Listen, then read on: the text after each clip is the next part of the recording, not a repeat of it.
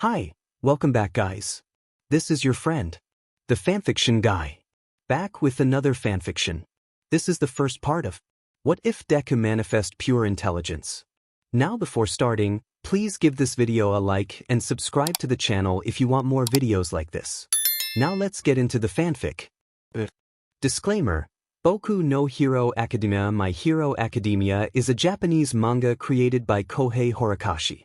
The only thing I own in this story would be the plot and whatever original characters I create. This is a work of pure fiction and I wish I can make money out of this. Possible shoutouts: Marvel Universe, Kamen Rider, Gundam.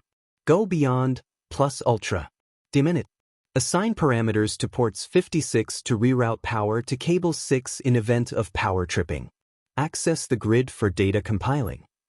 A series of buttons clicking quickly and a mutter storm filled the silence of the room that would make one think of the dwelling of a mad scientist. It was a fairly large room that had been partitioned to create different spaces for whatever work was being conducted, with a big part of the room set aside for what looked to be old medical pods that had their parts dismantled and mixed together into some monstrosity to allow two people in their place. Near that was a table where a man was hammering at the keyboard with his eyes focused on the monitor, the light stubble on his face, the messy locks of hair and bags under the eyes a clear indicator of him not having a wink of sleep for a while. "Izuku, are you in there?" Someone calling out to him followed by the sounds of the door opening did not stop him from typing, but the sudden glare from above did. The man winced from the introduction of brighter light and turned to face his guest, the light now showing his once green hair now turning gray, several faded scars on his slightly chiseled face, a left arm that was clearly not made of organic flesh, and finally a glowing light could be seen beneath the shirt he was wearing where his heart would be at. "Eri?" The man blinked to get his eyes adjusted to the light quickly while lightly coughing from the dryness that he only just noticed. A bottle of water appeared before him for him to drink from, which he accepted with gratefulness. After quenching his thirst, he turned to face the young woman who looked to be hitting her 20s with a slim figure, white hair running down her back and a single horn on one side of her forehead that added a certain level of cuteness to her. Her red eyes that used to hold an innocent light were now devoid of them and focused on him with a weariness. "Izuku, have you been working on this all the while?" Her eyes narrowed as she took in the equipment and his computer. "When was the last time you slept?" Izuku blinked a few more times to clear his head and process her words. Maybe a few weeks ago?" His uncertain answer got the woman sighing. "Izuku, I know that you have gotten a breakthrough with the experiment, and yes, I would be very happy with the results if it works, but you do not need to rush it without any sleep." The woman went to grab his shoulder and without any effort on her part moved him to the bed nearest to them. "I would have asked if you were eating properly, but that may be self-explanatory," she remarked dryly while looking at the pile of instant noodle cups with a disapproving eye. "Sorry about that." Izuku scratched the back of his head in embarrassment, slightly frowning at the grit in his hair. "I just had the brainwave and needed to get it out before I forget it.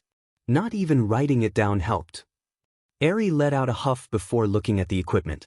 "Has it really been 3 years since that test?" Eri wondered out loud. Izuku chuckled as he took another sip of water. "Yes, it is. And to think it all started with me trying to help you get a better handle on your quirk." Izuku remembered fondly how that came about. He had been trying out a design for Eri to see if she could attempt manipulating her time-based abilities to accelerate instead of reversing time while maintaining a certain level of control for her. The first test almost had Izuku panicking as her quirk quickly surged in power, and she temporarily blanked out only to have her gasp to get some air. They did not really know what had happened until something on the news attracted Eri's attention, which made her pale even more than usual. Further questioning revealed that Eri had somehow managed to throw her mind into the past and altered an event in the past that had accumulated to what was happening on the news, which at the time was talking about a hero who had stopped a major attack on the populace. The same hero that Eri insisted had died in her previous timeline. Her answers opened up a door to a great number of possibilities that Izuku was tempted and afraid to try. Not helped that Eri was excited at the idea of having a method for a do-over, a chance to reset their pasts and get things done right. Izuku was briefly trying to tell Eri the difficulty and downright insanity of time traveling, only to be asked by Eri if he genuinely believed that and whether he wanted to prove to all the quirkless that he could do something they couldn't. His resolve pretty much crumbled at that, and the two set out to try and create the world's time machine to send back their minds. So many rats were sacrificed in the name of science over the 3 years. Be honest, how far along are you? Eri turned to face him. I have managed to tweak the processing to reduce the startup and to monitor our health. As for power, I have to build more arc reactors to keep up with the feedback, and prepare an emergency energy tap on the power grid to get it all on the off chance we run out of juice. Eri snorted at that last part. Knowing what she was told by Izuku regarding his arc reactors, the odds of them needing emergency power were very low. One of them was even powering the entire complex they were in. If all goes to plan, we should be ready for the final phase soon. Soon, huh? Eri looked to the television that was displaying the news. I hope so. Izuku knew what was worrying her without looking at the television. It was displaying the same type of news for the past 15 years. Sometime around his 15th birthday, a group of villains called the League of Villains made their debut by attacking the first-year students of UA at the USJ, resulting in 4 deaths and 5 heavily injured. Of the survivors, 2 students quit the course and left UA to take on civilian lifestyles. Later, the League appeared in the city of Hosu alongside the infamous Stain, the hero killer who had taken out several heroes at that point in time. At Hosu, the hero killer killed Native and another UA student of the same class 1A. Shortly after that, the League attacked the first years at their training camp, kidnapping 2 students and 1 hero, while eliminating 3 additional students along with 2 of the heroes. A rescue force composed of several of the top heroes and the police force was assembled, including the number 1 hero at the time, All Might, and were sent 2 days later at the hideout of the League. Said force were almost wiped out by the League's apparent leader, who looked like a violent avocado head SEC with an older and uglier avocado to give birth to a potato head avocado. The leader went into battle with All Might, and while All Might pulled off a victory as usual, it evidently revealed a secret that Izuku knew of when he once met the man before. The secret of All Might having been weakened by the same enemy a few years prior and making him lose his strength over time. It was when the battle was over that the situation got worse. Aside from All Might's weakened form exposed to the world and forced retirement, the hero kidnapped lost her quirk and 1 more student perished during his escape. That may have contributed to what was considered UA's worst provisional exam turnout, where barely a quarter of the class 1A managed to pass. The morale went lower as they entered provisional internships that saw the Yakuza come out from the shadows and wreaked havoc with their quirk-nullifying bullets, only to be absorbed by the League after the leader got taken out by the heroes and then literally disarmed by Tamura Shigaraki, who had stepped up the plate from being the face of the League to an actual leader. If that was not bad enough, the Meta Liberation Army led by Redestro came out from the woodwork to begin an invasion, showing how many heroes were secretly working for them. The HPSC then revealed the amount of bureaucratic power and control they have over their own set, sending out the heroes and carrying out acts of violence that were barely towing the line of war crimes. Throw in the League of Villains for good measure, and it was effectively a clusterfuck that saw Japan effectively quarantined from the rest of the world to ensure none of the villains would leave the country. The government tried to hang on but ended up dissolving from all the conflicts going on and multiple corrupt politicians cashing on the situation. It was effectively martial law under the rule of HPSC, but there was division amongst the heroes over what must be done and who could be trusted. With the level of control the HPSC had over them, it did not take long for the hero academies to break off and formed a different group to ensure the children under their protection were not sent out carelessly like foot soldiers. It may have helped a little given what happened with the MLA getting absorbed by the League and under the control of Shigaraki, who somehow gained a new set of quirks to become a one-man army of destruction and death. The stalemate had stalled between the 3 groups for the next 18 years, and at present, the war was somewhat favoring the villains. The hero faction consisting of the academies ended up adopting guerrilla tactics to fight, while the HPSC favored assassination and propaganda to fight their battles, the latter even breaking out some of the worst villains out of Tartarus to help them in exchange for a reduced sentence. Vigilantism was on the rise, with people trying to make do with the situation without getting caught on any side. This was not the ideal situation for any civilian to be caught in, and they were smacked in the middle of it. Eri, do you want to proceed with this? His query got Eri raising an eyebrow at him. Are you getting second thoughts on this? Izuku placed the drink down on the table and stood from the bed to stretch, wincing as the joints popped from the stiffness. I am not sure what to think on my part.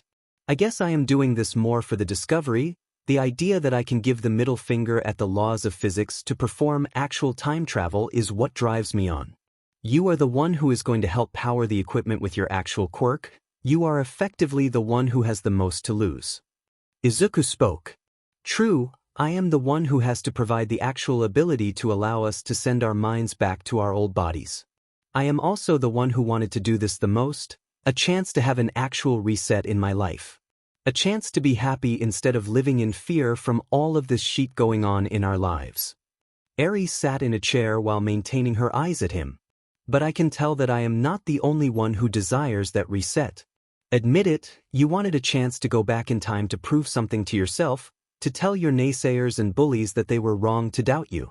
Don't bother lying to me, bro, tell me what you are really feeling. A sigh came out of his mouth as he considered the words to answer her, a part of him knowing that he was being slightly hypocritical to hold back on her when he told her to open up during her early childhood. Eventually he decided that bluntness was the best manner of doing it. You're right. A part of me really hated the fact that All Might just smashed my dreams without hesitation and gave away a quirk to someone who could already do so much with his own quirk, like he needed more power to do that. It bugged me that he only did it just so he could get back into the good books with his old partner, when there were others who could have benefited from that. It set me off with his double standards when he himself was quirkless in the beginning and Melissa was also quirkless. Eri stayed silent while Izuku started getting agitated in his rant, years of holding back his disdain for the hero system now being let loose. It sickens me that this society is built on the belief that quirks are all that matters and defines people, and that anyone without a quirk is considered defective and subhuman. I hate the fact that no one bothered to look for us when we needed someone to do so. I want to show those fools that quirks are not the do-all, end-all, and rub it in their faces that science and good old brains can beat them. Izuku slammed his fists hard against the table and took a few deep breaths to calm his temper. It had been a long time since he actually ranted in such a manner, and it was both exhausting and liberating to do so. Better now? Eri asked kindly. Izuku nodded slowly while letting out a breath. I am. Thank you. Izuku smiled tiredly at her. You need to let it out, it would help to speed up your work. Eri stood up from her chair and moved forward to place a hand on his shoulder. If this works, we have a chance to make things right. Or at the least, get our own future straightened out. So let's hang on to that dream, okay? Izuku chuckled at her optimism. Thank you, little sis. Anytime, big brother. Eri reached over to grab a screwdriver. So what needs to be tweaked? I might as well chip in a little. Izuku's smile got wider. Well, if you insist on helping, there are a few to be touched on. 1 week later. So this is it. Eri commented as Izuku fiddled with the controls. Yes it is, and not a moment too soon. Izuku finished with his tests and went to check on the helmets the two would be wearing for this work. He was not joking about the timing. The war between the HPSC, the hero faction and the League of Villains had escalated badly and tilted heavily in favor to the villains, with the heroes and officers dropping like flies as the League fell upon them like a never-ending tsunami that could not be stopped. The citizens had lost all faith in the heroes and it was every man, woman and children for themselves. In their case, the villains had heard of his work in cybernetics and various inventions along with the knowledge of Eri's quirk.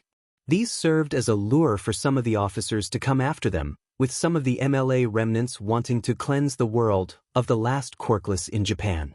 Izuku had managed to hold them back for the past few weeks, but as of 2 days ago, the Nomus had breached the outer perimeter of his compound and were advancing to the bunker they were in now. As a last resort, Izuku had lined the bunker and the area with enough explosives to rival a nuclear explosion if required. Whether this experiment would work or not, Izuku and Eri had decided that it was better to die on their own terms than to get captured by the League. It is really weird, knowing that this could be the last time we would talk to one another. Eri remarked as Izuku handed her the finished helmet. It is, and on that note I need to ask you once more. Izuku paused to look at her. Are you sure you want to go through with this? There is no set point for us to agree on, and for I know, we may return to our old bodies at different points. Eri merely smiled while rolling her eyes. Yes. She gave the word. There is no turning back for us even if I refuse.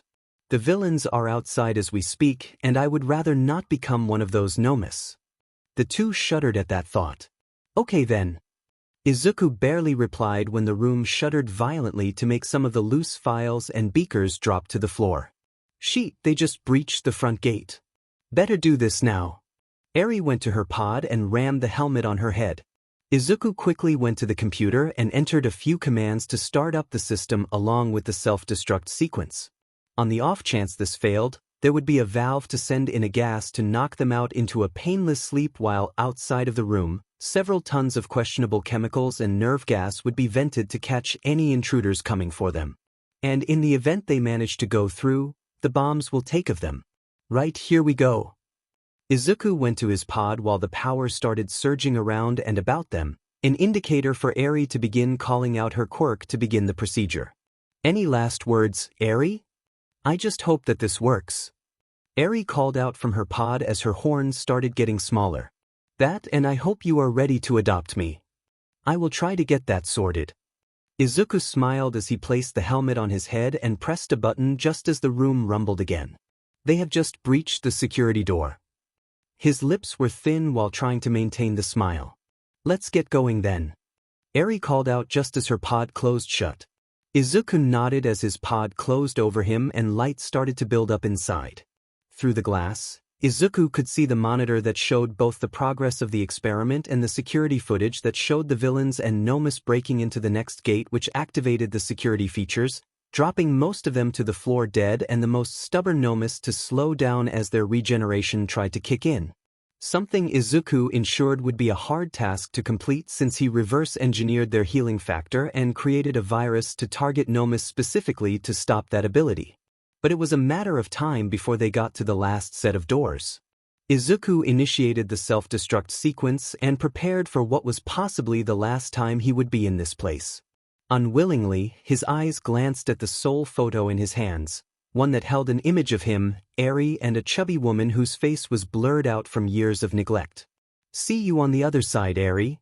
With that, Izuku pressed the last button on the control, and for a brief moment, Izuku felt weightlessness as he seemingly traveled through a vortex of light and images that went on forever before everything went dark.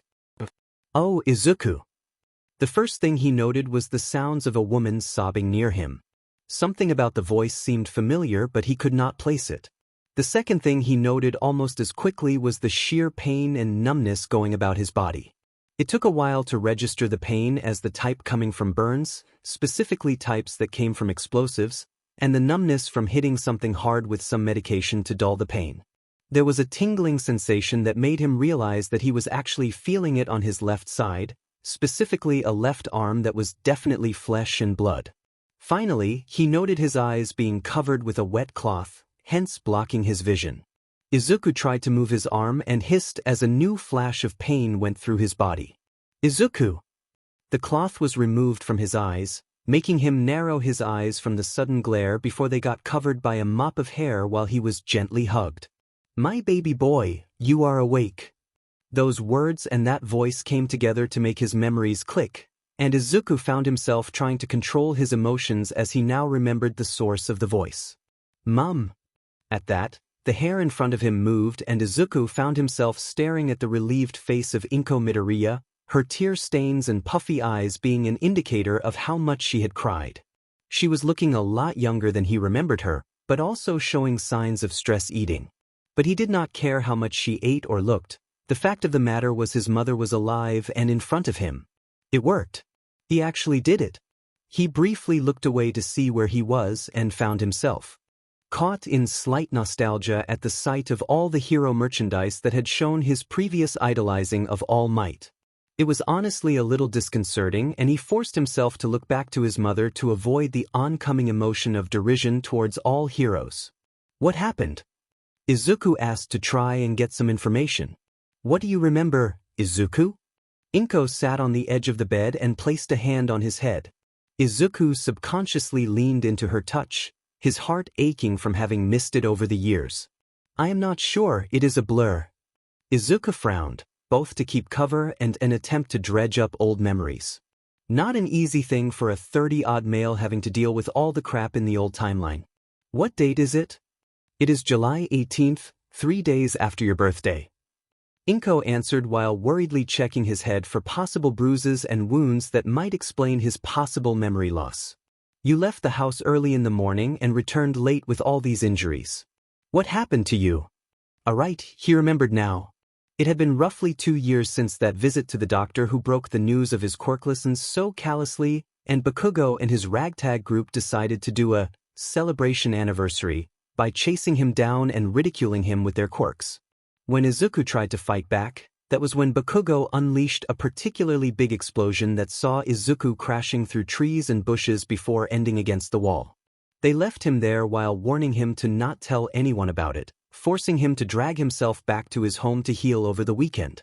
Izuku in the past had given a very bad excuse that he fell against some electrical fuse box that burned him and made him knock himself out. The teachers at that point in time just sneered and let him off, muttering about his quirklessness while his mother frat about. This time, however, he was done playing nice. He needed to get things moving if he wanted to get something resembling a good future for him, Eri, and perhaps some other people. Especially the mother before him who had given so much. This time he would save her. Mom, I have something to tell you. Disclaimer: Boku no Hero Academia My Hero Academia is a Japanese manga created by Kohei Horikoshi. The only thing I own in this story would be the plot and whatever original characters I create. This is a work of pure fiction and I wish I can make money out of this. Possible shoutouts: Marvel Universe, Kamen Rider, Gundam. Go Beyond, Plus Ultra. Minute. It was the first week of the school summer holidays when an official-looking car came up to the front gate of the Hamada Institute of Academics and Robotics. The security guard came up to check on the people coming to the school when he saw the driver whom he was familiar with, while others may have a harder time to recognize him without his hero costume.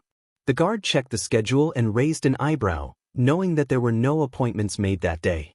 While he may know the driver, protocol still called for him to check the schedule and the credentials to avoid any villains or corporate spies from entering the academy due to the type of studies being conducted and the inventions made. As he came closer, he noted the driver did not come alone as he normally would. Next to the driver was a man that the guard had to raise an eyebrow at the state of his clothes, a set of messy black clothes that had seen better days along with a long white scarf that covered partially the bottom part of his face. The man's hair was a mess on its own, and from what little the guard could see, the hobo could use some major hours of sleep, if not dubious amounts of strong caffeine. The man lightly tapped his sidearm as he drew flank by the driver's side to knock on the window. Again, this was precaution as the man normally came alone, and with the recent news of some people trying to access highly classified areas, he would not put it past the second man to have a quirk to control his friend's mind. Strangely enough, the second man gave a light nod as though acknowledging his paranoia. Good morning, Majima. The guard greeted the driver. Good morning, Kano. The man smiled while providing his identification. Slow day? Not really, most of the students are still working on their projects, especially the upper years. They stayed overnight and won't be leaving anytime soon. Parents keep coming back to check on them. The guard named Kano checked the credentials and the schedule. I did not know you were coming today. To be honest, I was not expecting that myself since my next visit was meant to be in the coming month. Majima answered while taking back his ID card. I see. The guard paused before speaking casually. Weather should be quite nice in Saitama this week. Only if the cherry blossoms are in season by the east of the hills. Majima answered confidently. The man nodded while relaxing his hold on the sidearm. Okay, thank you for clarifying. Don't blame you for testing me, even my end is getting antsy with the recent break-ins. Majima shook his head. Anyway, Hiro wanted to talk to my boss about one of the students here apparently, so I had to bring him along. Kano turned to look at the other passenger with a raised eyebrow. Oh no, Shoyuta is not my boss, merely a colleague. Though he likely wishes to be the boss. Mijima chuckled while the other man grumbled. Mijima then pointed a thumb over his shoulder. He is my boss. Kano turned and looked for a moment before pawing at the recognition. Hello there. Am I a bear, a mouse or a dog? The answer is, I am Nizu, the principal of UA. The anthropomorphic being dressed in a two-piece suit greeted the guard cheerfully. Mijima offered a look of pity at the guard, knowing about the being with the high-spec quirk and his rather quirky behavior. He would guess that the beeping from the tablet was a welcome distraction for Kano as he checked the latest entry and nodded before standing back as the front gates opened. You can pass. Have a nice day. Kano waved them off before moving back to the guardhouse quickly. Oh dear, you humans are very nervous around me. Nizu remarked as they went through the gate. As it was a straight path, both Mijima and the other man could afford to turn around to face Nizu with deadpan expressions. Anyone who knows you would react very badly, boss. Mijima answered. His reply came in the form of maniacal cackling guaranteed to send chills down people's spines. It continued on as they drove to the parking lot, closest to the front entrance where a man was waiting for them with his arms behind his back. He was a very thin man of average height, with a mess of hair that could compete with Shuta's hairstyle, and still appeared to retain some of his youth despite showing stress lines on his face. He wore smart casually with a smart polo shirt and official working jeans, then broke the effect with a white lab coat that made him look like a junior inventor. His eyes shone with a light that came from teaching students and a smile that got wider as he spotted them coming up the driveway. Hey there, Mijima. The man greeted as the car stopped and the passengers came out of it. Hey to you too, hero. Mijima greeted as Shoyuta pulled open the back doors for Nizu to jump out before the man went back to the car to park. You wanted to meet my boss, I understand. I do. Hiro turned to Nizu who had come up to him. My name is Principal Hamada Hiro. I welcome you to my institute. Thank you for coming at my request. It must not be easy fitting your schedule. You are welcome. I must confess to some curiosity in visiting your institute. I have been meaning to get some ideas to update some of the courses in UA, and I understand that your institute handles a fair number of side projects meant for commercial use. To some extent, we are mostly outsourcing the talent for a few companies to aid them, and we do a couple of non-profit humanitarian work on the side. Hiro answered as Shoyuta returned to them quickly. And what may your name be? Aizawa Shoyuta. The hobo answered with a dreary tone. The principal took it in stride and proceeded to lead them into the building to sign the attendance sheet and get a monitoring chip. Your request was a little weird. Mijima remarked as they entered a hallway where they could see students of different grades building and testing different inventions. From what they could see, the area was split into different workshop spaces for the students to work in. I get that you do not mind me coming for an early visit, but that you asked for my boss was a little out of place. Yeah, Go-Go and Honey Lemon keep telling me that I need to be a bit more articulate with my request. Hiro scratched the back of his head while sporting a sheepish smile. Well, I needed an outside opinion for a student I currently have. A problem child? Shoyuta asked roughly. If by problem child, you mean one that requires attention for the possible mayhem that could be brought about by unintentional analysis and unbound intelligence? Heroist. Then yes. Shoyuta groaned at that. The one that you asked for my boss to see? Mijima asked. Before Hiro could reply, one of the workshops started having an alarm ringing with the walls turning orange and barriers being raised to prevent people from going in and out. Oh great, here we go again. Please excuse me. Hiro sighed and quickly made his way to the section that had the issue, his guests from UA following suit to see if they could help. From the window, it showed one of the students being in the air with what appeared to be his fire quirk going out of control and being vented through a makeshift jetpack. The only reason he was not smacking face first into the wall was thanks to the ropes securing him to the floor, but he was moving about erratically and his companions were having a hard time getting him down. Oh dear, I dare say that boy has quite the issue. Nizu remarked before turning to Shoyuta. Perhaps you can help the boy get down. No need, I got this. Hiro pressed a button to open a panel to reveal a keyboard and a card reader by the side. Hiro took out his pass and inserted it into the card reader before typing quickly on the keyboard. Down below, several screens started displaying a message that the students down below saw and moved away while still watching their airborne friend. On the ground below him, several airbags emerged to create a big cushion to catch him. Hiro then inserted another set of codes to do something that rang out in the workshop before them, and in front of their eyes, the boy had his flames extinguished and fell to the airbags with a yell, bouncing slightly before coming to a stop. The other students came forward to check on him while Hiro brought down the shields and the alarms. "I need to go in for a while, may I?" Hiro turned to his guests. "That would be fine. Let on." Nizu gestured for their guide to do something before the floor beneath them shook lightly and they descended downwards like an elevator to the ground level and to the workshop space where the students were getting their companion off the gear. "What happened?" Hiro asked his students.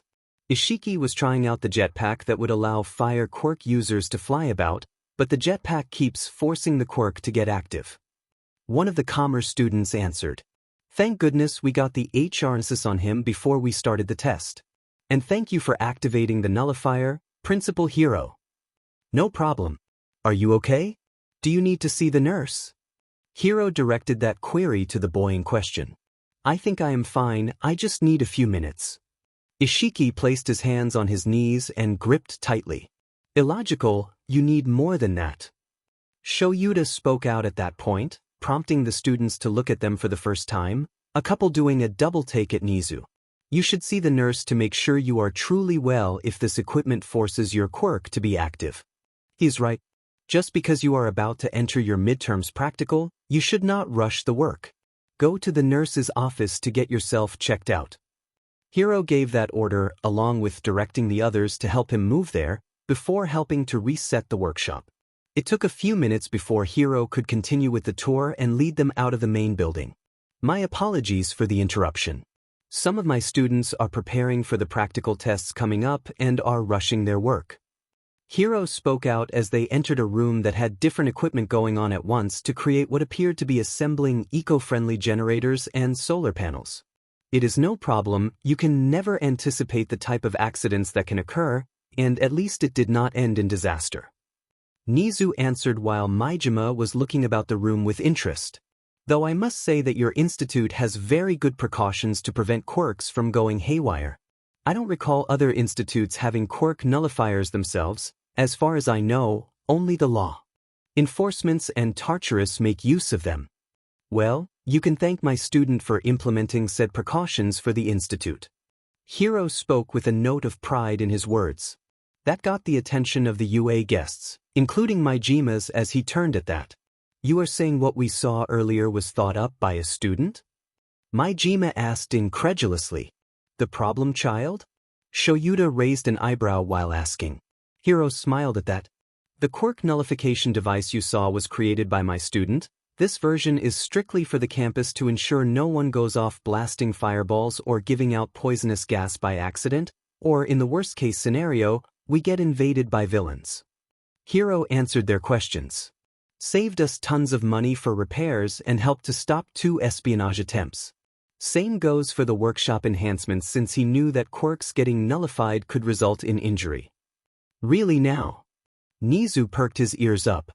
He must be quite a student to create the device and think up those procedures. Was this a final year project of his?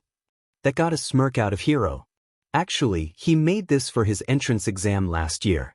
He is currently 11 and a third-year student in the accelerated program.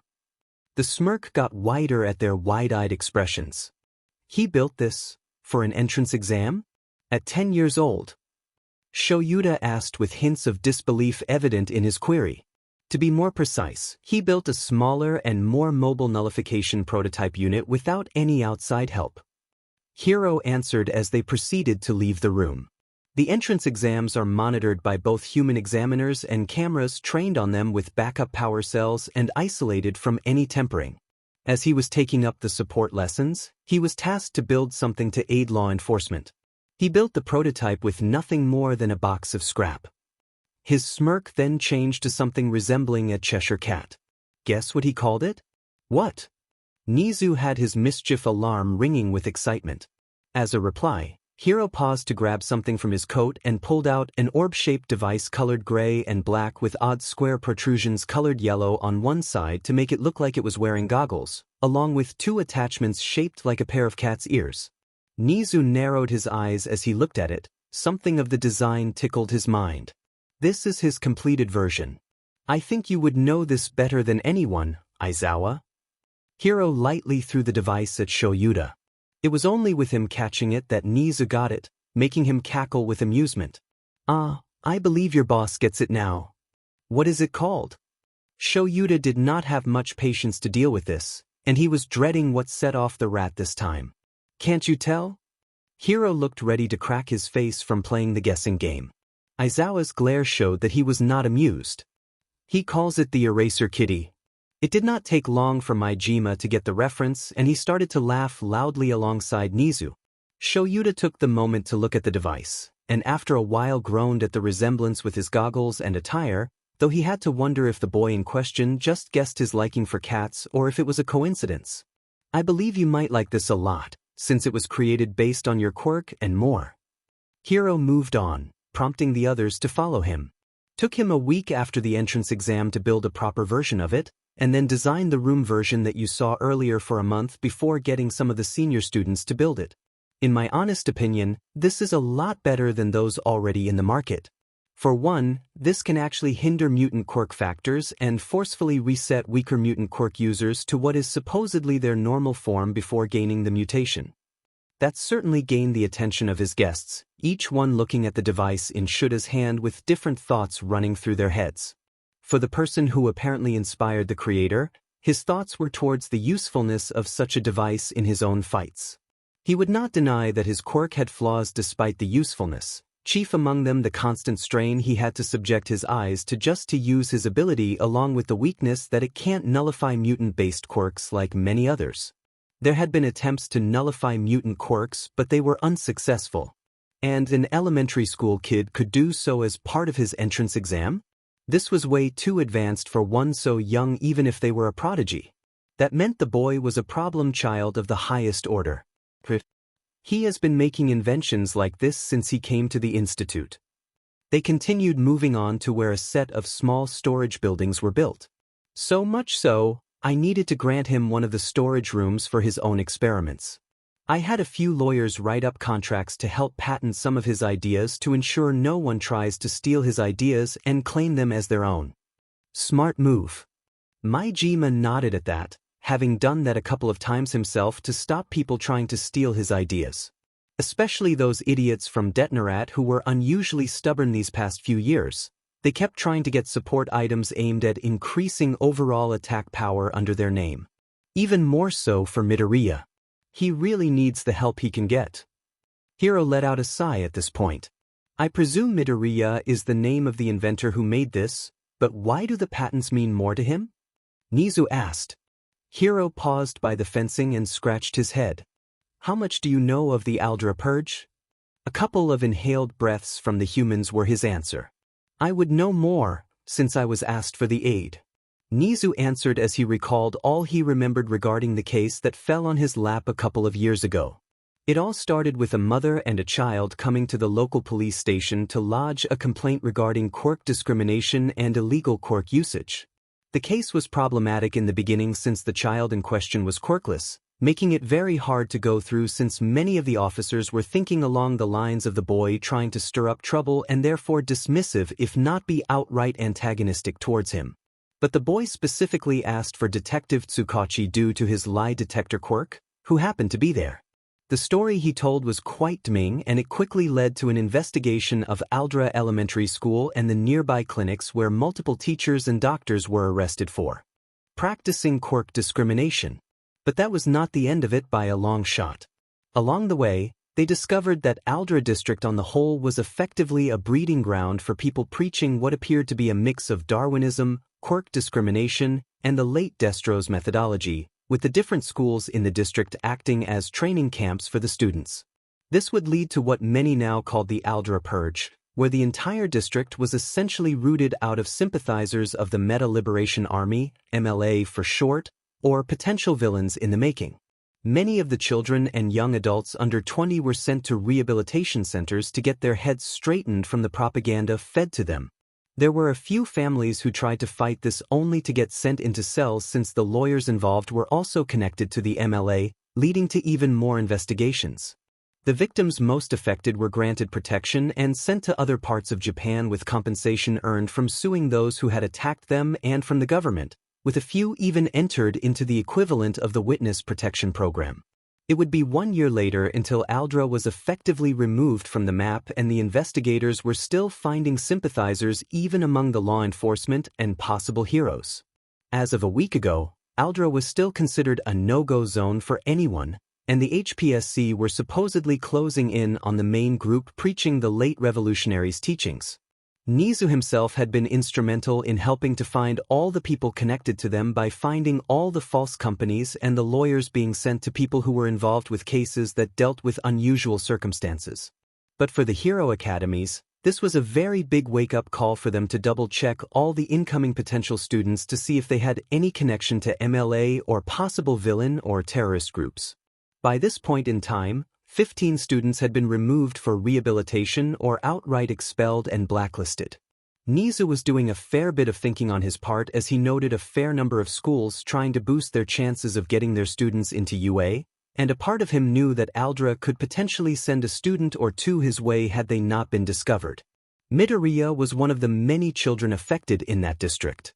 He is quirkless. Majima and Shoyuta winced at that answer, knowing how bad the bias against them was.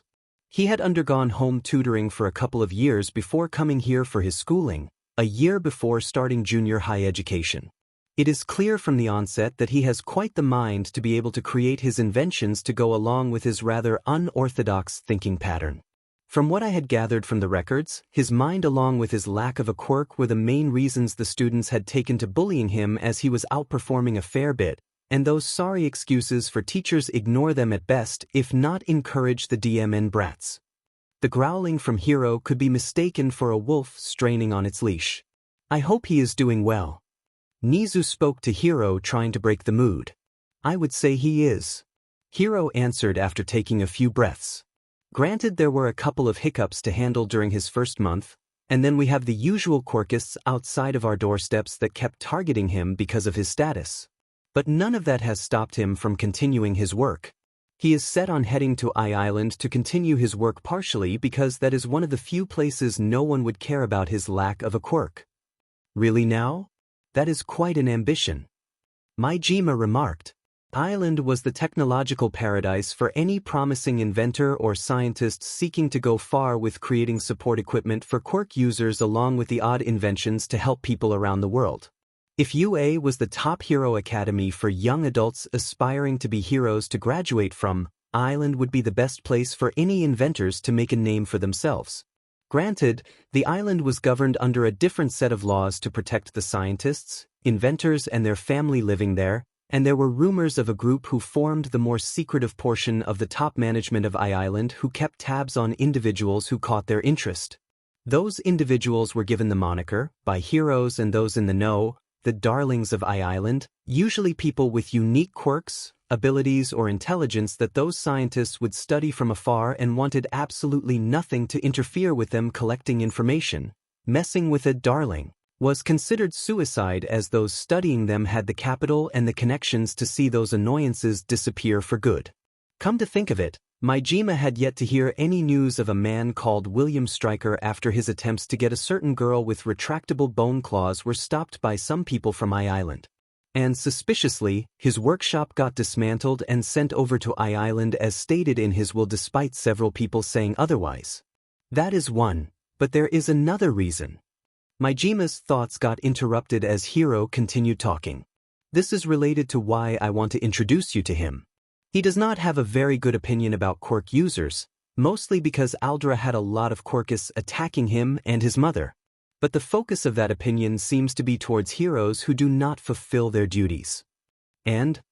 Shoyuta noted the expression on the man's face. I am only guessing at this. The nurse handling his treatment had commented the few times he talked in his sleep about someone attacking him and someone else dying. Hiro's face was hardening slightly. I was concerned about the intensity of his sleep talks, not to mention him waking up pale-faced and disorientated. I tried to see if there was anything in the news of the Aldra Purge or somewhere else that might explain those episodes. The best I can conclude is this. Izuku was friends with someone who needed help in his childhood, but the hero he approached ignored him for his quirklessness and his friend who had a quirk that was not considered heroic, and that might have led to his death. Again, the other three inhaled sharply at that, this time with tones of anger present at the description given to them. I don't have all the details, so I can't be certain. I can't just walk up to the police station to ask for their files. Perhaps later you could show me your findings? Anyone who knew. The Chimera could tell from the straightened tail and sharp teeth being shown that Nizu was officially set at level 1, and they did not want him to go beyond that if they could help it. Nizu had incremental levels of anger to go through, and the highest they had seen was level 3 when some idiot tried to attack one of the students of UA. The assailant was not dead, but he was begging for someone to put him in jail and away from some monster that was supposed to match Nizu's description, but the rat had an alibi at the time. Not that anyone doubted it was him, he did have the superintelligence to pull it off. Sure. Hiro stopped in front of one of the storage warehouses that had a heavily reinforced door with a biometric scanner next to it. Hiro placed a hand on it to have it scanned, then leaned forward for an eye retinal scanner to look at his left eye, before a loud beep signaled his approval and the door unlocked with a loud click. Decent security.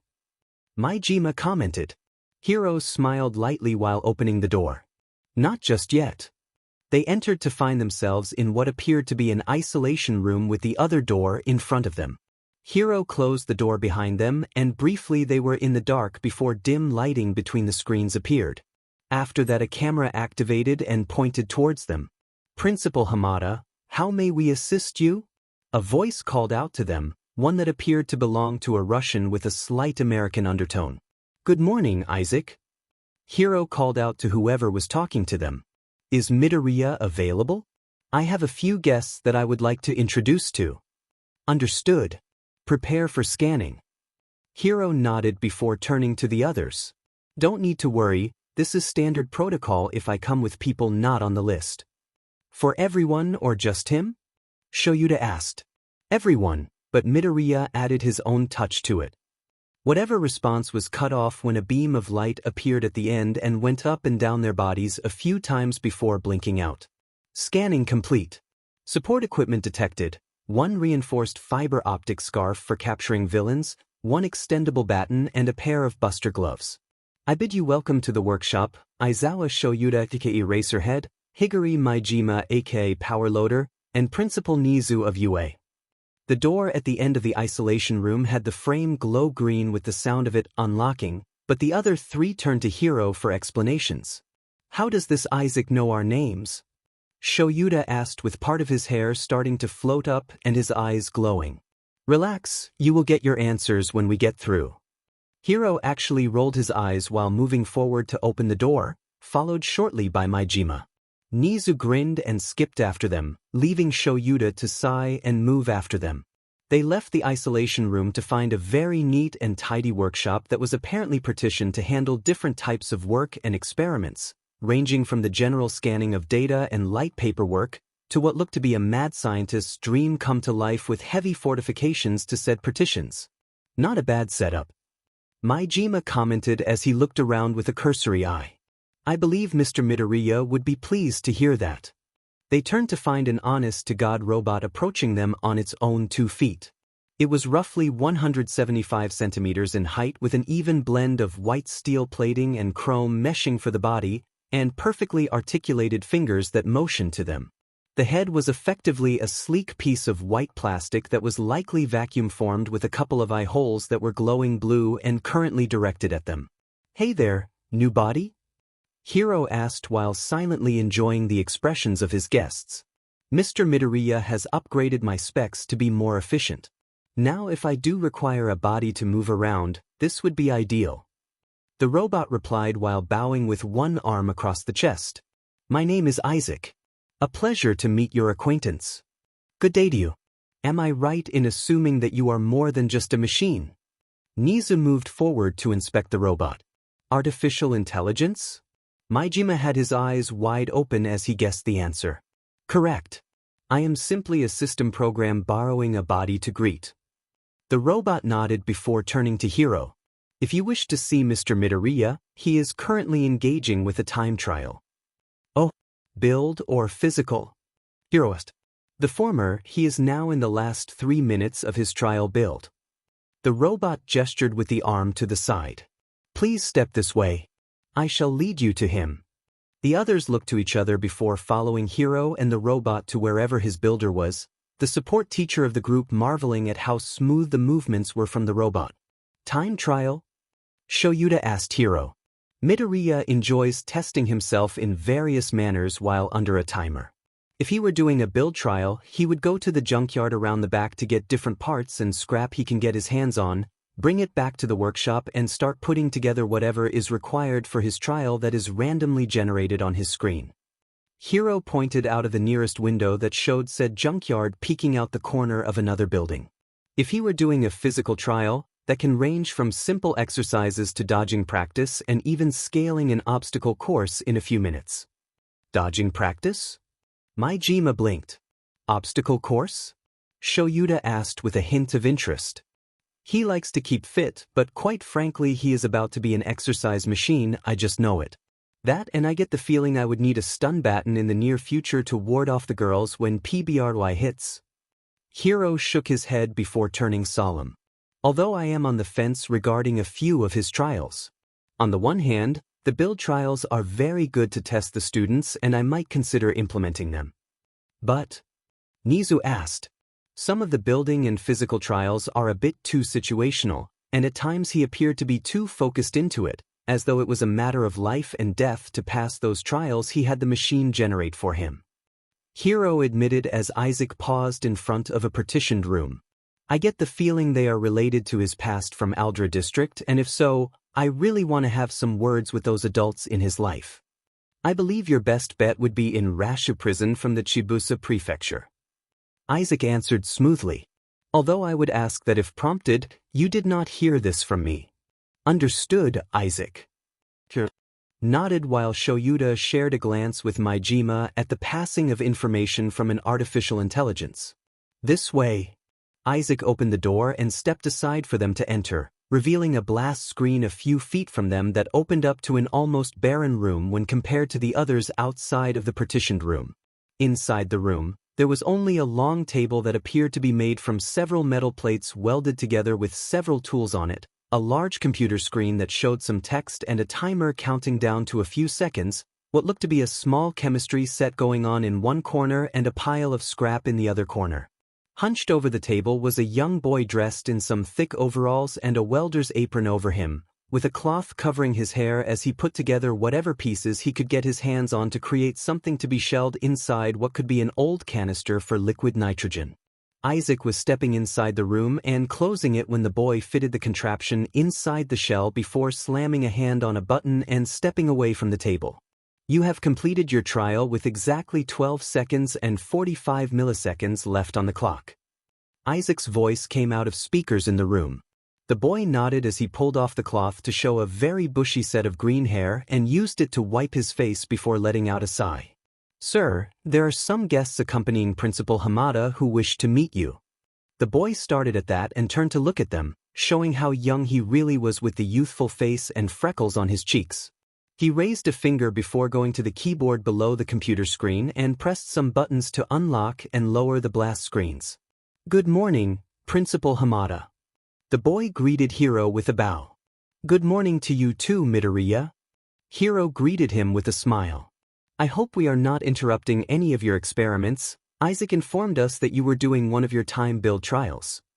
I just completed the trial. Izuku answered. This one should help those dealing with law enforcement. Oh, what might that be if I may ask? Nizu placed his paws hands together, drawing his attention to him and the adults and his eyes widening at them. I believe you know them, but let me introduce everyone, okay? Midoriya nodded slowly as he was notably holding back his curiosity. Hiro gave a light chuckle as he presented a hand at him. This is Midoriya Izuku, my youngest student in the institute and currently a third year in the advanced program. The boy stiffened and gave a deep bow to them. Midoriya, these are guests from UA High. Yes, that UA High. Hiro smiled as the boy was really trying to hold back a squeak. This is my friend and occasional guest lecturer for our institute, Higuri Maijima. This is his colleague, Aizawa Shoyuda. And last but not least, we have Dash. Hello there, young man.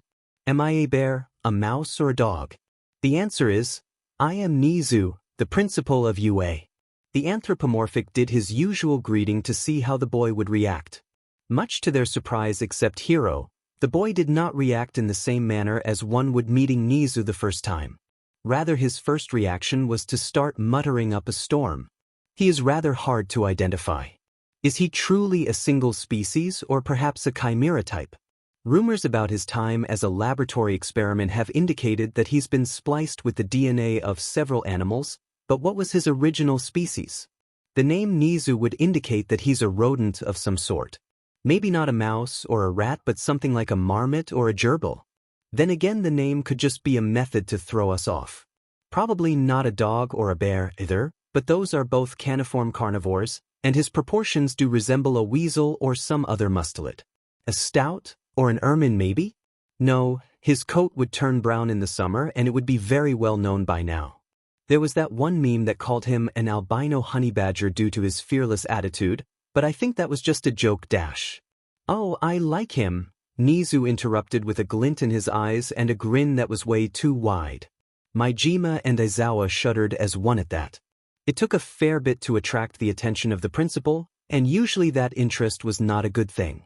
The last person who did was a second-year student who had been so traumatized after 3 months that he broke down at the end of the UA Sports Festival which he won, clutching the trophy and muttering Rule 20 of Nizu over and over again like a mantra.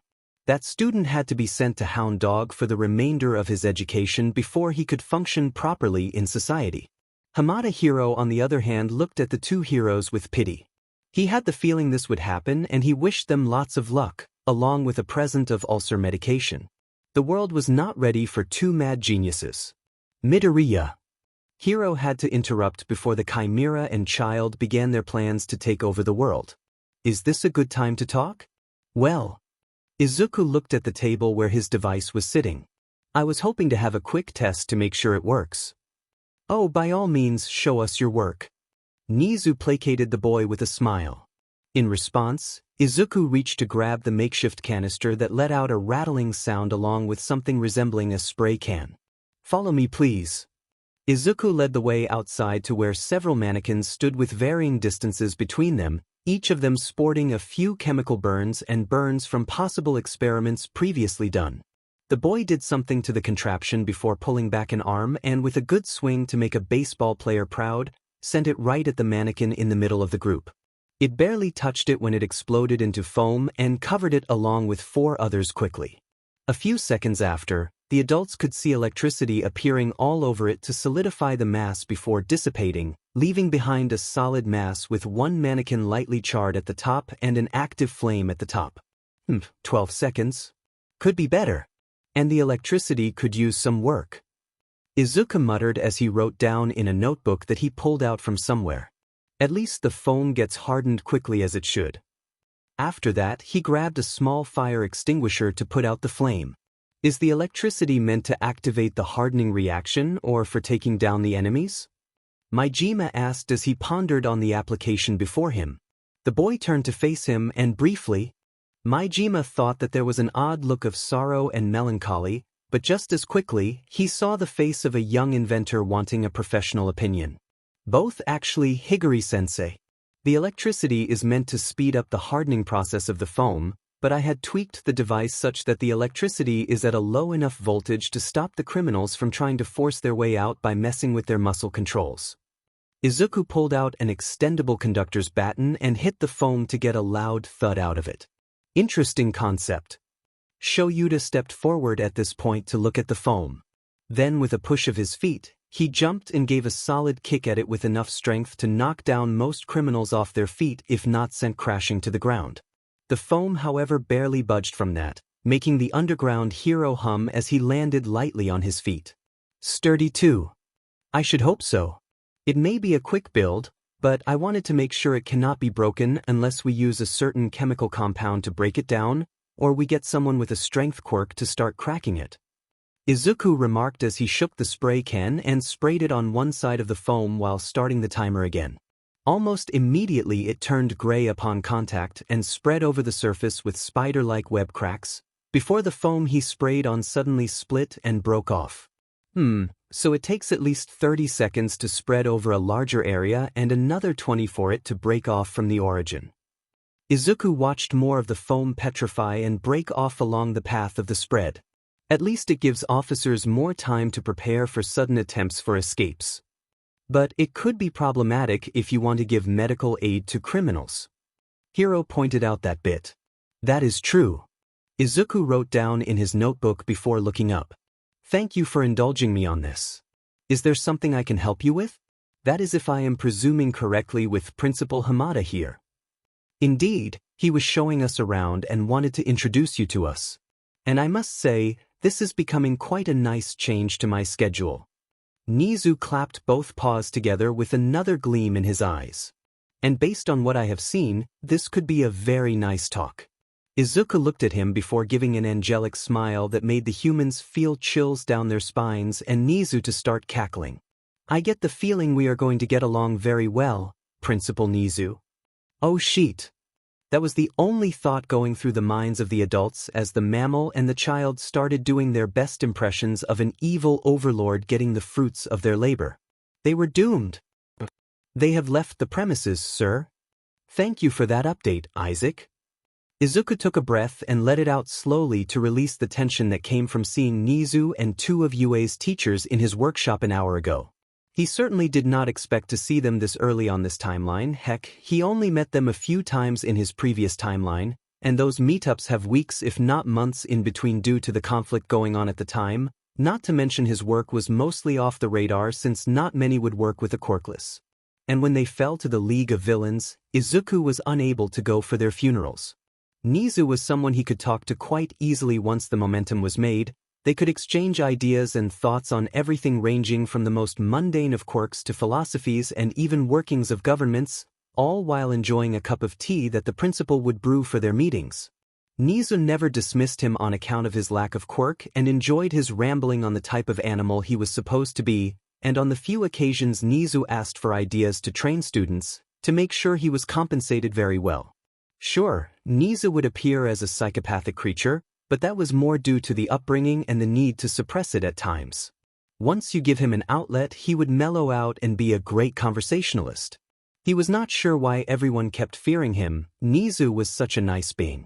On the road back to Majima and Shoyuta shivered as their boss had the unstoppable urge to laugh out madly. Elsewhere, a certain hero with fire on his hair and beard looked up from his paperwork, wondering why he was hearing boss music. In the hidden underground, a certain villain recovering from his greatest fight felt chills going down his damaged spine and tried to get more morphine for his pain, while an upcoming Yakuza leader had the desire to shower under lots of hot water to get rid of the chills. Higuri Majima was another person he could talk and exchange ideas with, not to mention becoming Izuku's new hero in the future due to the man's stance that one did not need a flashy quirk, or any quirk for that matter, to be the best inventor. They would meet up in either their respective offices to banter or discuss different ideas on their inventions or at the local bar to bond over drinks. Izuku would often act as the sounding board for a few of Majima's rants on the HPSC, unruly students, and Hatsum Mei's madness to her work. He could do without Majima's constant shipping of the two of them just because the woman would for some reason listen to Izuku closely enough for him to get her to take a break or do the paperwork properly, or the woman seemed to anticipate his visits more often, and more importantly to Majima, keep the explosions to a minimum. Back in the car, Majima had the sudden urge to go to the nearby town council for marriage forms. Somewhere else in Japan, a girl with shocking pink hair sneezed suddenly, causing her father to accidentally apply his soldering iron to hit the wrong part of the circuit board and causing their latest work to blow up in smoke. Shoyuta Izawa was a bit of a mixed bag for Izuku. The man was someone who kept emphasizing on the dangers of the hero business and being logical, but he also showed bias towards Hitoshi Shinso and against anyone that he deemed to have zero potential in using their quirks and behaviors. There were times he believed that having no quirk was not a liability, but he could also switch around and say that being quirkless meant he should stick to the sidelines. When it came to his expulsion streak, some were justified, such as one Minoru Mineta who he recalled got arrested in the previous timeline, but there were a great number that had the right attitude and strengths but ended up getting expelled from the heroics course. It was meant to be a lesson in humility to ensure they took their work seriously, but a few students took it badly, to the point they even turned to villainy to get things done, including revenge against Aizawa at the top of the list. Honestly, the logical ruse trick was an illogical pain in the butt. Back in the car, Shoyuta had the urge to go back to the school and pull off some type of logical ruse to teach the brat a lesson. He did not know why, but he really wanted to do it. Okay, I am more or less done for the day. Is my schedule clear? Izuku asked while cleaning up the workbench. Yes, sir. Tomorrow, you do have an appointment with your training instructor at the Saiku Dojo in the morning. Principal Hamada knows this and has granted you the day off. Isaac answered while showing the planner on the screen. Your mother is currently shopping at Shinjuku for your dinner tonight. I believe she has something planned for the evening, given the recent expenses on her card. She is requesting your aid in helping with lunch. I see. On a side note, you do know you need to hide the fact you can access other systems on the net, correct? Izuku looked at the droid body. Of course, no one knows about it. I am just that good. If an AI could ever sound smug, Isaac did it easily. Izuku briefly wondered if he had brought about the birth of the next robot uprising by accident but held back the remark. Do the usual checks on the servers and grid while I finish up here, then we can leave. Understood, sir. Izuku did not take too long to clean up his workplace and leave the storage workshop, ensuring it was locked up tightly before he made his way to the office to sign off for the day. As a support-based institution, there were plenty of opportunities for espionage and sabotage from both outside and within the campus, and sadly as a quirkless, he was one of the favorite targets, as some believed that there was absolutely no way a quirkless could be that smart and was, most obviously, stealing from another person, mainly the ones trying to steal from him in the first place. Let's just say he has a love-hate situation with some of the police and leave it at that. After signing off and waving his goodbyes to the other students and Principal Hamada, Izuku left the institute while ensuring none of the usual quirkists were about, and in no time at all returned to the house that Izuku and his mother had moved into after the debacle that saw the purge of Aldra District. It was certainly a lot of money, majority coming from Inko successfully suing all who had harmed her son in any manner, but some did come from the government helping to move them and others affected to new locations as part of their protection, along with possible hush money to keep them from going too far with their suing. Well then, they should have cracked down on this bad behavior early on, especially since Aldra District was one of the training camps for the MLA. He was doing them a favor by pulling the curtains on them before they could start up their insurrection. I'm back. Izuku called out while removing his shoes. Welcome back, sir. Madam is currently still on her grocery run. Expected time to return, 12:45 p.m. Izuku turned to look at the clock and saw that there was still time before she returned, giving him some time to cook up a quick meal for the both of them. Right, I better get cracking on lunch. Izuku moved to the kitchen and got into the motion of setting up the cookery and cutting up the ingredients after washing up. Within a few minutes, the kitchen was filled with the sense of sizzling food as Izuku handled the woks, a feat that could only be done with the exo-frame strapped to his arms and shoulders. He built it to help in the kitchen when his mother was too tired to handle the cooking, and admittedly he missed cooking from his old timeline. Well done, sir. Madam would be pleased. Isaac sounded out from the kitchen speakers as he laid out the food on the dining table and went to remove the exo frame. Thanks, Isaac. Izuku hummed as he placed the frame back in the slot by the kitchen and closed the door. I am heading up to my room for a while to check the records and projects after I am done cleaning. Mind helping me boot up the server and grabbing the files? Understood, they will be ready upon your arrival. Izuku nodded and continued washing up the pots and pans before he grabbed a towel and dried his arms as he made his way to his room upstairs. He barely stopped as the door opened for him to enter, revealing a room that had a decent view of the park in the distance with several tall buildings further down that helped to frame out the sun in the evening, a bookcase with several notebooks and disc covers, a decent-sized bed, and more importantly, several terminals, monitors, and a couple of holographic projectors. It was a far cry from a room that used to have the face of All Might staring back at him, but Izuku had gotten used to this setup from his old timeline and did not want any reminders of his past, especially the fake hero who he used to look up to. "How is the stock market?" Izuku asked as he grabbed some sanitizing alcohol to clean his hands. "Your stocks are growing nicely, sir," Isaac announced as the projector lit up and displayed figures of different entries. "Your most recent purchases of some of the local support companies have been successful and done at a lower pricing since they were prepared to declare bankruptcy. Many of the suspected workers have been turned over and confirmed to be contacts or spies for the MLA and several high-level criminals." "Good, we are getting somewhere." Izuku had a rather scary smirk as he heard that. Considering all the shit he had to go through in the past timeline thanks to MLA, he was being rather nice to them by delivering them to the authorities along with the evidence uncovered through the digital records, and perhaps with their faces plastered all over internet forums that want to place bounties on their heads. All while he bought over their companies and prepared them for his own use to see if he could bring back his old company. See, he was nice. The next set of factories can be bought with your recent patents on quirk suppression batons and gas controls, allowing you to combine them into one when you need to upscale production for your next set of inventions. With the support companies ready to be under an umbrella corporation, we should be able to hit the markets within a couple of years. "Good, that is very good."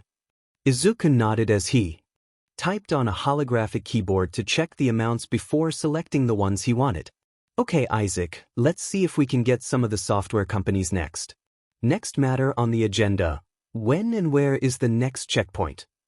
Your next checkpoint would be in the Nami district, South Pier, 1 week from now. That would be when D-rank villain Astro McKinnon would be taken out by Airjet, granting an allowance of 2 hours to clean out his hideout of all the equipment. Isaac answered while displaying a map on the screen. "And if I may comment, that is a terrible name for a villain." Izuku snorted at that. Well, names for heroes or villains are usually thought up on the spot. Very few would give it the time needed to reconsider a change in names. So, 1 week? Where is he now?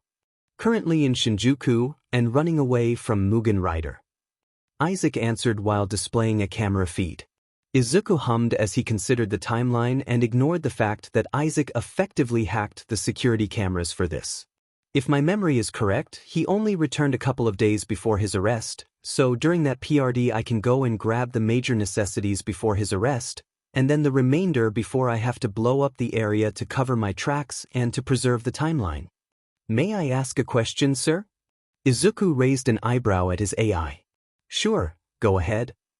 "Based on the amount of data you have placed into my memory bank and the scenarios that have been created, I am predicting a 45% probability that the timeline would still be changed just by your presence alone.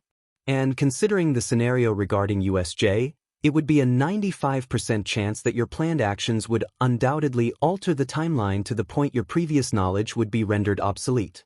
Why would you still insist on preserving the timeline when you seek to change the final outcome? On that note, would it not have been better to find and interfere with the fight between All Might and All for One?" Izuku placed the towel on the backrest of the chair before looking out of the window.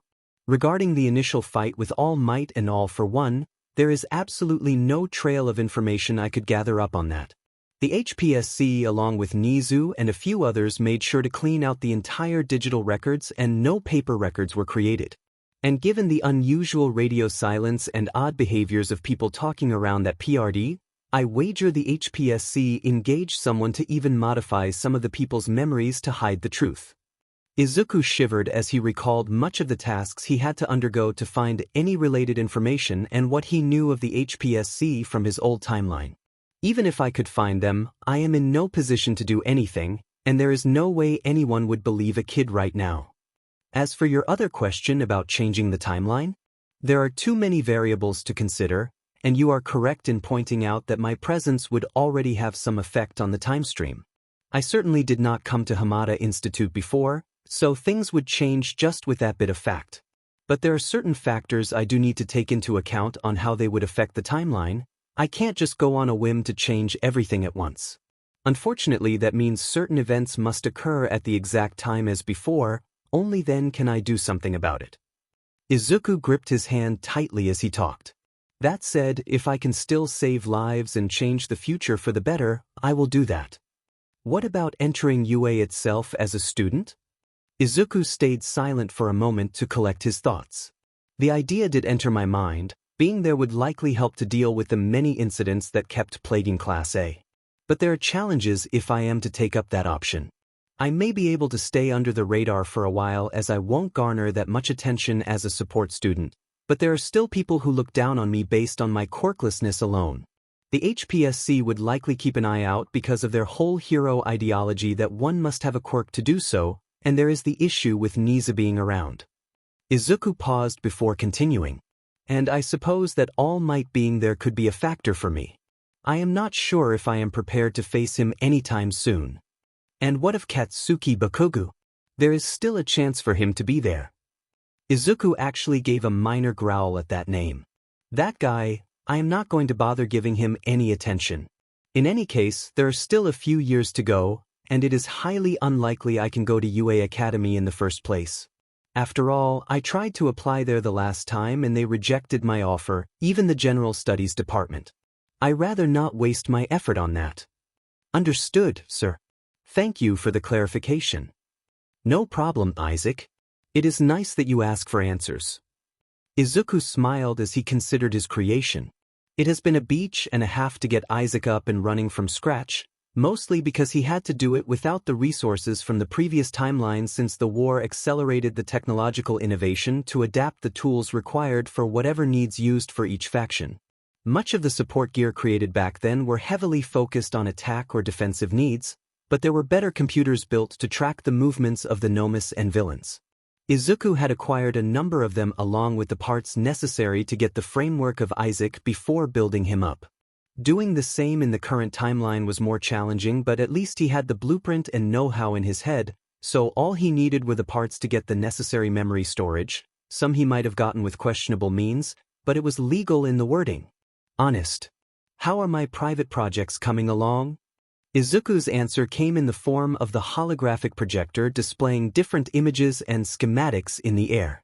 Project Arquebus is currently entering the final stages of testing and development. The first prototype should be ready within the next 2 months, and if there are no issues from that, the Vilcus model will be prepared for final build. Project Hardlight has passed the necessary tests and the prototype is showing no issues for the initial phases. Izuku nodded in delight at this bit of news. Unfortunately, Project Stratos is still in the test phase. The materials we are testing have been experiencing the icing problem from higher altitudes, and they are unable to meet the strain required for the parameters. The individual components can work, but they cannot be assembled together. Izuku let out an irritated sigh at that bit of news while he manipulated the images to see the entries. So the modern materials are still not as good as what I cooked up previously. That is a problem, but not too big of an issue. I imagine Project Phase Shift is also being held back. Indeed.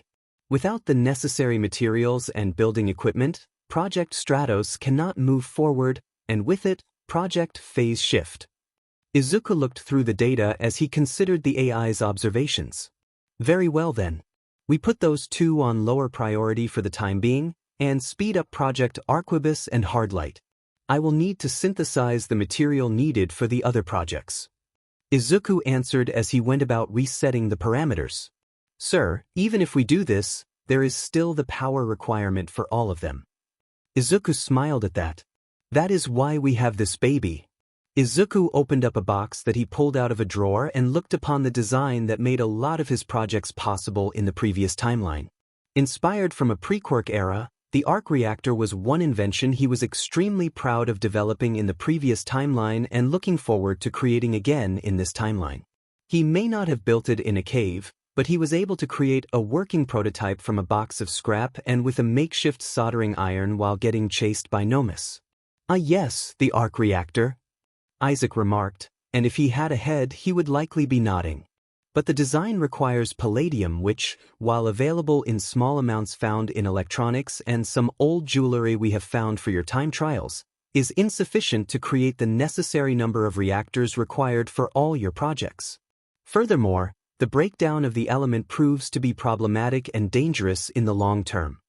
True, which is why I am telling you to put Project Stratos and Phase Shift on the back burner for the time being. Project Hardlight would be the primary focus for now, with Arquebus a close second. I should have a few arc reactors with the palladium element ready by then. And ultimately, those are stopgaps. Izuku manipulated the screens to show what looked like a donut with dimensions and percentages around it. Until I can get my hands on a particle accelerator, or at least find the parts necessary to build one from scratch, so that I can recreate the element I used for my old inventions. Well, I would imagine you would need more inventions to patent in order to get the amount needed for such. Isaac answered in a somewhat flat tone while displaying the figures for the smallest particle accelerator possible. Izuku sighed as he recalled the difficulties of trying to get a particle accelerator to work, and the monumental power consumption just to work one for a few minutes. There was so much bullshit to deal with, and to think it was less than normal in the past timeline due to the war taking precedence that HPSC did not bother checking their inventory of parts when he went window shopping. He really needed to get those palladium reactors up and running before he could even think of building the accelerator to create the other element. That said, a smile appeared on his face as he manipulated the screen once more to see the blueprints for Project Hardlight, showcasing a skeleton exosuit on the left side and what looked to be a rough sketch of armor on the right. In the past, he would not have considered this line of action, but now that he was here, Izuku was going to make sure that Eri and his mother would be protected, and for that to happen, he needed to get better and stronger. And maybe, just maybe, he was going to enjoy rubbing the noses of those who looked down on him or dismissed him for a lack of quirk. Disclaimer: Boku no Hero Academia My Hero Academia is a Japanese manga created by Kohei Horikoshi. The only thing I own in this story would be the plot and whatever original characters I create. This is a work of pure fiction and I wish I can make money out of this. Possible shoutouts: Marvel Universe, Kamen Rider, Gundam. Go Beyond, Plus Ultra. Dim it. Izuku took a deep breath and let it out slowly as he faced his opponent of the day, a boy 3 years older and roughly double his height and weight class.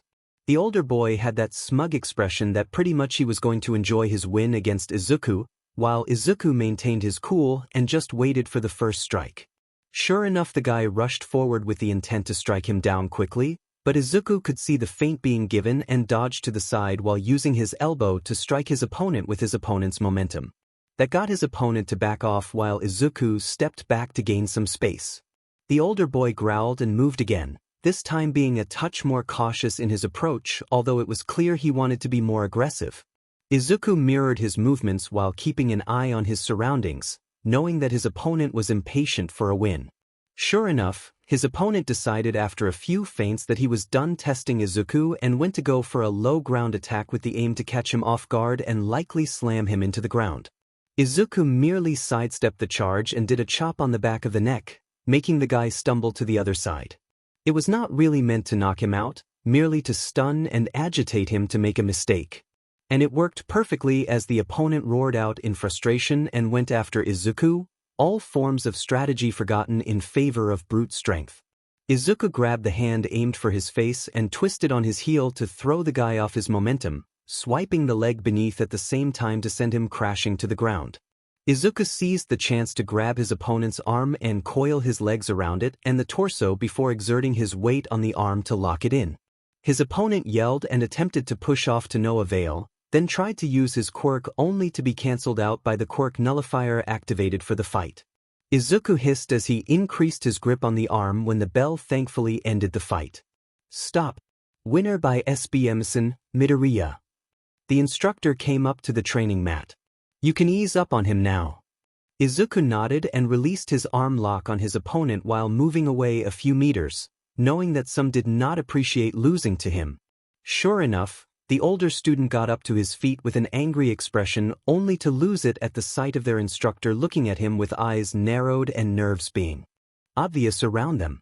With a huff, the older student left the mat and moved to the other side of the training room with some of the younger students moving out of his way. Did I overdo it? Izuku asked. While he was mentally older, he was still physically an 11-year-old who was supposed to be a nervous wreck if confronted by something different, so he had to act the part a little. "No, don't sweat it, kid." His instructor dropped the stern expression and gave out a smile while lightly patting his head. "If anything, I am grateful that you gave Taiho his first taste of defeat in a long while. He has been getting very arrogant with his attitude since he has been on a winning streak with some of the contests, not to mention his usage of the quirk gives him a fair amount of advantage." "Well, it can't be helped, Hyuga-sensei.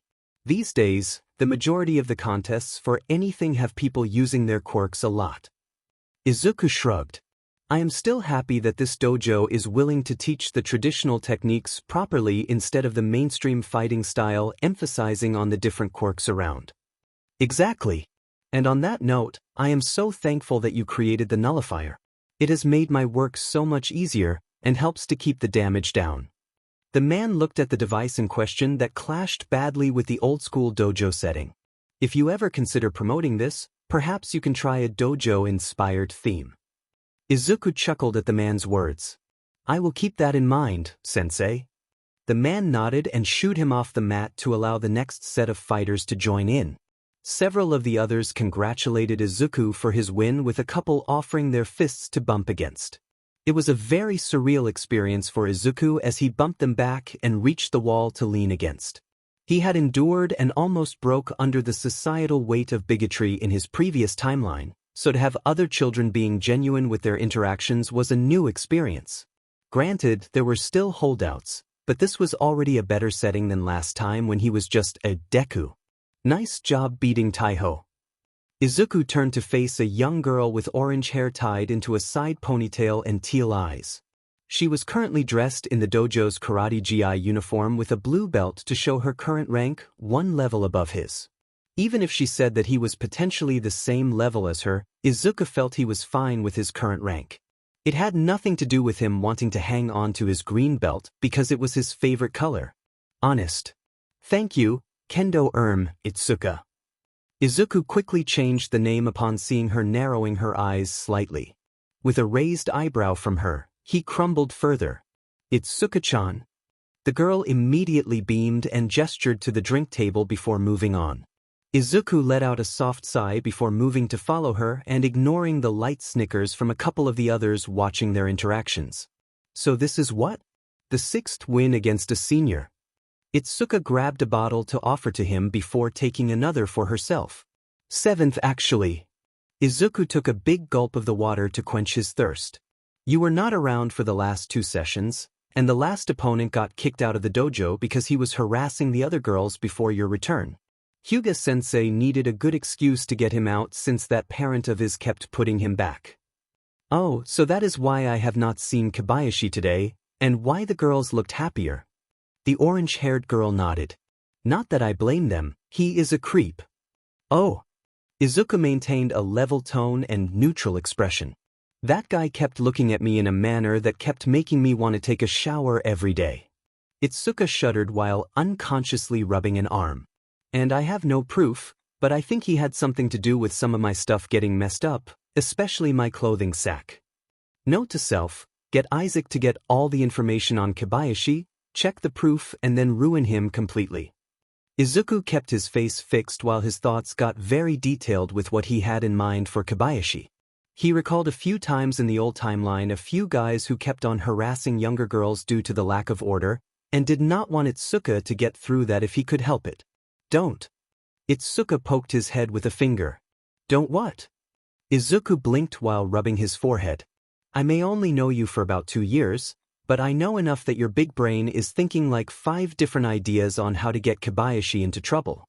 Please don't." Itsuka then raised a finger at him. "And don't even think of using Isaac either." "A minute, there went that avenue. I am just happy he is gone, let's not think about him." Itsuka gave a firm nod and drank her bottle. Izuku merely shrugged and took his drink. "How about you? What are your scores?" Itsuka hummed in thought. "If I can win the next match, it would be my 9th. She answered. Izuku nodded at that as he knew she started earlier being the senior rank. "I wonder if I will go against Chong soon. I have been meaning to go against her for a while." Changyu, 2 years our senior, correct? Izuku hummed. Did she do something to you? Itsuka asked, noting the odd sound.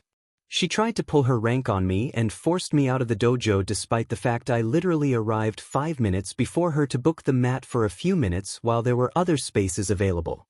Izuku rolled his eyes at the memory.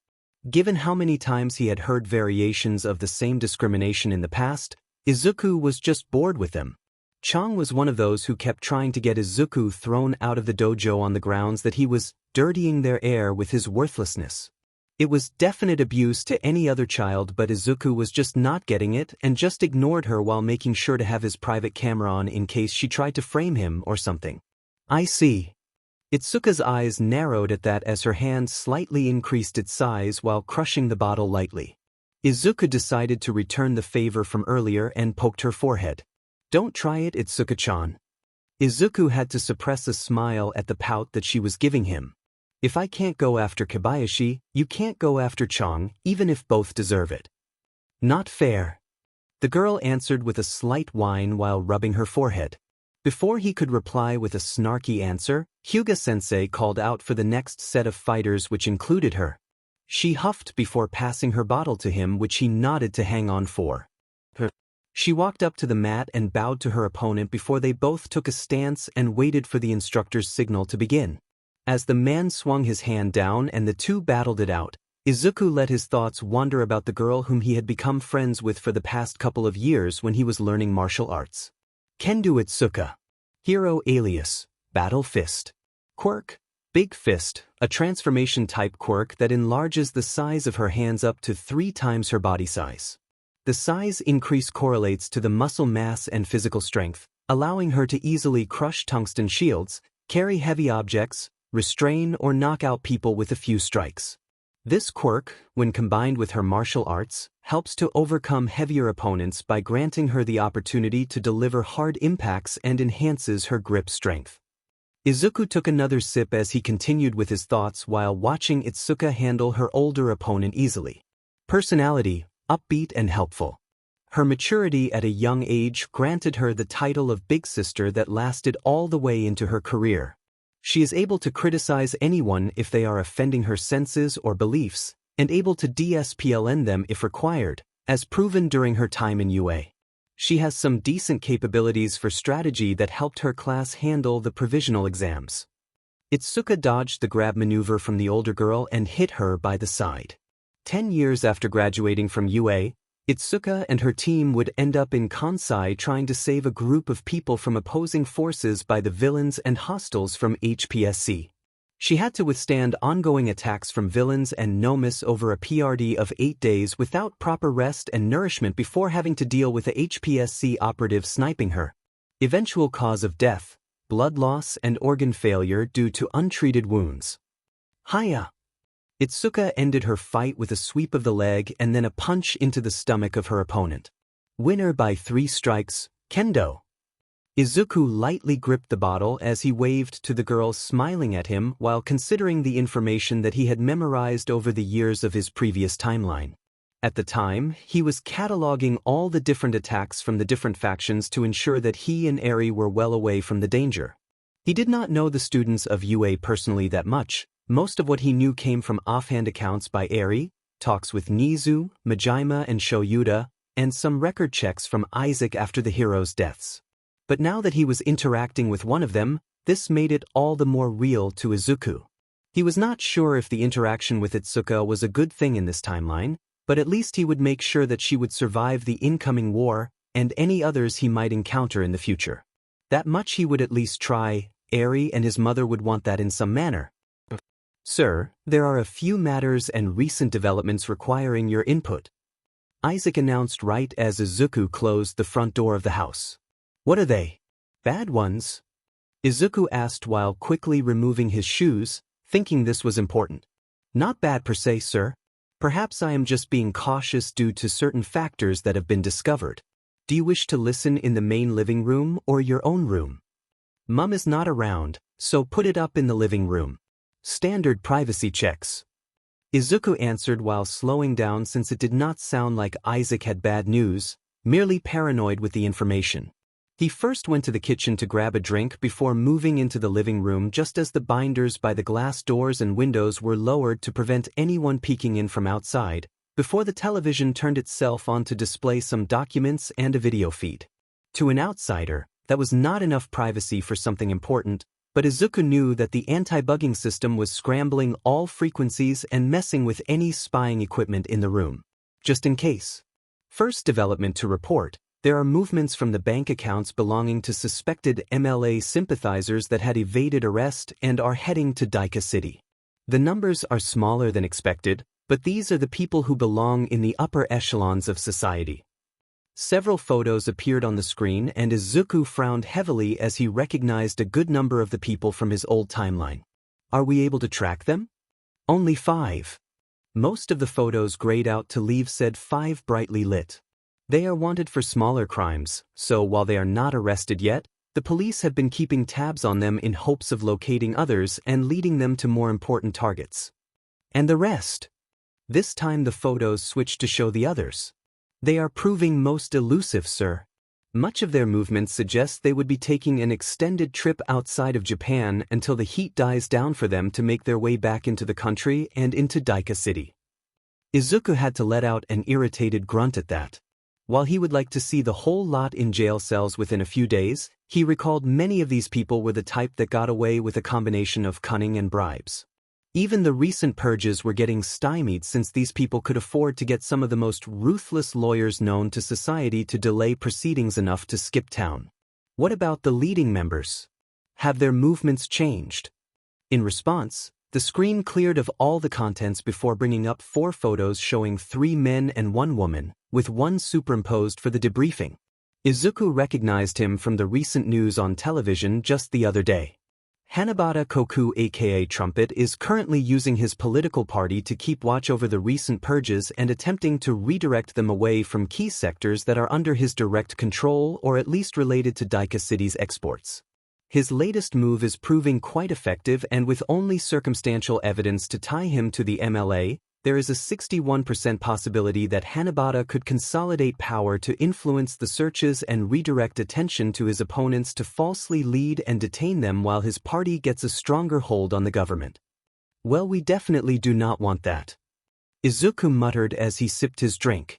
See if you can find any paper trails or records using one of the anonymous accounts. The best we can do for now is to bring it all together to form a rough picture, but if we can get something concrete on him, keep backups of it before sending a note to the police. Need be. We will send one to Nizu. Understood, sir. Next person on the list. The photo dimmed and shrank to allow the photo of the soul woman to take focus.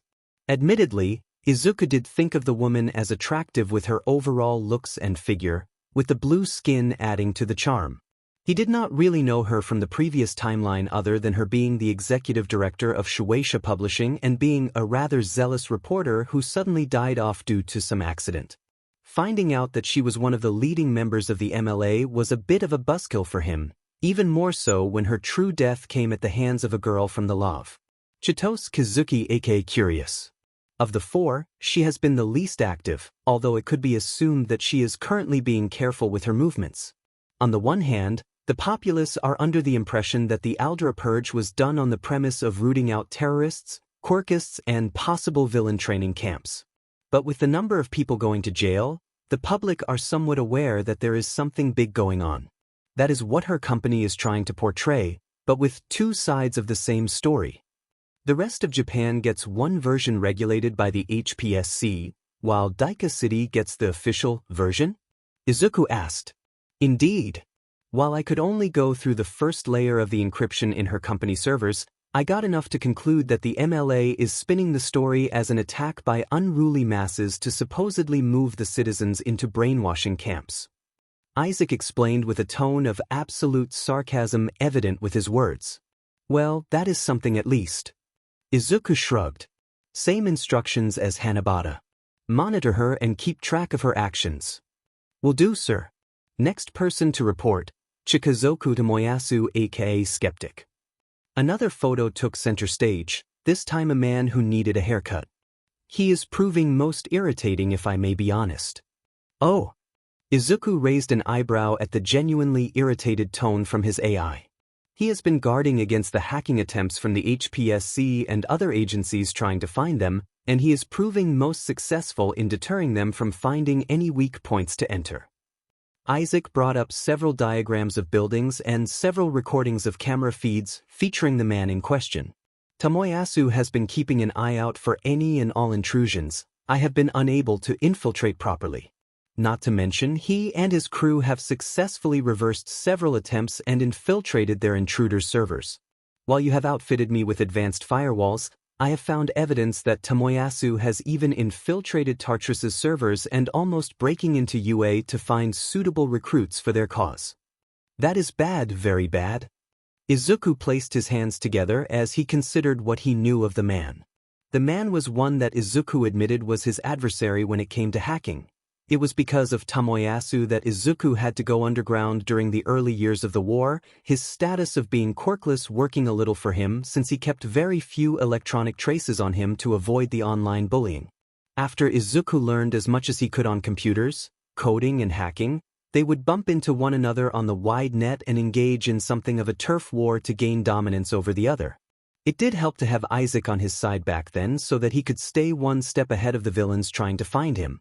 But the fact that this guy was able to go against multiple hackers and Isaac in the previous timeline without a technology-related quirk was terrifying. I was however able to detect data packets being moved from several locations between places that are either situated in Daika City, owned by suspected supporters, or are related to the management in some manner. After a few days, the packets outside of the city would go there. A street map of the area along with the addresses of several buildings appeared on the screen. Based on the movements, it is likely the information is split to avoid authorities getting the whole deal. I have implanted several worms into the data to test the theory with a few already infecting the main servers in the city. With some time, I believe I can get through their security by that route. Oh, Isaac. I am so glad to have you on my side. You are the best. Izuku smiled brightly at all the help he was getting from his AI. Thank you, sir. Could you tone down the brightness? My cameras are unable to handle the brightness. What did he mean by that? Finally, Yatsubashi Rikiya aka Redestro, leader of the MLA. The last photo took center stage with the man seemingly mocking Izuku through the screen with his eyes down his beak-like nose. Izuku could not help the curling of his mouth seeing the shot of the man. His company has been increasing their rate of buying of shares from various support companies since entering the hero industry, and as of a year ago, started going after patents for attack-based equipment. They are still going strong when it comes to supporting general lifestyle alongside quirks, but in the dark web, much of their prototype designs are being leaked to small crime crooks and villains for their usage, unaware that part of the designs include a monitoring bug to collect their usage data and general information to either improve on their work or to scope out suitable fighters. Of course he would do that. Izuku placed a hand to his forehead to try and relieve the sudden headache that came on when dealing with Rikiya. He remembered Rikiya from the brief time he was the leader of the MLA before they got absorbed into the League of Villains and he got demoted to a lieutenant. He was also the one that got the remnants of the former group riled up on hunting Izuku for being the last relic of a forgotten era that needed to be purged, and for constantly surviving against him through sheer stubbornness and dumb luck on Izuku's part. There is one thing I should point out. Izuku looked up, noting the odd tone in Isaac's words. What's that? This is the one that I wanted to convey to you. Rikiya has been looking into reports and the dark net regarding the purge of Aldra district. From his search parameters, it appears he has been trying to find the one who started it all, specifically you, sir. He has recently placed a reward for whoever can find him your name and a bounty for your head. Izuku honestly had to blink a few times to get that message into his head. Well, that is just bloody motherfucking fantastic. Those were the first words that came out of his mouth after processing that reply. Somehow or another, Izuku managed to have a bounty on his head earlier by at least 11 years. What the heck was with his luck? Language aside, it is bad, sir. Rikiya has also been taking in a few of the families from Aldra district that have identified with the MLA teachings, wording it as him being a philanthropist aiding the families for being unfortunate victims, but at the same time questioning them for their knowledge regarding the details of the purge. Considering your status at the time, you would be on his list. Izuku placed his face into his hands and groaned loudly at that. It was times like this that he wished he was older so that he could legally drink alcohol. It may give him a raging headache the next day, but he would really want it. Okay, that is a thing. Just keep an eye on Rikiya and gather whatever we can get on MLA so that we could attempt rooting them earlier. Izuku went to grab his cup of tea to drink a big gulp in an effort to keep calm. What's next?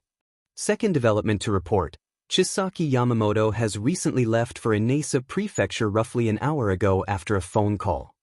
The cup hit the table a lot harder than needed and spilled the contents all over the surface, but Izuku did not care about it as he slammed his hands on the table and leaned forward with focus on the screen. Has he made contact with a woman related to him? Is there a young girl with them? Izuku held a breath as the screen flashed quickly before displaying an empty inbox. Nothing to indicate that request, although data searches indicate he had the call erased from entries. Do you wish for me to keep tracking him? Yes, please. Also keep an eye out on Site Y if there is any increased activity. Izuku took a breath and got back into his seat. Ever since he returned from the future, Izuku had been trying to find some links to Eri to fulfill his promise of adopting her into the family. Given that Eri was roughly 7 years younger than him, that would mean that she would only be born around the time of his arrival, and by this point in time, she should have started awakening her quirk. Based on what she told him from the little memories she had left, she had met the Yakuza boss and stayed with him briefly before he fell into a coma and she fell under Overhaul's custody. He hoped to avoid the entire drama of that mess by getting to her first before Overhaul started his horrendous experiments, but in the event he could not catch them on time, he would settle for invading the Yakuza compound based on Eri's memories of the place and from the news reports. Maybe he should get Nizu along for the ride? Izuku was sure the Chimera would appreciate the gesture, especially when it involves people who were callous with their experiments. What worried him was whether Eri retained her memories of her past life. Before they embarked on this venture, Izuku had read up on all the fiction and theories regarding time travel, and from what he could gather from the latter, the chances of memories potentially be lost increased the longer one stayed in the past, especially if one were to regress to a younger age to fit the physical body. That was why immediately after his return, Izuku took to writing every single bit of information he could recall along with having Isaac keep track of matters for him. He had yet to forget anything, but then again he kept refreshing his memory to ensure he could still recall the relevant parts. Eri, however, would not have that chance since she would be a baby upon arrival, unless she would only have her memories back when her quirk awakened based on the assumption that her quirk allowed for some time-related memory immunity. Whichever the case was, Izuku had to find Eri soon. That much he swore to her. Developments completed. Now on to smaller matters. Firstly, the alloy you have synthesized is achieving the necessary requirements. If there are no deviations, we can recommence projects Stratos and Phase Shift. That lifted Izuku's mood a little. He would have to keep an eye out for Eri, but when she does resurface, hopefully the projects have yielded enough results for battle applications to be usable in the field, then he could go and rescue her. Very well. How about the production of arc reactors? It is going quite nicely. The screen changed to reveal figures.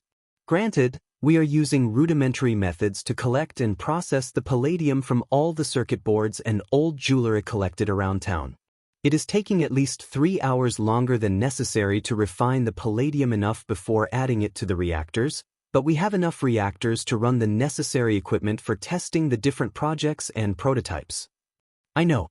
We can afford to assign 1 or 2 of the reactors to help speed up the production until I can get a particle accelerator to create the necessary element for the next upgrade. Izuku hummed as he cleaned up the table. Second matter to discuss. Stocks for Yoshiyuber have dropped and the owners are currently finding buyers. If we were to purchase their business, we would be able to have some contacts with other transport services. Izuku hummed at that information. That would be ideal, at least we would have something for transporting whatever we would produce in the near future. Izuku remarked before pausing. We are becoming business sharks, aren't we? Indeed. And I must say, I think I enjoy the sounds of the people crying as we get their businesses, especially those from suspected villains or terrorists. Izuku was again wondering if perhaps he had granted Isaac a little too much personality if he was willing to enjoy tormenting his targets. Oops. I do need to point out that at this point, we really need to consolidate the businesses under one roof, so to say.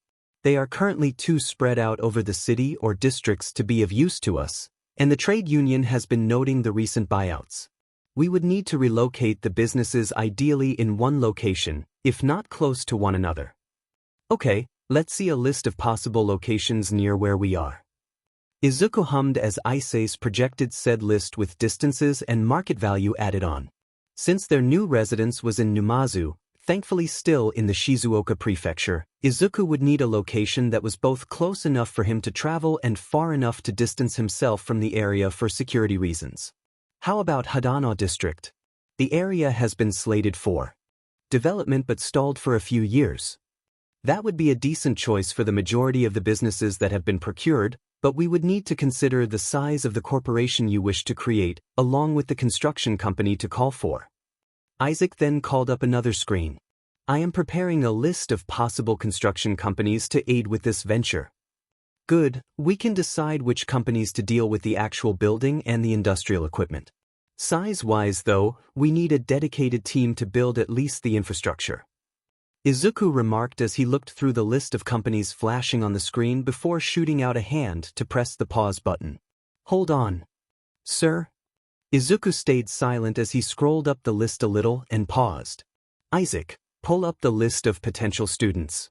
Another screen window with said list was placed by the side, allowing Izuku to manipulate the screens to check against the names and paused on both pages before a smile worthy of Nizu appeared on his face.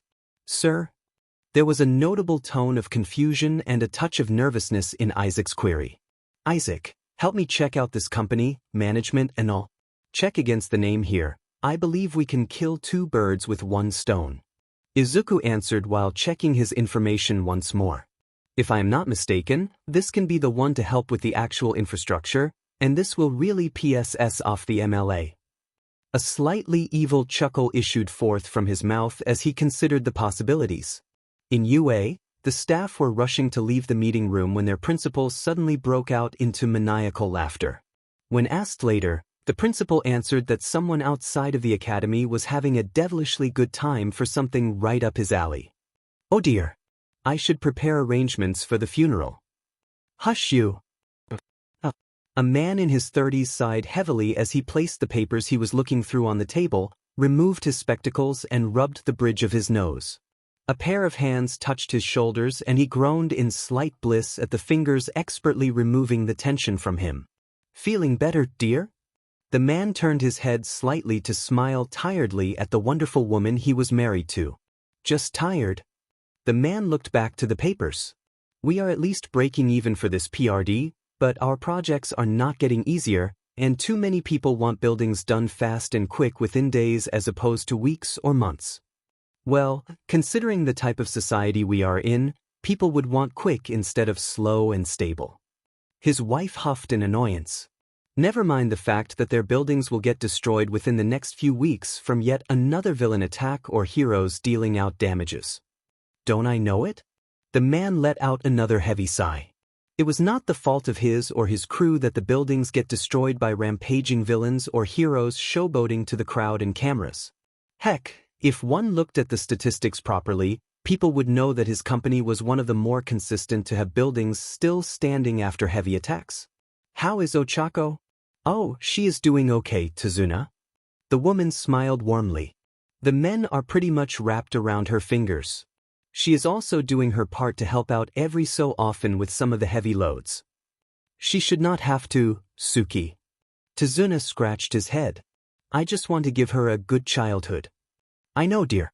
We both want her to be happy. The economy is just that problematic at this time, especially with the recent purging of Aldra. Suki lightly shuddered at that. Goodness, I did not know there were so many MLA sympathizers in one spot. I am most glad you did not pick up that last job from that place. You get no complaints from me. Tazuna remarked with a shudder of his own. He recalled getting that order a couple of years back, and something in his gut screamed at him not to take up the job despite how lucrative it could be. Reading up on the news of the purge had Tazuna treating his crew to drinks partially to celebrate the news and to calm his nerves. Most of them were quirkless or people with weak quirks who were having a hard time getting jobs in a society where quirks seemed to determine your worth. Tazuna wanted to help them out since it was the quirkless who helped his grandfather start up the family business. He did not want to imagine what would happen if he had accepted that job offer, not only because he feared for the crew, but he feared for his daughter being in that type of poisonous environment. Come on, it is time for dinner. I made your favorite tonight. Suki reached forward to grab his cup. I will get this filled with some tea. Tazuna huffed but smiled tiredly at her. He could use a break for now, but he really needed to get a new project to help settle the bills and pay the wages. Ring. The telephone rang at that point, prompting him to direct an apologetic expression at Suki, who merely rolled her eyes and moved on. Hello. He may sound a little rough answering the call, but he was tired, frustrated, and getting hungry. Is this Uraraka Construction Movers? Yes, who is this? Tazuna straightened his back as he noted the voice to be a foreigner speaking rather adequate Japanese. My name is Isaac, assistant to my employer who is seeking a construction company to help with some construction of buildings. We wish to employ your services. Tazuna raised an eyebrow at that phrasing. I am going to need more information than that. Ah, I guess that sounded suspicious, like I am from the mafia. The voice sounded sheepish. My employer has recently purchased several small businesses and is trying to consolidate them into one group. The issue he is facing is the fact that some of the buildings from said businesses were not built to code and their previous management did not bother to bring them up to standard. Rather than wasting time doing that, my employer has decided to move the consolidated businesses to a new area for easier management and product control. In doing so, he requires new buildings to be created to house the different services. Tazuna hummed as he wrote down the details. How big is the scale? By block or by land area? Tazuna paused by that odd phrasing before selecting the latter. In that case, roughly 2/3 of the area that UA is currently sitting in. If Tazuna had a drink in his hand, he would have given off a spectacular spit take at the answer. As it was, he choked on his own saliva and took a moment to recover himself. You are not pulling my leg, are you?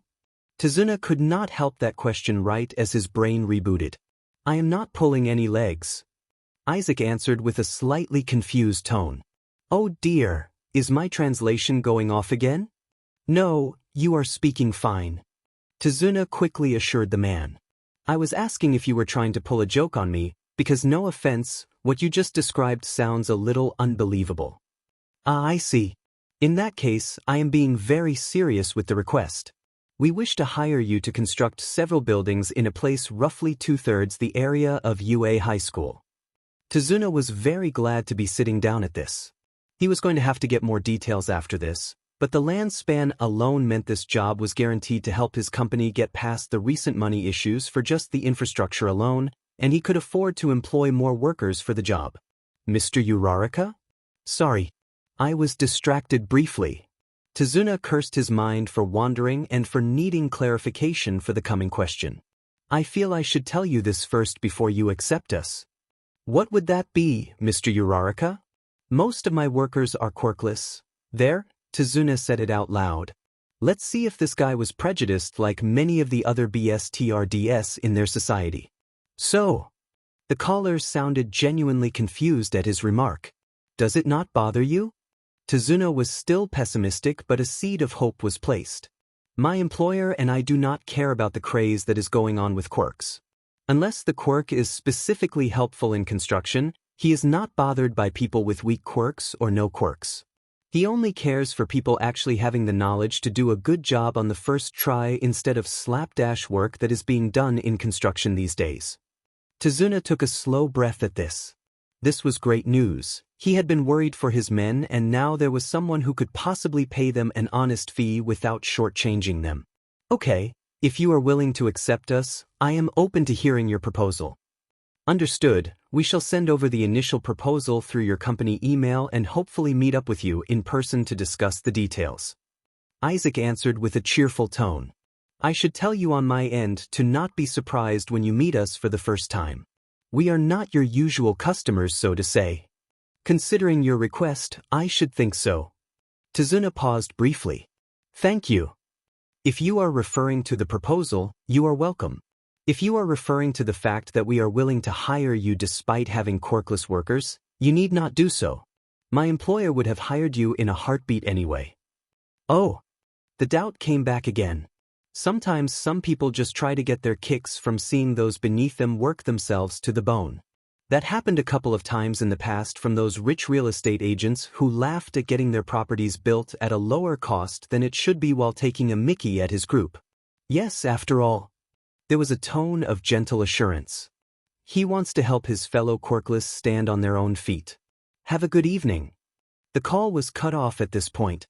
Tazuna was still holding the phone to his ear with slightly wide eyes and his mouth open. Dear, is everything all right? He blinked to find Suki, who had taken the phone from his hand and looked concerned at his reaction. Honey, I think we are about to get a windfall. Elsewhere in two separate locations, Izuku and Nizu unknowingly shared maniacal laughter over a plan well done, the latter not knowing why but enjoyed it all the same. Somewhere in Daika City, a certain revolutionary was torn between the sudden urge to search and destroy some people and the desire to hide in an underground bunker for the next few years. Disclaimer: Boku no Hero Academia My Hero Academia is a Japanese manga created by Kohei Horikoshi. The only thing I own in this story would be the plot and whatever original characters I create. This is a work of pure fiction and I wish I can make money out of this. Possible shoutouts: Marvel Universe, Kamen Rider, Gundam. Go Beyond, Plus Ultra. Minute. Ochako, time to wake up. A grumble issued from under the blanket before a head popped out on one end of the bundle. The brunette opened her mouth to let loose a loud and long yawn before closing it and mumbling with her eyes still closed. Then, like a butterfly, she came out of her cocoon and dragged her feet to the bathroom to wash up. After getting freshened up, the 11-year-old girl changed out of her pajamas and went to the dining room where her parents were already sitting and eating their breakfast. Morning, sleepyhead. Tazuna called out while still reading the newspaper. Morning, dear. Suki placed the plate of food in front of Ochako. You slept in, were you very tired? The girl nodded as she reached for the cup of tea to invigorate herself. I was finishing up my homework before the weekend started, and then I wanted to try out something new for my quirk. Ochako answered a little clearer after the much-needed caffeine. Did it work? Suki's query had the girl nodding eagerly. It did. She then pouted, which made the woman want to squeeze her cheeks. But I can only do it for a few minutes before vomiting. Oh dear, I hope you did not push yourself too far. Suki placed a hand on her head. No, but I really want to get better at this, then I can help you too. Ochako answered her firmly. Oh, sweetheart. Suki wrapped her arms around her daughter while directing a look at her husband. Something that he knew that he had needed to fix quickly or risk the couch. Dear, how about a little trip to the new worksite? Tazuna asked while laying down the newspaper. Ochako got out of the hug to look at her father. As in the one from Shizuoka Prefecture? She asked, to which Tazuna nodded.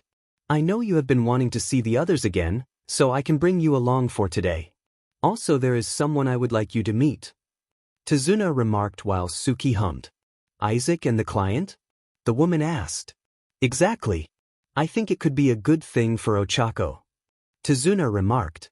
Suki tilted her head thoughtfully before nodding slowly. Yes, it might be a good thing. Suki smiled at her daughter.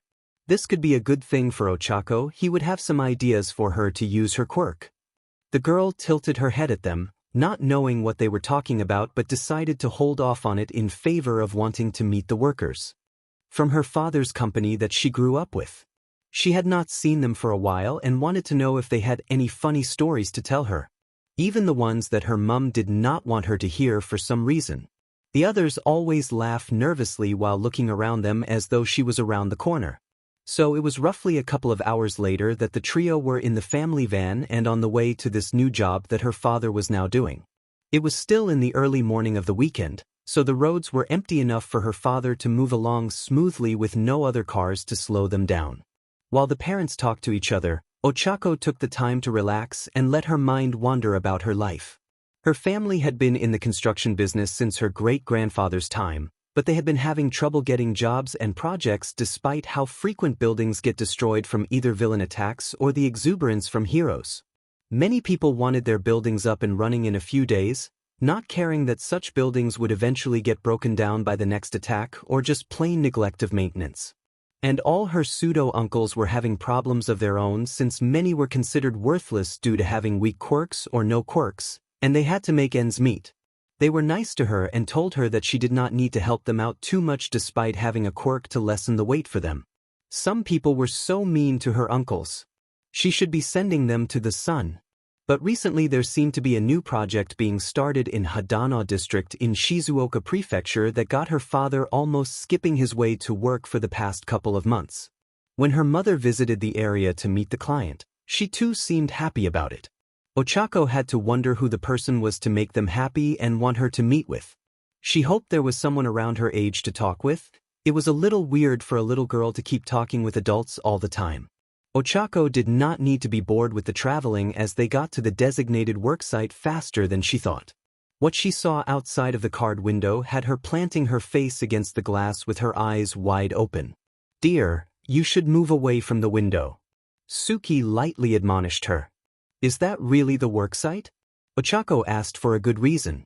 Having been around the workers for a while, she knew what to look out for in the event she left the worksite and into town by accident, including their company logo stamped on the protective covers and equipment to keep track of everything in case some people had the idea of stealing their equipment. She also knew that they normally dealt with small worksites, the biggest being their last job in Yamaguchi Prefecture involving several low-rise buildings for the residents. So she could confidently say that this worksite more than tripled the size of their last job, and they did not own what could pass for construction mechas for their work. Yes. Even with his back towards her, Ochako could hear the smile in his words. "Let's just say that your daddy has some new toys to help with the construction." Ochako blinked before turning back to the window where she could spy one of said new toys, lifting up a giant block and moving it easily to one of the further builds, something that would normally take a crane and a couple of the workers to do within 30 minutes. The car ride continued on to the gate that had the company logo, and after a quick greet from the guard, let them into the site where they disembarked at the more familiar container office that Ochako knew. Several of the workers near there smiled and waved at the little girl as she got out of the car, more than familiar with her around the worksite. "Hey boss." The closest worker came forward dressed in the company's worker uniform and wearing an odd metal framework on his body. "And good morning to you too, Suki and Ochako-chan." "Good morning, Haru." Tazuna greeted the man, followed by Suki and Ochako, who added a hug to her greeting. "Uncle Haru." The younger man chuckled as he bent down to hug her back. "Hey there, Machi Cheeks." The girl looked up with a deep pout, lending credence to his nickname. "Well, it is true." The girl huffed and crossed her arms, making the adults in the area chuckle at her action.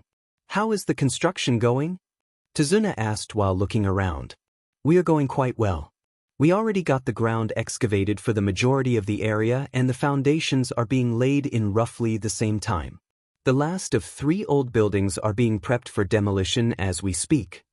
Haru raised an arm to show off the brace on his arm, the soft sounds of servos evident with the movement. "These new toys are really something. We are cutting our time by at least a third of the time. And that new cement mixer really gets the concrete mixture going without drying out too quickly. I really want to know how that is done. If it can be saved for future projects, it would be a money changer. Just remember to thank the client for all of that. He is giving us a lot of trust to try the new equipment out." Tazuna said. "I will. He is putting a lot on the line to help us." Haru clenched his fist with a firm expression. "I for one would make sure to repay it by getting this construction moving." Mr. Midoriya would be pleased to hear that. Ochako turned along with the adults to see the speaker, and her eyes bulged out from seeing an authentic robot with shining white plating walking up to them with soft footsteps, the glowing eyes lingering on her briefly before looking to her father. "Good morning, Mr. and Mrs. Uraraka." "Good morning, Isaac."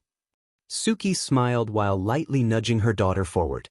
"This is our daughter, Ochako." The robot turned lightly and bent down on a knee to look at her closely, and Ochako could see her reflection a little on the smooth surface of what passed for the face. "Hello, little miss." The robot called Isaac presented a hand to her. Ochako, with a little encouragement from her parents, raised her own to grab it and shook it, surprised that the grip was just under the firm side. "Hello, Mr. Isaac. I am Ochako." A light vibration felt from the hand as the machine gave out a chuckle. "Very polite, young miss." Isaac stood up from the position and looked to Tazuna again. "If I may ask for the progress of this build?" "Sure, I am about to listen to the report myself." Tazuna looked about. "So where is our client?" "I was hoping to introduce him to Ochako. He is on site, currently 3 kilometers away from here." Isaac turned and looked about briefly. "Boss, as Haru commented, excavation and foundations are doing good. Do you want to oversee the last bit of demolition?" Another worker called out while holding a radio. "Apparently the last building is proving difficult with the old foundations set just short of the old canal overseeing the railroad." "Who on earth built that so close to the railroad?" Tazuna frowned before looking at Ochako. "Sorry about this, honey. Daddy has to supervise this job." Ochako merely smiled while shaking her head. "It's okay, Daddy. I understand. I will wait around here. And I can assist a little." Isaac came forward at this point. "Mr. Midoriya is currently returning to this spot to deal with some work." "Thanks for the help, Isaac." Tazuna lightly ruffled Ochako's hair. "Stay safe now. While the equipment is safe, they are still new, so please pay attention." "Okay." Ochako nodded. Tazuna smiled again before moving with the others, leaving her with her mother and the shiny white robot. "Let's go inside for now, Oka." Suki gently directed the girl to the container office with Isaac following suit. When they entered the office though, Ochako paused briefly to look at the fresh set of paint, new furniture, and more importantly, a brand new air conditioner. Her expression must have been showing as Suki giggled and moved her along. "Surprised to see all of this?" Ochako nodded while looking around. "You can thank our client for this. When he heard about the equipment requirements, he just went and upgraded everything for us and then some." "Really?" Ochako could be forgiven for having wide eyes and an incredulous voice. "But why?" "Mr. Midoriya does not believe that one should be hindered by the lack of resources." Isaac spoke out while waving a hand at the surroundings. "He spares no expense to get the job done when needed, even more so for those who are in the same position like himself." "Just like them?" Ochako frowned at that odd wording while Suki fidgeted a little. "To be discriminated against for something that is genetically decided from birth." A new voice prompted all to turn to find a boy entering the office. Ochako blinked at the sight of the boy, who looked to be around her age, with short curly hair that looked so fluffy that she wanted to touch it, freckles that looked rather cute to her, and a smile that made her want to squint her eyes a little. "I know the feeling very well." "Hello, Midoriya-kun." Suki greeted the boy with a smile. Ochako turned to look at her mother with wide eyes upon hearing the name. "Hello, sir. How were the test runs?" Isaac came forward while the boy pulled out a tablet from his bag. "The personal frames have been doing well enough, same with the work loaders.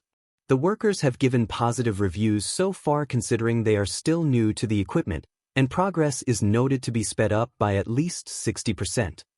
Midoriya pressed something on the tablet to display figures and images. "Is Mr. Tazuna on site?" he asked Suki. "He is currently overlooking the demolition regarding the old building around the railroad?" Suki queried. "Ah yes, that one. That worker Baki?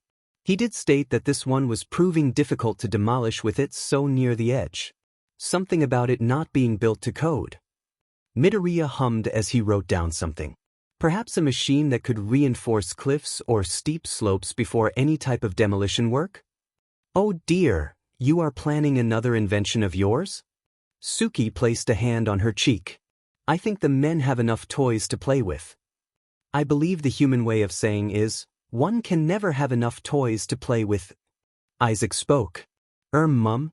Ochako voiced out, feeling very left out at this point. Suki blinked before looking sheepishly at her. "Oh dear me, I am getting caught up with the talk." She turned to the boy who looked at Ochako curiously. Allow me to introduce everyone. This is my daughter, Ochako.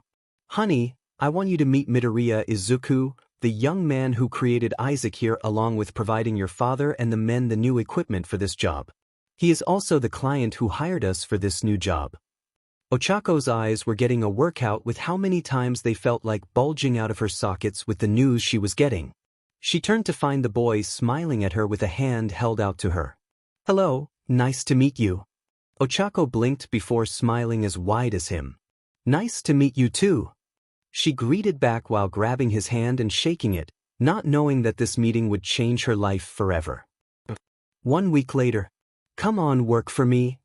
The sounds of a car engine being started up echoed about Takoba Municipal Beach in the early morning, something that would be a bit odd since the beach was unofficially designated the area to dump all the trash since the sea would wash up any junk due to rampart pollution and the residents near the area would use it to get rid of the junk they could think of.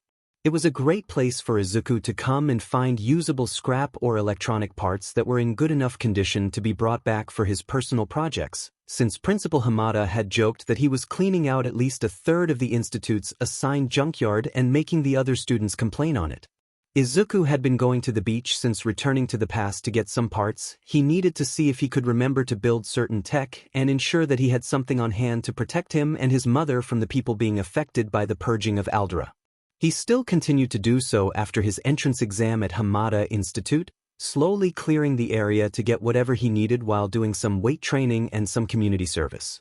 But for the past year, Izuku needed to get bigger pieces and scraps out of the junkyard for some of his more obscure projects, if not meant for the recycling plant down by the industrial district. While he had built the equivalent of a trailer with repulsor tech to help him move with the aid of Isaac, he could only do so in the early hours or late evenings to avoid the traffic. Hence, for the past couple of months, Izuku decided to fix up a pickup truck that he had found under some old scaffolding. With the truck already gutted of its original engine and some of the other components, Izuku decided to try out an idea that had been at the back of his head for some time now. Using the arc reactor technology he had developed along with Project Arquebus, with a few scans of the truck and a couple of searches on the net, Izuku created a prototype engine designed to circumvent the need for batteries or standard petrol to power the vehicle, along with a myriad of stuff he had around the junkyard to replace the missing components. It took some effort and a few days in the sun, but he was able to assemble the truck enough that it could be usable again, made easier since the frame itself was in good condition with hardly any rust thanks to the scaffolding that hid it from the elements around it. The only way he knew his efforts paid off was if he could get this test to work. Come on, I know you can do this. Izuku pressed a button to connect the engine to the truck's modified drive, feeling the truck frame shake beneath him as it connected with a grind. The engine could work in the workshop, but that was without being connected to the truck itself. Isaac helped him with the actual lifting of the engine into the frame along with connecting the engine to the gear and removing the unnecessary parts of the car. So much of the old wiring had to be removed and replaced since they had decayed over the years and would not be able to handle the power output from the new engine. Izuku had a newfound respect for car builders in the past when they had to do this by hand, and decided that he would not mind doing this every so often. He had spied a few vehicles dumped around the beach that were also in decent condition and wanted to get them out of the beach and into his workshop, including, much to his shock, a Chevrolet Camaro that looked brand new. The keys were in the ignition and the engine was working fine. Don't worry, Bumblebee. He would save you from the indignity of these heathens. The truck lurched wildly, prompting Izuku to grab the steering wheel as the glow of the arc reactor started getting brighter in front of him since the hood was removed, and the whine of the engine started to get louder with the exertion being used to move the drive after years of unused despite having it cleaned up, fixed and oiled for this test. With a light prayer, Izuku disengaged the locking mechanism and almost yelled as the truck shot forward from the sand pit it was in and almost hit a pile of trash ahead if not for him quickly turning the wheel and slamming on the brakes to stop the truck going into the water. That worked.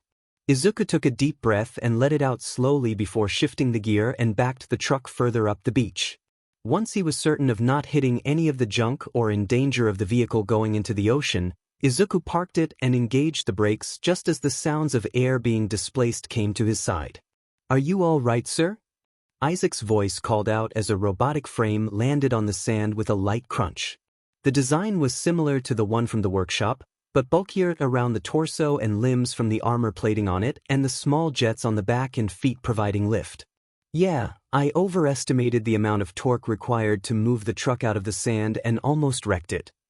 Izuku let out another breath as he untied the blocked shoes. He had to reach the pedals and exited the truck.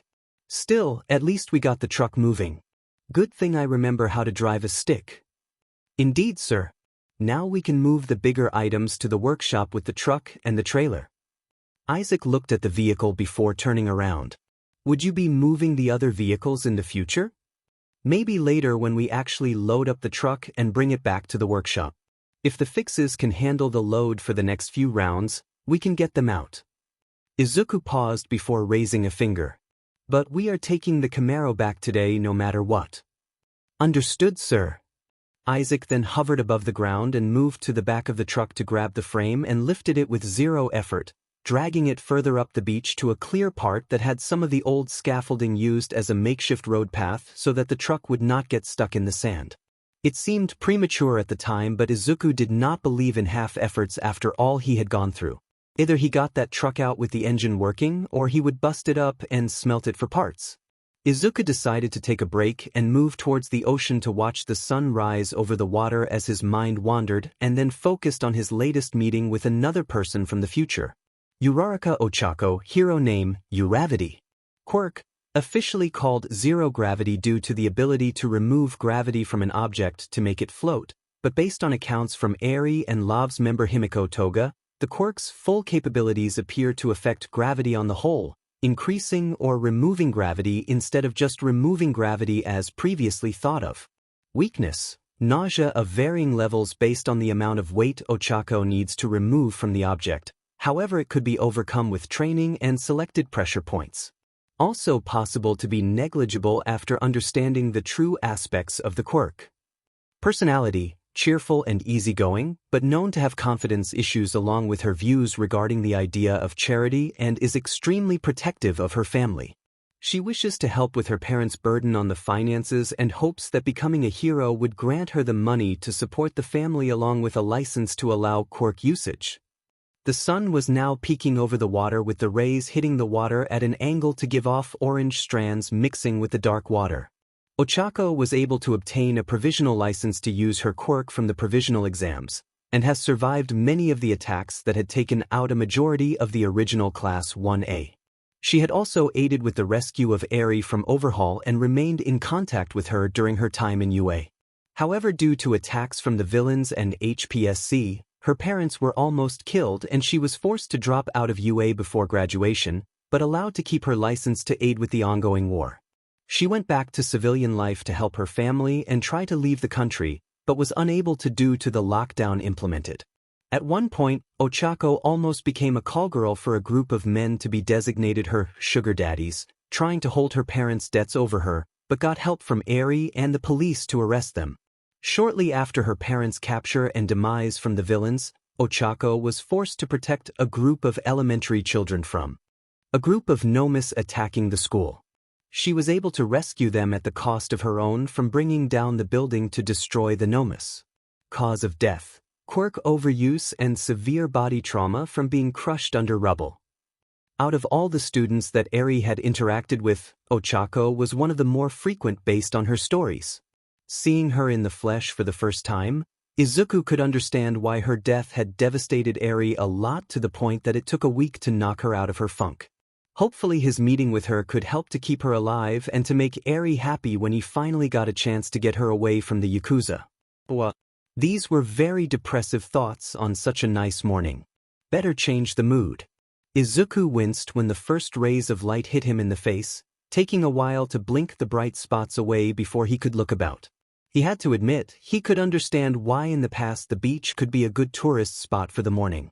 It set him off that such a treasure spot was not being well taken care of, and the heroes of this time were not bothering to do proper work, instead looking for opportunities to promote themselves or to bask in the limelight of fame and the cheers of their fans. To some extent, he had to agree with Stain, the villain known as the hero killer. There were too many fakes that were in it for fame and fortune, and when the going got tough, they would just quit and fade away.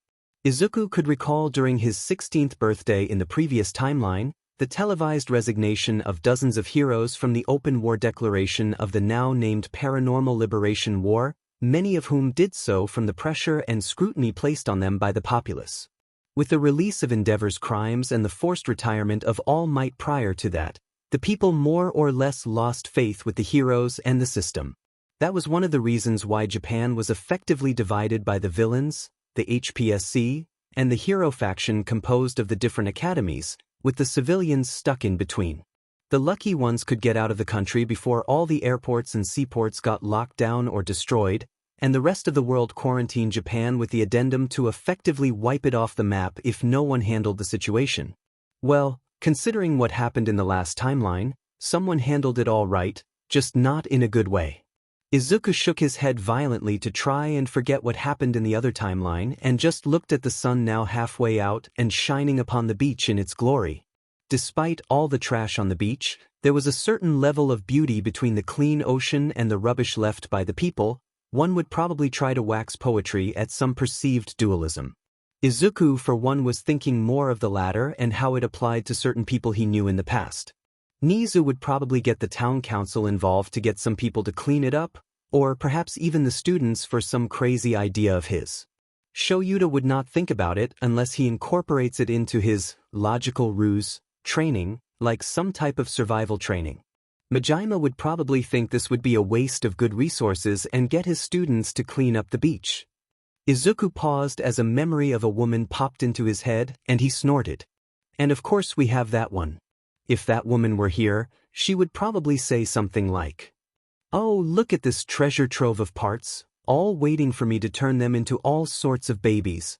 Like that, and goodness knows what she would say if she were to see Isaac or the engine. Probably exclaiming at the engine design and his body frame like, "Oh my goodness! What is this engine made of with that glowing part? It sounds so silent. And who made this baby? It can move around so easily, gasp. And it flies too." Yeah, and Isaac would likely be confused from that and go, "Sir, there is an unidentified pink-haired girl wanting to strip my mechanical body for parts. Please advise me on my course of action." Yeah, something like that. Izuku drawled at the end as he realized that the thoughts were complemented with actual words and voices from someone else. Slowly, Izuku turned to where Isaac was and stared for a while before sighing heavily. "You have got to be kidding me." A few feet away from him, Isaac was currently standing still with a young girl zooming around him in clear excitement, dressed in slightly baggy mechanics overalls that had seen better days with the tears and oil stains. When she turned around, Izuku could see that she had salmon pink hair styled as thick dreadlocks barely reaching her shoulders and freckles on her stained cheeks. While she had no goggles and was a lot younger in this timeline, Izuku could still recognize her based on her green-yellow eyes with a cross in the center to give the look of scope lenses and her general behavior. Hatsum Mei, future UA support student of Higuri Majima and future CEO of Hatsum Industries. Good lord, she is tiny. That was honestly the first thought that popped into Izuku's mind once he laid eyes on her. Granted, his last memory of her was a woman a little taller than him, but he had a delayed growth spurt that came about after he threw away his obsession of being a hero and focused his mind on inventing different equipment to survive and to render quirks obsolete. Moving away from many of his bullies and previous influence had allowed his body to recover, along with a visit to a doctor who was able to bring about the biological changes that his body should have. That said, it was a little weird to see the woman he knew once was so tiny at their current age. Mei barely reached his chin right now and looked more like she had found her father's work clothes to put on with the sleeves pulled up to not cover her hands. And she was in front of him, face to face. Izuku let out an unintentional yelp as he backtracked just to get some distance, only for Mei to keep up with him easily with an eager smile on her face. At least one thing still maintained in both timelines: she still did not know the meaning of personal space. Oh, and also the meaning of the words, slow talking. And yes, he was being a little hypocritical on that. Did you make this baby? What is it made of? How is it able to lift off the ground with no intake ports? Is it the same as the engine from that truck? How are they made? Teach me how to make your babies. Context. Izuku reached for his belt and pulled out a water squirter to spray the girl with water in the face. It was only a few seconds later that Izuku realized that he did that on habit, since he had taken to packing a portable water squirter with him to help get Mei to pay attention and to respect boundaries. Oops. Ha. That laugh drew his attention to a man who was currently grabbing his stomach while looking upon the scene. Isaac immediately jumped to Izuku's side and looked at the two intruders, the sounds of the servos building up speed getting louder in the beach area while the repulsors on the palms started to glow with a dim light. "Who are you?" Isaac asked with a notable edge in his query despite sounding polite. The man at least recognized the coming danger as he got himself under control and got to Mei with a raised hand. "My name is Hatsum Takaya, and this bundle of energy is my daughter, Mei." The man introduced himself and Mei. "Apologies for the interruption, we were going around looking at all the scrap that could be used for our projects, and Mei wandered off when we heard a sound. I am guessing your engine was the one that made the noise." The man pointed a thumb over his shoulder at the truck. "I see." Izuku lightly patted Isaac's arm in a pattern to get him to stand down but keep watch for sudden attacks. "My name is Midoriya Izuku, and this is my companion, Isaac. We too have been scavenging for parts and went to test out a prototype engine using the old pickup truck as the base. Quite an interesting design. You designed this yourself?" The man's interest and curiosity was evident, and clearly had more restraint compared to Mei, who was once again looking at the engine with undisguised interest. "Designed and built by my own hands and some equipment," Izuku answered while shrugging his arms. "You look like you're barely in elementary school." Takaya blinked at that. "I am currently undertaking an advancement course at Hamada Institute. By all accounts, I am a third year at the institute." Izuku barely blinked when Mei was in his personal space again. Hamada Institute, the school that teaches their students from junior high and above how to make incredible babies. Mei was practically squealing and grabbing Izuku in excitement. And it was due to habits long past and the sight of Isaac powering up the servos again that had Izuku using the squirt gun again on her. "Ugh. Personal space and context, please." Izuku was already feeling a very familiar headache that came from dealing with Mei, and when one added the unbound energy of a young child into the mix, you would get the reason why Mei was sometimes referred to as Hurricane Hatsum in Inuit. And now there was the father who also had the same look in his eyes when looking at the prototype engine and Isaac. Damn it, the last thing he needed was Majima getting ideas to ship the two if he were to meet Mei again. Back in UA, Higuri Majima aka Power Loader had another urge to go to the nearest town council for marriage forms, while Nizu had the odd urge to read up on how to be a preacher for shotgun weddings. In the staff office, other members were moving away from Aizawa Shoyuta, who was lightly crackling in his sleep while having a very scary smile on his face. That was draining. Izuku sighed as he got the truck parked inside the fenced area leading to his workshop and the gates closed behind them. He had utterly forgotten how inquisitive and demanding Mei could be while pursuing knowledge on any new inventions that caught her fancy, and it was only thanks to Principal Hamada coming over to check on him a couple of hours later, at the private request of Isaac, and Mei's father, that they were able to get away. It was just as well they had the principal with them, as he helped to explain to a couple of officers who stopped them on the way what they were doing to let them go on. At least they got the stuff out of the way, the truck had lasted the journey, and the Camaro was safe within the complex. Principal Hamada was also taken with the car and was horrified that the car was left there without any reason. Last Izuku heard as they entered the premises, he was muttering about finding out who recently purchased the car and giving him a piece of his mind. He hoped to keep the car for his own use. "Indeed, sir. I think I now know the feeling of fear." The robotic frame of Isaac shook a little. "I do not like the way Miss Hatsum looked at my frame. Permission to install the hard light shields and inertia deflectors on my frames. Good ahead, use beta version 3 for your base if needed." Izuku nodded as he went to grab his exosuit for moving the heavier items out of the way. "Start up the radio, would you?" "Will do, sir." Isaac moved to the docking station to get the unit cleaned up and charged while the radio turned on to play some music. Izuku just went about depositing the scrap and other materials to the room designated for sanitation, then went to check on the truck to see if it held up properly with the load on it. At least his fixes were okay along with the prototype engine, although Izuku could tell that he needed to give the truck a major cleanup along with additional reinforcements to the frame and particularly the drive, maybe even a replacement. But it still held nicely with the journey, which meant he could get the other vehicles he found on the beach out of there and into his school workshop. Then with whatever results he could get, he could try out a different project he currently had on paper, and if it worked, he could even get revenue for this on a commercial scale if he so wished.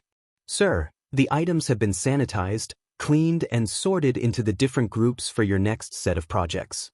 Isaac called out while the radio was partially muted for Izuku to hear the words. Results from the prototype engine have been collected and are currently being looked through for any possible issues and improvements.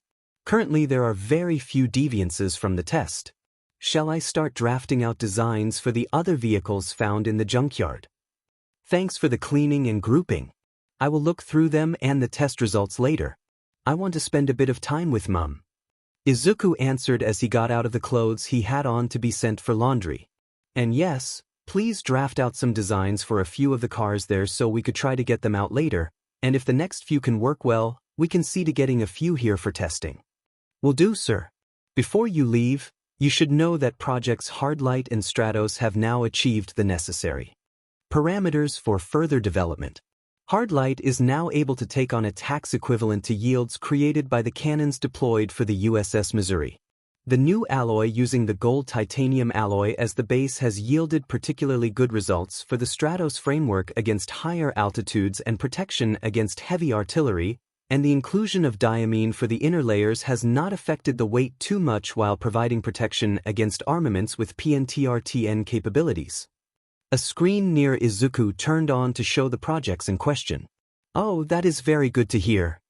Izuku nodded in satisfaction. For Stratos, are we able to test for atmospheric pressures? Initial tests with the pressure tanks are suggesting that it is possible to go into the deeper waters without too many issues with the decompression, but we would require access to a proper facility to test a full suit in the future. The test ball do not give accurate results, and diamine has unusual reactions with each ball, likely due to the size. That is true. Izuku hummed thoughtfully.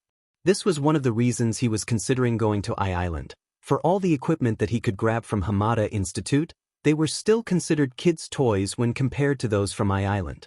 Oh, for sure UA would likely have something similar to that from Island, but he was still on the fence about heading there given what he knew about who would appear there in the next few years. One would think that he had time to go over what All Might had said along with Katsuki's actions, but it would appear being back in the past had unsettled his mind and his hormones. He did not appreciate having to undergo PBR to Y twice. Sir? Oh sorry, I got distracted.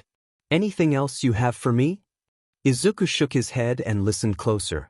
You may also be interested to know that the EXO Mark II incorporating the third rendition of hardlight projectors, second rendition of repulsor technology and first rendition of phase shift technology has been successfully tested, and the inner layer of Kevlar has been sewn into the inner suit. The windows on the screen shrunk to allow another to take place with the schematic of an exosuit with various portions highlighted to show the included portions. It is ready for deployment to the field. And now, for all of you old-timers, here is one from one of the best bands in the history of rock and roll. Here is AC/DC with their song, Back in Black. Do you wish to take it out for a test run? The radio started playing the tunes of the electric guitar from the band as Izuku took in what Isaac said and began to smile very widely at the news. Do we have any checkpoints in the coming weeks? Disclaimer: Boku no Hero Academia My Hero Academia is a Japanese manga created by Kohei Horikoshi. The only thing I own in this story would be the plot and whatever original characters I create. This is a work of pure fiction and I wish I can make money out of this. Possible shoutouts: Marvel Universe, Kamen Rider, Gundam. Go Beyond, plus Ultra. Minute. It was a very wet day by the warehouse near the city border when a van that had seen better days drove up to the gantry and paused before the gate opened for it to move on to the third unit. It waited again for someone inside to open up the shutters for it to drive through before they closed it up. After going a little further in, the van stopped completely with the engines turned off and the driver came out from the seat. Any problems getting here? A rough-looking man in street clothes called out to the driver. A few bumps on the road. The driver, being a young man in his late teens, answered as he moved to the back of the van. Some heroes were making a mess, so we had to take the longer route before we could switch vehicles. And the package? The former's query got answered with the back doors opening and a young girl in an outdoor autumn dress being roughly carried by another person with her arms tied behind her back and a cloth bag over her head. The driver pulled off the bag to show said girl with dark hair going past her shoulders slightly and a GG in her mouth. "Tada!" The driver waved his hand at the child like he was presenting a product to a customer. "Good, the boss would be pleased." The rough-looking man leered over the girl. "We can get some revenue from this before she gets shipped out with the other brats. Best to hold off on that for now."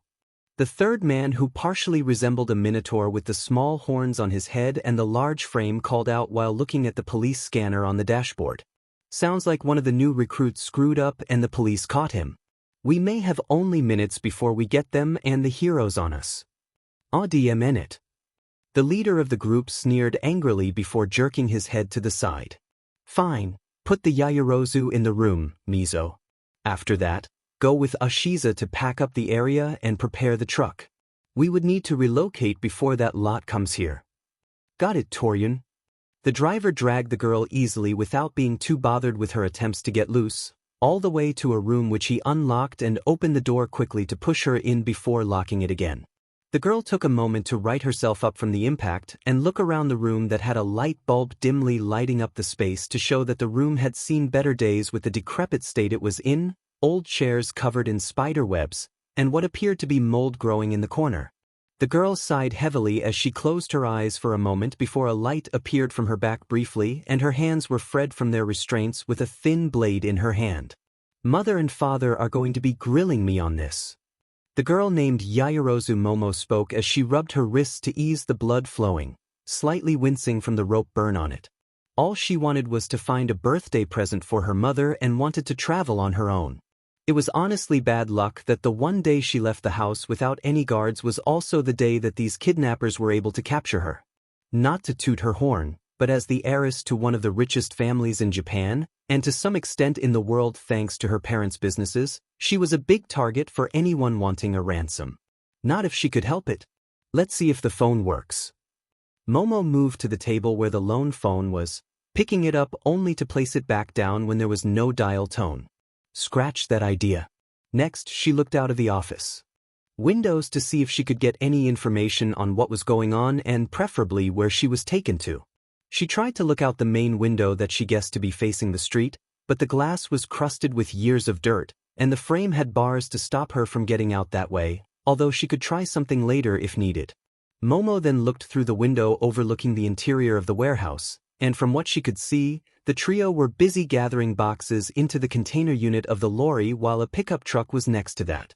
Given how rushed they were, Momo reckoned she had a few minutes at best to get out on her own. She tried to increase her chances by grabbing one of the chairs to stop the handle, grimacing slightly from the stickiness of the webs on her skin. "Okay, let's get out." Momo returned to the window with the bars and lifted her dress to gain access to her belly while she focused on what she wanted, thankful that she had a heavy meal before she left the house. The front of her dress lit up briefly from a glow beneath before a loud thud hit the ground. She lowered her dress quickly and looked at the bolt cutter she had made for the occasion. Momo knew she only had a few seconds to do this before the kidnappers came back, so she grabbed the bolt cutters with a bit of effort, lifted it to the bars and with a loud snap, made a cut in it. She did not dwindle for long and quickly repeated her actions, soon removing all but one of the bars from the frame right as the door handle moved and the door shook briefly and then violently as the man outside tried to open the door. "Got to hurry." Momo cut the last bar out of the way before stepping on the other chair next to the window to get some height over the window. She barely had one leg out of the window when something sticky hit her back and she got pulled back hard, causing her to slip and hang on to the windowsill for dear life. Tried as she might, Momo could not hang on for long and out of desperation created a smoke capsule that she had done in chemistry and fired it out of the window as she lost the fight to her captor, and she ended up getting pulled into the arms of another person. Look at what the spider dragged in. The person who caught her chuckled darkly as he moved out of the office with all of his 8 legs and 2 of his arms wrapping silk from his mouth around her to keep her bound.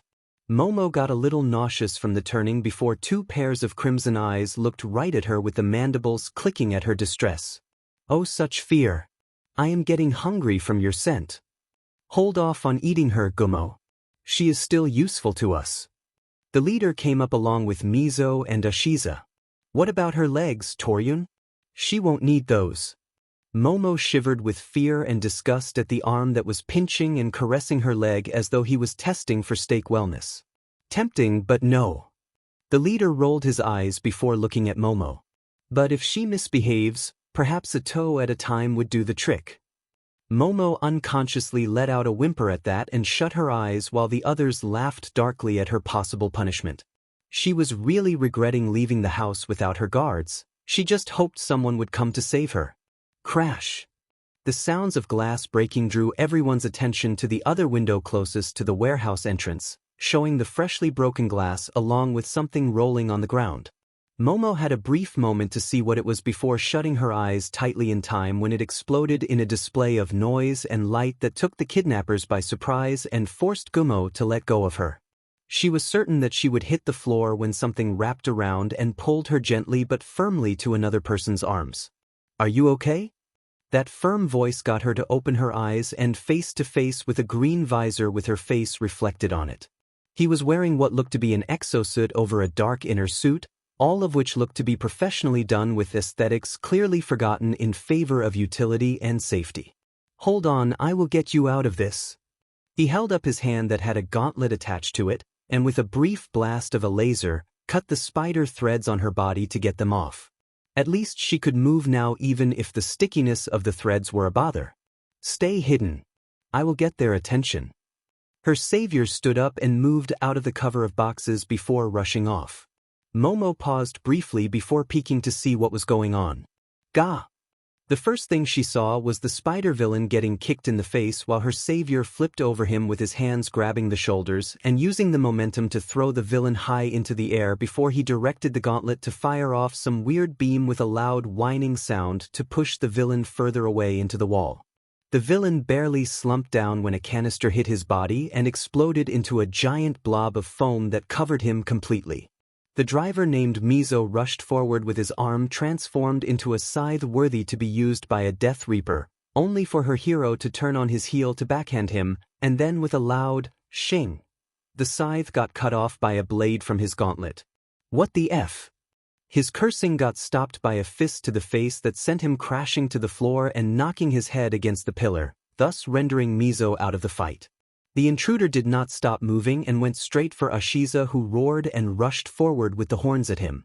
The intruder moved to a slide halfway and produced a collapsible staff he used to trip the Minotaur impersonator without losing the momentum or getting the staff slamming into him. The intruder then managed to kick off the ground hard enough to crack the ground and send him above Ashiza just as he was coming to a rough stop, letting gravity do the work of slamming the staff right on top of his head. With a quick stomp on the back and a flick of the wrist, Ashiza got cuffed and slammed into the wall to ensure he was unconscious. Demend this hero.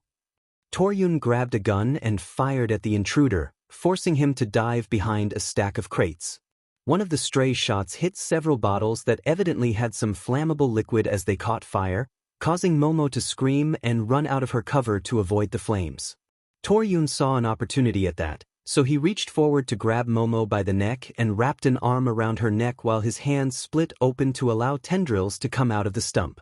And wrap around her torso and legs just as the intruder got out of cover with the palms directed at him with glowing circles from the gauntlets. Momo shivered from both the fear and the sensation of the tendrils wrapping all over her body while seemingly caressing the skin and her developing chest. Okay, hero. Fun time is over. Drop your weapons, pal. There was a tense face-off between the two sides as the supposed hero appeared to be deliberating the options. Now, Toryun had 2 tentacles with sharp points pushing against Momo's neck, earning him a light trickle of blood from the cut skin. The hero held the stance a bit longer before slowly lowering the arms and straightening his posture. Okay, that's good. Now put down your weapons and get on the floor, and the girl here won't lose her head. Pew! Momo barely blinked when something whistled past her ear and struck Toryun dead center in the head, causing him to drop as the tendrils reseeded back into his body as it crashed to the floor. Momo almost got the same treatment when the hero came forward to gently grab her by the shoulders and moved her away from the man. "Are you all right, miss?" Momo turned to face her hero, now taking the moment to calm down from the excitement to see her hero without interruptions. Face to face, she noted with some curiosity that he was apparently at the same height as her, and very young from the sound of his voice.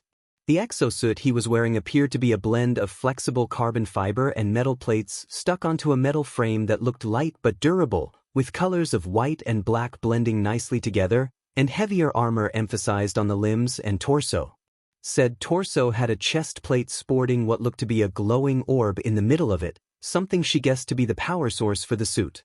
"Yes, thank you." She looked him up and down before asking, "You are not a pro hero, are you? At least, not one I know of." The young man merely smiled at that.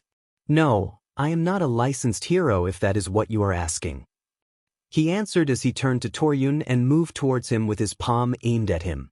"As for my presence, I have been attempting to track a different group of smugglers, one handling weaponry. I got leads of them appearing at this general area, so I was investigating until I saw the van coming into the storage unit, and then I saw you getting dragged out of the van. After that you tried to do something to the window facing outwards, I knew that you were in trouble." He stopped a foot away from the kidnapper and threw a small disc that briefly electrocuted the man before bindings appeared from it and secured him tightly. "There, now that is done." He bent down and searched the man quickly, his search displaying a car license card that was evidently fake, a box of cigarettes, a few unmentionables that had Momo blushing red, and a phone that the young man did something with his gauntlet before placing it back on the pile. "Let's see what he has." He paused briefly before humming, likely getting an answer through the display screen from his visor. "Okay, looks like these fellows have been working with the group I was tracking for a few months now. I now have some proof that these people have been running a smuggling ring for weapons, quirks, and humans." Oh dear. Momo was not sure how to feel about her situation. This sounded a lot like one of the action novels her father enjoyed reading. It seemed so unreal to be in an actual situation where it was confirmed that her kidnappers were involved with organized crime. Yeah. Not to mention this fellow is a piece of work himself. The vigilante kicked him lightly before he moved to the other two and did the same routine, with the addition of dragging them over to the lorry to check on the contents. He left the spider villain on the wall though. "What are you looking for?" Momo asked. "Something I hope to be more conclusive about." The vigilante looked about with careful hands before pausing by a box that was very different from the rest. For one, it was not made of cardboard, rather it was a big carbon fiber box with an electric lock on it, with a brand logo of a company that Momo recognized from her father's dealings to be a pharmaceutical company. A second point to note, rather worryingly, were the big symbols used to alert all of possible biohazard and radioactive materials inside the box. "Oh, you have got to be kidding me." The tone used by the vigilante was clearly not a good one. He raised a hand to it only to pull it back when his gauntlet started beeping loudly with red lights appearing. He cursed while pushing the surrounding boxes and her away from it. "Definitely not good, get back." "What is it?" The vigilante looked at her briefly before taking out a capsule the size of a small ball and throwing it at the box. The capsule broke upon contact with the box and spewed out a white foam that quickly encased it and solidified just as quickly. The vigilante raised the arm again to check for something before lowering it when the lights blinked green with no sounds. "I have no idea what it is, but clearly it is bad enough to trip my RID scanner. And these guys did not bother sealing it completely." The vigilante looked back at the men and hummed before reaching for his head cover. "Apologies, young miss, but I need to make a quick call to someone to get this moved before I can get you out." "Oh, it is no problem." Momo lightly bowed. "I should be grateful for you saving me. My name is Yayarozu Momo." The vigilante smiled at her. "I don't really have a hero name, but you can call me Tataru." He must have connected a call at that point as he turned and spoke about getting someone to drive the lorry away. "Okay, that is done. Now let's get you moving." Momo followed the vigilante as he proceeded to the truck next to the lorry to get inside and checked for something before using the sets of keys he had grabbed from the kidnappers to try and fit into the key slot. After a while, he let out a heavy sigh. Great, just great. Is something the matter? Momo asked him. Just that none of them had the keys to operate this truck. That means someone else has to have it. Got to do this the hard way then. The vigilante grabbed the cover of the steering column and broke it off with a crunch, and then pulled out the wires and checked them carefully without dislodging them from the key slot. Okay, these two would be the ones to start up the truck. I just need to remove them and get something to connect them with. What do you need? The young man turned his head lightly to her, giving the impression that he was looking at her closely. Unless you have a set of clips or a simple electrical switch to connect these two, I will have to jury-rig this on the spot. Tataru asked with curiosity noted in his tone, which was a lot better than the obvious scorn or sarcasm that she would have honestly expected of such a query. Momo held out an arm and focused on what she had in mind, creating what was a push-button switch with a pair of wire connectors at the end.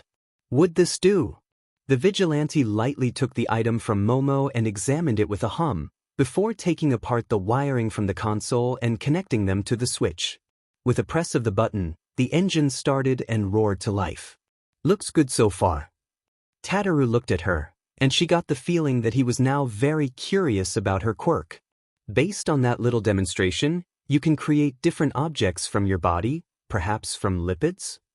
Momo slightly perked up at that. Not many people could identify that so quickly from the first demonstration. Yes, I am using my lipids to create the objects I need, but I can only make small ones for now. Momo answered while watching the vigilante do his handiwork before turning the switch. He hummed both at her explanation and him checking the dashboard for some items in the booth. That sounds like a very useful ability to have, even more so if you need to memorize the different materials that go into making each item. Do you need to remember the periodic table to do this? Do you require the knowledge of the molecular structure to stabilize the creation? Could you create objects with different materials to lessen your lipids usage? I wonder if different food items can affect your lipids and in turn your creation ability. The young man notably stopped himself from going into a mutter storm and turned to her with a sheepish expression, at least one she could see based on the mouth. Sorry about that. I tend to ramble on my thoughts. Momo on her part was slightly gasping at the vigilante, her mind going at a high speed contemplating what he said just from her brief description. This young man was able to decipher parts of her quirk that she had considered briefly along with guessing correctly the limitations and providing alternatives to her creation. It also gave her some happiness that this young man understood that she had to put in the work for her quirk to work. Too many outside of her parents looked at her and praised her quirk without once thinking that she needed to know a lot of subjects that normally would be taught around high school instead. Miss Yayorozu? The young man's query broke her thoughts. Sorry, my mind is wandering. Momo's cheeks were burning at that point. It's okay. Before he could comment on it, a beeping sound came from his gauntlet. Raising it, the vigilante did something to project a holographic image of what appeared to be the warehouse they were in with several red dots appearing around it. We got company. Could it be the police? Momo's hope got dashed when the far wall got absolutely shredded with bullets hitting it. Clearly not. Stay down. I'll be back. The vigilante pushed her head down before leaping out to do something.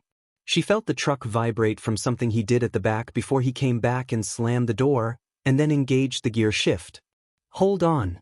Momo could be forgiven for screaming at both the bullets coming at them and the sudden impact of the truck slamming through the garage doors, swerving widely before hitting the main road.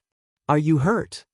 The vigilante called out before cursing and diving his head down from a stray bullet coming from behind and hitting the glass. Ah, come on. He raised an arm and with the loud sounds of the servo, smashed the window out to get a clear view of what was in front of them. I mean no offense, but do you know how to drive? Momo asked as she scrambled to put on the seatbelts. Not old enough for a driving test. Driving experience on the go? I can do a little bit.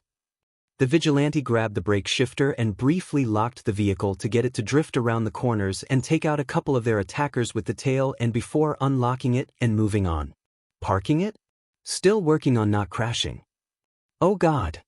Momo was not really religious, but she could not help crossing herself and hanging on to her seatbelt like a lifeline as the vehicle hit the main road and moved on towards the city. They would soon be followed by another 2 vehicles that had a couple of guys firing upon them with fireballs and spikes. I hope this works. The vigilante muttered before calling out. Activate Aegis barrier, 6 o'clock. Momo wondered what he was saying when a hum and a bright flash of light brought her attention to the back of the truck where she was Toryun tied up and still unconscious, along with some gadget at the back that had thrown up hexagonal shapes of light to block the attacks from behind. That is amazing! Momo could not help but exclaim at that technology. Thank you. I am just glad it works. That prototype does not do well while mobile. The vigilante answered seemingly without meaning to as he focused on evasive maneuvers. Then again, maybe since it is on a flat surface as opposed to a mobile frame. I really need to consider more field testing and different equipment to see if that is the case. Momo could barely keep up with his muttering, but from what she gathered, this young man who sounded close to her age was able to build all of this on his own, and she wondered if she could do the same with her quirk. She really wanted to try that out. Hang on tight, we are entering the district boundaries. He called out to her as the truck was going closer to the boundary dictated by the signpost. Their chasers certainly did not want that happening as their shots started getting wilder and frantic in their attempts to stop them. One fireball hit the barrier and overshot them, hitting the road ahead of them and exploding in a display of fire and debris. Crap! The vigilante turned the wheel as hard as he could. The truck just barely avoided the big hole in the road but went over some of the wreckage that caused the truck to bounce and swerve unevenly. Just as he was trying to regain control of the truck, Momo spotted something at the window and turned in time to watch one of the kidnappers pulling out a rocket launcher and aiming it right at them. Watch out! Her hero cursed, as he saw what she was warning him about and jerked the wheel hard right as the man fired off the rocket, missing them by mere inches when the truck jerked. Momo could feel the heat from the burners as it went past her window and continued forward until it hit the nearest building. The vigilante continued to fight to gain control and managed it by the next turn. A loud beeping sound started to sound at this point. Okay, good news. We have some heroes inbound. The vigilante called out to her. And the bad news? Momo asked while covering her mouth to hold back the urge to puke. They are still a few blocks away. Tataru pulled the wheel in time to avoid other projectiles. And we are running out of fuel. Then a fireball hit the hood of the truck and blew it off, causing the engine to spew out flames and smoke. And we just lost our engine. Of course, it is just like every other bloody Wednesday of the week. Brace for impact. The barrier that was behind them now covered the body of the truck in time for them to crash into an empty store scheduled for demolition. They continued on a bit more before hitting a brick wall that caused the airbags to expand and stop both their momentums. Momo got smothered by the airbag briefly before she could push it down enough to have her mouth free. Nice parking. Tataru snorted as he pushed down the airbag. Thanks. He then let out a yelp as his headpiece started sparking and he scrambled to get himself free from the airbags to have more room. Momo on her part focused on creating a knife to puncture her airbag and then get herself off the truck with a wince. Her hero/driver came out quickly and fumbled with the headpiece that was emitting more sparks, managing to get it off with a growl. This was the first time she saw her savior behind the mask, and she was honestly surprised to find that he was the same age as her, with curly green hair and freckles on his cheeks. He then turned to face her, green eyes that showed a strength and seriousness in them aimed right at her. Are you all right? Momo took a while to answer, partially from the crash and the odd skip of her heart from his eyes. Yes, I am fine. She shook her head lightly to get rid of the last dregs of dizziness and to force herself to focus on the situation. I have not injured myself. Are you? Not too bad, though my gear is ruined. Tataru looked at where they crashed from, the debris providing some cover from their attackers. We don't have much time. Tataru fiddled with his headgear and pulled out the damaged component from it to set it aside in time to spark and break down, before placing the headgear back on his head along with a set of dark shades to cover his eyes. This would have to do. Stay hidden. I would try to pull them away from here and maybe get the attention of the heroes coming for us. But Momo tried to say something only for him to interrupt her with a hand. I can hold them off for a short time while you get yourself to safety. You should not get involved with this. Tataru told her as he moved to get the bound Toryun off the truck and the shield device that he clipped to his side. He then dragged the kidnapper to what looked to be a locker and opened it up, pulling out the shelves and whatnot before stuffing the man in and locking him in. That will hold him for now. You need to stay hidden. In case the heroes come early, hand them this, he said while giving her a thumb drive before going towards the front of the store. I can help. Momo pleaded with him, not wanting to leave him alone. Tataru paused just short of clearing the debris to turn and give her a smirk. Trust me. He then moved on, soon leaving her line of sight. A few seconds later, Momo could hear shouting and taunts that later devolved to screams alongside gunshots and explosions that rocked the foundations. Against her better judgment, Momo moved to the window closest to the front to see what was going on. And that was when she had the front row seat of a hero going against villains. Take him down. A man with a crude mohawk yelled at the others as his 6 arms were firing multiple guns at Tataru, who had a barrier in front of him while moving forward without fear. He paused briefly to direct the palm of the free hand and fired off a shot to knock Mohawk down, then dove to the side to avoid fireballs aimed at him.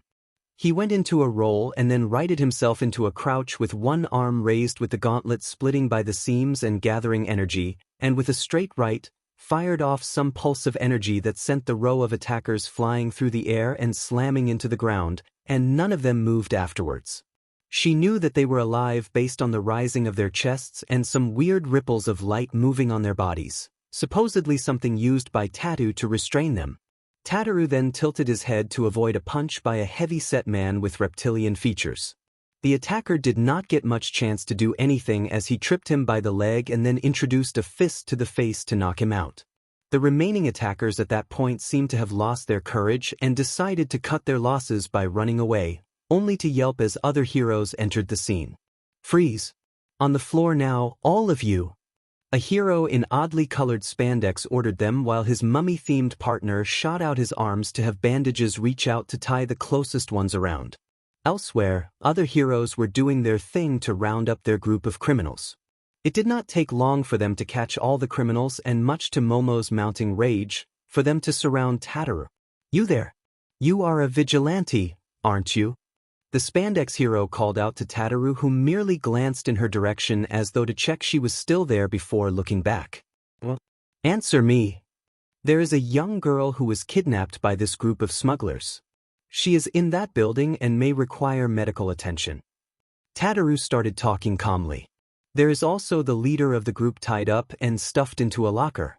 If you were to head to the warehouse down the road, you would find what is left of their hiding place. Well, I guess we should thank you for that. Momo was getting irritated with Spandex Man. It made sense in her head, speaking so condescending to her hero. You can thank us by turning yourself in, villain. His partners were all gearing up in a manner that clearly spoke of their wishes that he refused. Tataru amazingly acted bored at their actions as he scratched his head while looking about. Well, quite the thanks and escalation of labels.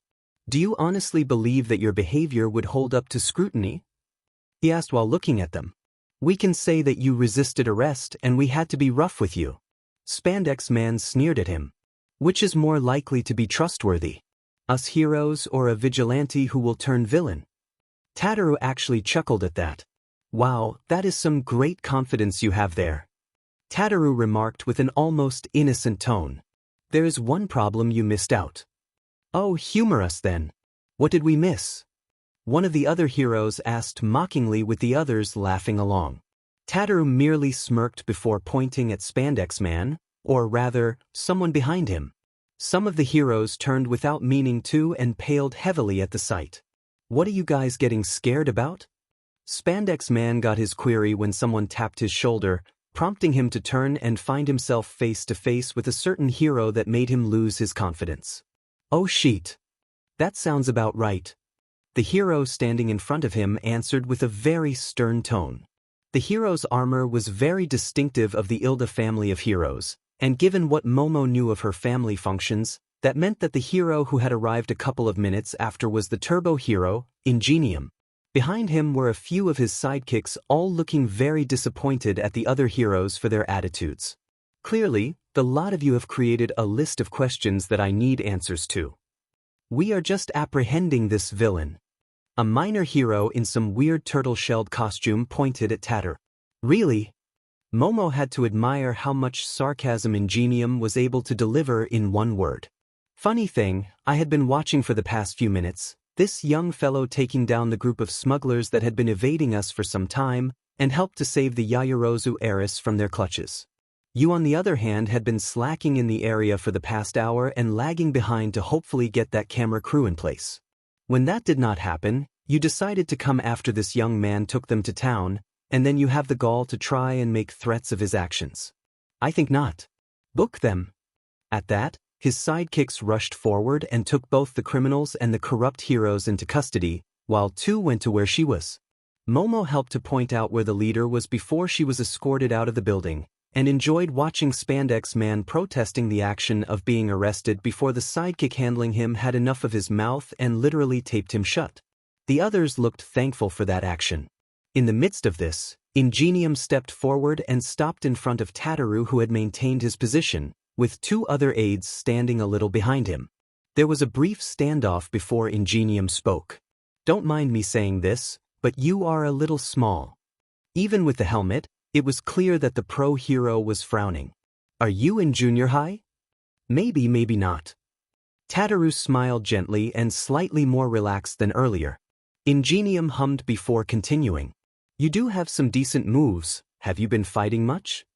Not really, I tried to avoid combat if I could. Tataru shrugged. I was actually trying to track down another group of smugglers dealing with weapons, and I ended up dealing with the group of human traffickers. He paused before leaning forward to say something. Whatever it was, Momo could not hear, but judging from the tenseness from Ingenium and the aides, along with glares directed at the villains from said aides, it had to be really bad. I see. Thank you for your help. Ingenium brought a hand to Tataru, who looked at it briefly before slowly reaching to shake it. Momo had the odd vision of seeing stars appearing around Tataru for some reason as they shook hands before parting. Honest question to you. Why do you do this? The tracking of smugglers or vigilantism on the whole? Ingenium waved at the second. No one has been dealing with them for a while, and some weapons were being taken to groups outside of Japan with known terrorist links. Someone has to do it, the police can't do much on their end, and those fake heroes were certainly not doing anything. Momo slightly shivered at the odd emphasis Tataru used to describe the earlier group of heroes. It sounded like he had a bit of an issue with heroes not doing their work properly. Understood. Ingenium did not appear to have any major reaction to his words. The pro paused to watch the other vehicles leaving with the passengers before turning back. By right, I should be turning you in. While it seems that you have your heart set right in some manner, there is a lot of destruction going on. To be frank, the majority is by the kidnappers trying to get us. I avoided attacking with projectiles. Momo nodded her head at that. Ingenium tilted his head at her action and hummed thoughtfully. You are not native to this district, are you? You only came here to track your targets. Tataru nodded briefly. Ingenium looked at him before reaching to scratch the back of his neck. I do not know why, but I get the feeling we will meet again in the future. The pro turned to one of the aides who reached into his pocket and pulled out a card for Tataru to take. If you are in need of assistance, you can call me if required. Tataru reached out slowly to take the card and held it up to examine it. You are taking a risk to let me go. Tataru mentioned it. True, but my gut is telling me that you probably do your best work on the gray side of the law. Ingenium raised a finger. Just don't do this too often. Try to get into a hero school to get licensed, okay?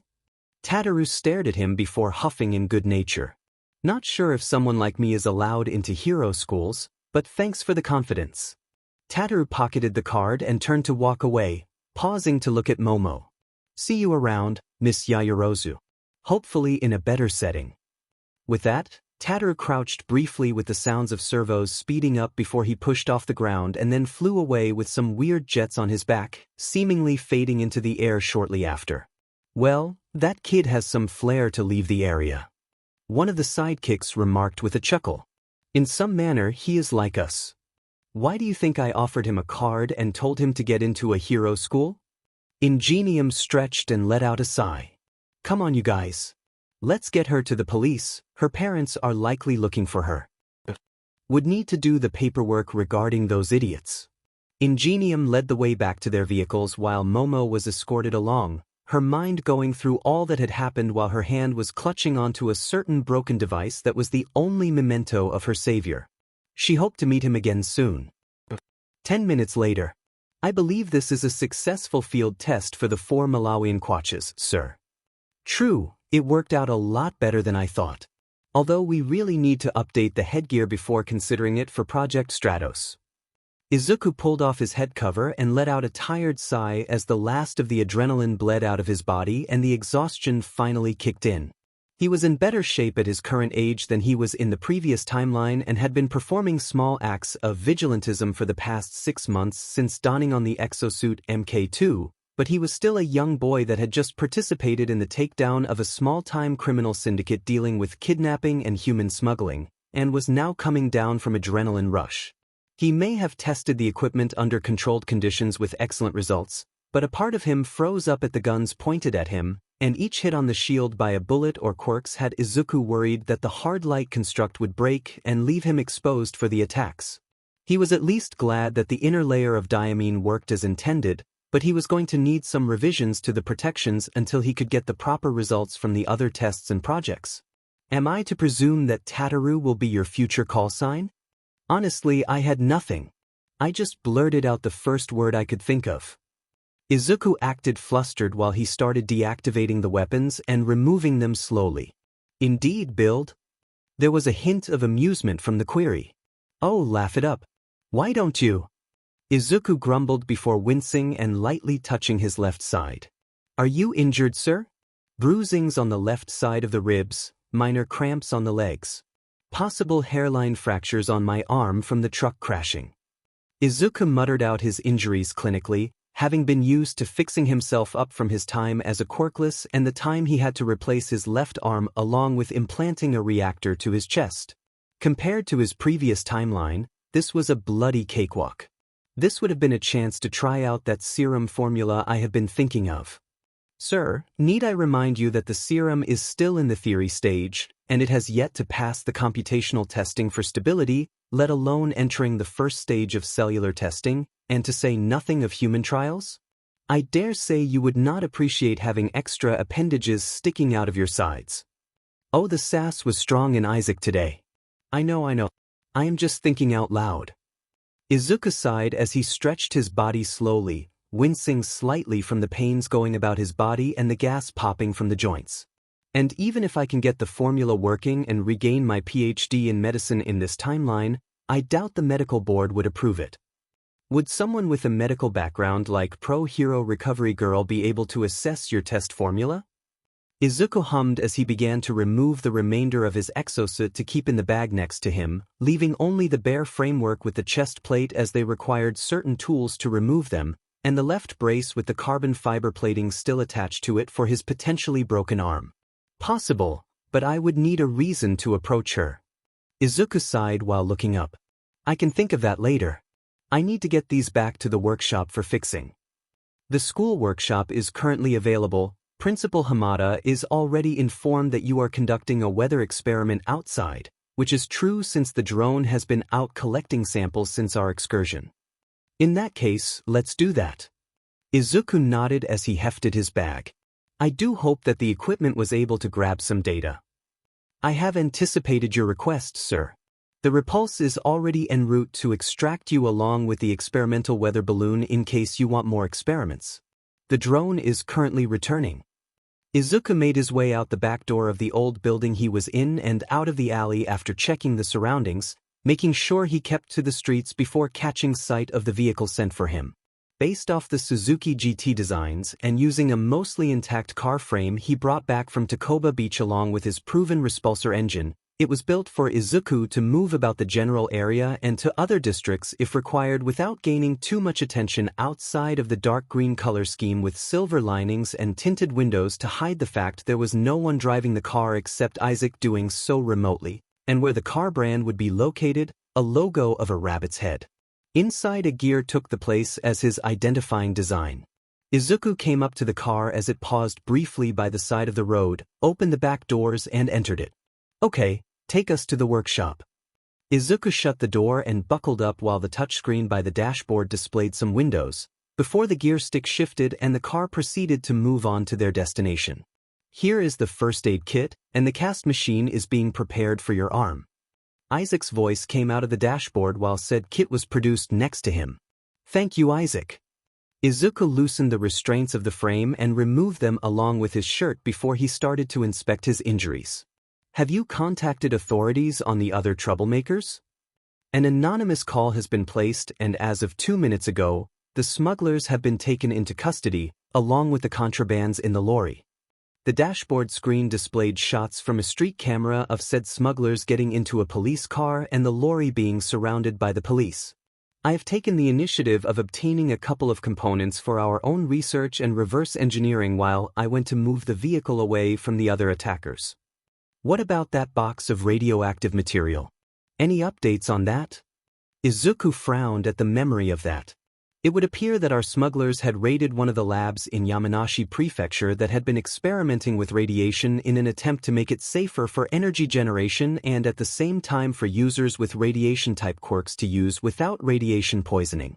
Although if the data is correct, they are barely making any progress and are getting their work cut off. I did take the liberty of obtaining some samples in case we encounter more in the future.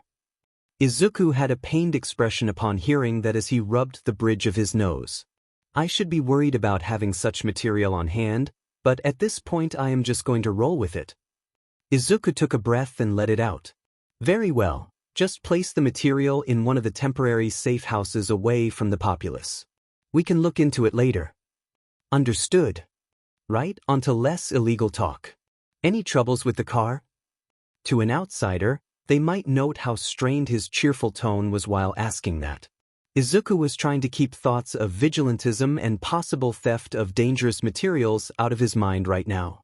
Repulse's systems are going well. The hardlight technology has been updated to ensure protection of the car and yourself. The phase shift technology has proven most useful with your recent vigilante activities and raids against selected villains, both in protection and changing the color scheme of the vehicle. "Good," Izuku answered as he sprayed the desensitizing alcohol on some parts of his upper body, hissing from both the sudden chill on his skin and sharp pain from some of the open cuts on him. He then sprayed a different liquid on the open cuts, watching as the cuts slowly closed up like time was being reversed and then showed only pink skin as though he was just bruised. Good thing he had this formula working for normal cuts and bruises. He did not want to explain to his mother about the injuries he was getting from his side activities. Thinking about his mother had Izuku going through his memories to compare both timelines while he laid his arm in the device to create a temporary cast for his arm. In the past timeline, Midoriya Izuku was an overworked mother who had been stress-eating to cope with the trials of raising a quirkless boy. She was barely able to support enough for the both of them, and she had to deal with a messy divorce. It was after getting to a good high school along with a part-time job that Izuku was able to support the two of them enough that she could relax a little, even more so when he was able to include security for the both of them when the war started to get more intense. Unfortunately, she still needed to go out every so often, and it was around his 20th birthday that she got injured in a turf war between several villains and a few heroes, one of whom was Bloody Bakugo Katsuki. Her legs were injured to the point of reducing her to a wheelchair, and later complications with her treatment put her into a coma. Despite his best efforts along with Uncle Masaru and Aunt Mitsuki, the most they could do was to put her to sleep peacefully. The two adults and Eri took a bit of time to get him out of his funk. As for Katsuki, the a-hole did not even acknowledge his mistake and told his parents up front that she should have known better than to get in between his kill streak. Izuku almost used his personal weapons to hunt him down only to be stopped by Eri and a few others back then, but it was also clear by that point that Katsuki had gone so far off the bend that he broke the almost saint-like restraints of Uncle Masaru, who proceeded to demonstrate the fact that he was not as harmless as many would expect and take Katsuki on without a lot of protection on him, and ultimately drove Katsuki out of the house without once getting hit. Let's just say Aunt Mitsuki spent the next few days getting comforted by Masaru for what Katsuki did, and at the same time, tried to give Izuku a cousin to spoil. He was mentally scarred by the latter despite being an adult. In this current timeline, Inko was able to have some confidence after seeing her son continue a path that was not in heroics but still helping people in his own way and forging his own path ahead. She had continued to keep herself fit by going to the gym with Aunt Mitsuki, and had obtained a new job as a lawyer for one of the most successful and infamous in some circles, lawyer firms known in Japan and some countries abroad. Rather amusingly, Inko had managed to gain a reputation for being one of the most ruthless lawyers around to champion all those disadvantaged people with poor circumstances, be it people simply too poor to afford lawyers to those labeled weak or evil based on their quirks alone. She may have gotten too into it likely due to his personal history, so Inko wanted to make sure that no one else had to suffer. He really needed to cook a very nice dinner for her. That, or make a booking at the very fancy restaurant overlooking Tokyo Bay. Casting has been completed. We will be reaching our destination in 20 minutes, sir. Isaac's voice broke his thoughts as the casting device finished covering his arm with the polyester cast that allowed him some movement while keeping the bones in place. The weather drone is now back in the workshop. Thanks, Isaac. Izuku tidied up his area and grabbed a shirt. I think we can skip the balloon testing and... Sir, I am detecting irregular movement above us. Isaac interrupted. Izuku immediately looked at the dashboard where the screen was while prepping a repulsor at the roof. Someone about to land on the vehicle? Izuku asked with his repulsor powering up. Negative. Movement is consistent with someone leaping or propelling themselves to another rooftop. Someone tracking us? The screen switched to a window displaying a satellite image of Japan and began zooming in quickly to their current district, and then another window started displaying traffic camera feeds. I am calculating a 68% probability that it is not the case. This person or object is just using the same area as us. A little coincidental if you ask me. Do you have visuals? The screen displaying the camera feeds sped up the processing while the satellite feed focused and sharpened the image. Within seconds, the satellite feed showed something flickering between buildings while the camera feed from a roof camera nearby captured an image which Isaac superimposed and sharpened. That is the person. Izuku looked at the image and blinked before lightly groaning. You have got to be kidding me. 20 minutes later, a heavy sigh came out from the mouth of Tsutsumi Kana, otherwise known by her moniker as Pro-Hero Lady Nagant. As she stood near the edge of the roof, she landed on top of some new apartment building being built, uncaring of the rain that was drenching her or making the rooftop floor precarious enough to slip and fall 20 stories to the road below. She looked at the people down below scurrying for cover from the rain, most if not all likely oblivious to the one who was looking from above or the type she was. If they knew, they would be terrified to flee as though death was looking upon them. Well, she was the equivalent of it. In the public eye, she was Lady Nagant, a pro-hero who just reached the top 20 in the hero ranking system despite being an underground hero. A woman who was fast becoming a household name for young girls aiming to be heroines themselves, a woman demonstrating her worth in a society that was often considered dominated by men with a good number thinking she should stay in the kitchen, or depending on the chatter from the Rooter group if you would, someone who should be under them, preferably in the bed. On that part alone, she would enjoy shooting them in the bits to see how they enjoyed it.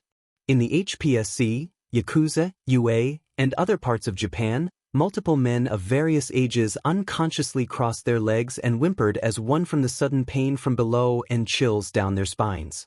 On the other side of the gender scale, a certain Demon TRX-themed heroine, a dragon lady and a rabbit-themed heroine felt vindication. In the shadow of the HPSC, however, she was their agent to deal out death for villains planning out acts of terrorism before they could blossom. She was the agent sent out to ensure any corrupt heroes exploiting the system for more fame and fortune would be eliminated quickly. She was the sniper who could take out any opposing politician that would disagree with the HPSC with a squeeze of the trigger. In effect, she had become the HPSC personal Grim Reaper for the people who would go against the structure of the current society, perceived or otherwise. Kana had been tasked to find and hunt down suspected MLA sympathizers and backers, something that she did not mind doing given the crap she had to endure herself in her early years from junior high with a few students that she believed to have been raised with those beliefs, if the book and amulet she had found off one of them being an indicator. But just a week ago, she was taking a break from her assignments and walking about to patrol the area when she bumped into a group of children who were excited to meet a pro hero in person. One of them had extended his hand to her to shake, and she was going to do so when her vision shifted briefly and she saw her arm drenched in blood with the corpses of her past targets surrounding her, with the child having a bleeding bullet hole in his head as he held out a bloody hand. She barely held her expression as she drew back her hand while her handler at the time was busy distracting the children, and then gave a shaky smile at the child who said that he would hope to be like her in the near future. Only when she returned to her apartment at the HPSC headquarters did she finally loosen her control over her composure and let out whatever was in stomach before crying under the shower head to let her tears be washed away with the bath water. The next few days appeared to be a nightmare slowly unraveling into reality as each shot she took during this mission seemed to have the body appear before her with milky eyes staring back with horror. Kana had been trying to maintain her composure during her missions, but it was a near thing and she could not help the urge to want to upchuck her meals at the end of each day. She felt like she was drowning into a pool of despair with the hands of those she had taken out holding onto to her so that she could not escape. As if it was not enough, she just had a call that the director of the HPSC wanted a meeting with her on another possible mission. Kana was not sure what she could or should do at that point, and had taken to leaping around the district and using her zip line on the rooftops to try and clear her head after her latest hit. And thus, she ended up here, looking down at the populace. Her foot twitched forward to the edge, her mind in turmoil from all that had gone on. She wanted advice, help, anything to stop the pressure that was overwhelming her mind. But who could help her? Miss? Her head quickly snapped to the direction of the voice, one arm tensing and readying her quirk to create the weapon of her choice when her eyes caught sight of the speaker and her mind stalled briefly. Standing in the rain with an umbrella held in an arm that had a cast on it and a light green raincoat was a small person looking at her, the hood covering the head and a scarf covering the lower part of the face to hide the features, leaving only the concerned eyes that were directed at her. "Miss, is everything all right?" Kana noted that the speaker was a young boy that could not be any older than 11 years, but her mind was still a little numbed by all that had happened. I know that life is bad and all, but you do not need to go to a rooftop to do this. Please do not go further. I am sure that we can talk this out. Maybe it would not be as bad as you think." Wait, what was he talking about? Why did he sound like she was going to... Please. It was only through experience and sheer control of her emotions that Kana slowly lowered her arms and moved away from the edge of the rooftop without slipping on the ground and likely plummeting to her death by accident from understanding what the boy was saying. The young speaker must have looked upon the scene and thought that she was a depressed woman contemplating jumping off the building to end it all. At this point, her embarrassment was partially making that a nice option, even if it broke through her troubled mind. Oh, thank God. The young boy notably slumped in relief watching her come towards him. "I have no idea what to do if you were to jump off. Thank you for your concern. I can assure you though that I was not going to do that. I was looking for something but the rain was making it hard." Kana tried to give that excuse before asking her first question. "That said, may I ask why is a young child like you here on top of the rooftop?"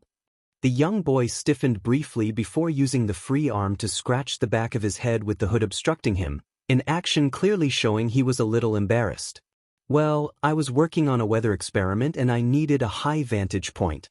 This building is a little out of the way from the street, so I could launch the weather balloon out here without getting disturbed. I was packing my stuff when I saw you land on the rooftop and walk to the edge. And well..." The boy waved a hand like he was trying to convey, "What can you do about it? And you go to half-completed buildings to do experiments?" Kana raised an eyebrow at him. "I did check for structural integrity, and I have a permit." The boy protested weakly, and Kana would deny with her heart how much she wanted to mess with the boy with his voice tickling a funny bone she did not have. "Before we go into what is right and wrong, let's get off the rooftop and have it above us." Kana looked up at the darkening clouds. "Weather is turning again and I don't think you fancy getting struck by lightning." "Oh right." The boy scrambled to get to the door, pausing as he turned to her with eyes slightly narrowed. "You are coming with me to the stairs, right?" Kana lightly sighed at the thought he was clearly having while nodding and followed the boy through the roof access and to a room one level down that was mostly empty outside of some construction panels and a bag by the pillar with an open case next to it. That was where the boy headed to while removing the hood of the raincoat and the scarf, and Kana blinked at the forest of green on his head and the youthful face. He really was a young boy. Who on earth would let him wander about construction sites unsupervised? "Here you go." The boy turned around after rummaging in his bag to pull out a card for her to look at, and Kana could see the number of freckles on his cheeks. He somehow looked familiar for some reason, that much Kana thought as she took the card and looked at the information. He was correct that he had a permit to go around certain areas to conduct experiments, though he was skirting the rules a little. And surprisingly, he was from Hamada's Institute of Robotics despite his young age. "Seems to be in order," Kana muttered as she looked up to find the boy folding some fabric on the floor with his uninjured arm, the coloring and material indicating it was the weather balloon he talked off. The design and the case was clearly well made, which lent credence to his story, but some of the tools appeared to be made for his size. A brief flash made her turn and stare at a certain object. "What is that?" The boy turned at her voice and continued to look at what she was indicating. "Oh, that is the reason I am conducting the experiment in this weather." The boy beamed at the clear canister containing several rings with arcs of electricity bouncing in between. The rings in question appeared to be rock-like or even crystals that were glowing with energy, making them a very attractive sight for the woman. "I was testing whether lightning could be contained for its energy, and the material in question is something I have been meaning to test." "What is it?" Kana asked out of partial curiosity and also a manner of distracting the boy in case he was an operative. It would not be the first time someone tried to get a jump on her. Something that was created by total accident. The boy looked sheepish at that. "I was trying to create a material for my science project, but I fell asleep during the last stages and ended up with that odd crystal formation. The best description I can give is organic crystal growth with the ability to absorb static electricity in the area." He gestured to the folded fabric. "I was testing to see if it could absorb the static electricity in the clouds." "So it is just to absorb electricity?" Kana asked, with the odd effect of creating something of a null zone around it. The boy pulled out a small tablet to show her an image of said canister and small arrows moving like currents. "The material is generating photons on its own and absorbing the electrons from the environment to generate both electricity and a minor magnetic field that seems to cancel out anything with electronics in it. Think like a natural Faraday cage. If this experiment gives out the proper data I am looking for, this could help areas with no access to the power grid or unable to install facilities for renewable energy." "I see." She was barely keeping her expression from showing how out of depth she was. It had been a while since her high school days, but that sounded almost a little science-fictional to her ears. What type of work do elementary kids do these days? Speaking of which, by the way, what is your name? The boy paused before smacking a hand to his forehead. "I am so sorry for being rude." He then bowed while introducing himself. "My name is Midoriya Izuku. I can't tell you my real name, but you may know me as Lady Nagant." Kana bowed to greet and raised her head in time to see the boy wiggling his nose thoughtfully, making her want to tease him again for some reason. Lady Nagant, as in pro-hero Lady Nagant, rank 20. The now named Izuku worded his observations. A woman becoming one of the fastest to go up the rankings. "Yes." Kana watched the boy carefully. The boy was not being a fanboy or one of those hormonal idiots. If anything, he was being mature and precise in his thought processing. Quite curious for one his age. "Oh, I hope I did not offend you. I was just talking." Izuku waved his hands before hissing and grabbing the arm with the cast. "Easy there, you did not offend me."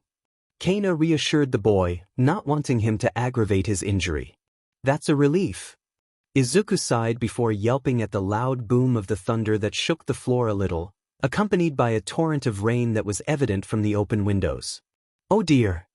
Looks like we are stuck here." Kana huffed at that. "So it seems." Izuku groaned at that statement before perking up. At least I can get some writing done before getting back to the workshop.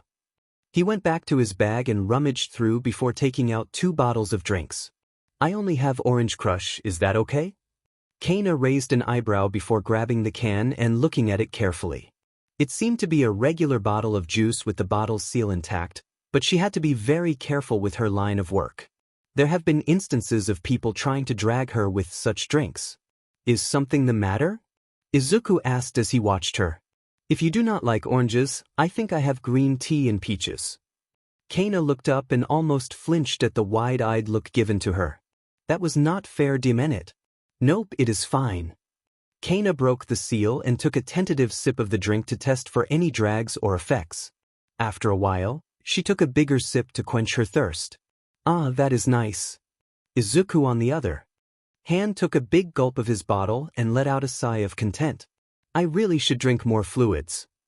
Kana hummed as she switched her attention to the canister containing the crystals giving off the glow and static electricity.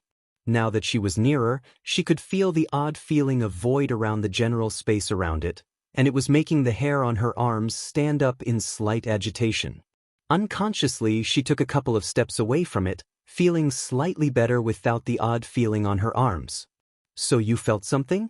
Kana turned to find the boy looking at her with a notebook and pen at hand, quickly scribbling something while asking her some questions. Does it feel like static electricity going on your arms or the feeling of emptiness? Does your quirk have an odd reaction to it? Do you feel your senses getting agitated by it? Whoa, slow down, kid. Kana raised a hand at him to stop his queries. I cannot get all of that. Izuku paused before scratching his cheek with the pen in embarrassment. Lemon-sensei and Gogo-sensei did say I need to control my muttering. The boy remarked before writing down what he had in mind while asking slowly the same questions, to which she replied while mentally thinking that he was a sharp one. A couple of questions regarding her quirk had her wanting to slam her head against the wall for not considering the ideas he had about her bullets or her rifle quirk.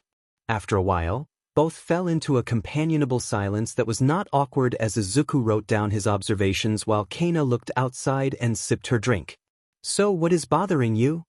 Kana turned to the boy who had evidently finished whatever he needed to do. Excuse me? Kana blinked at him.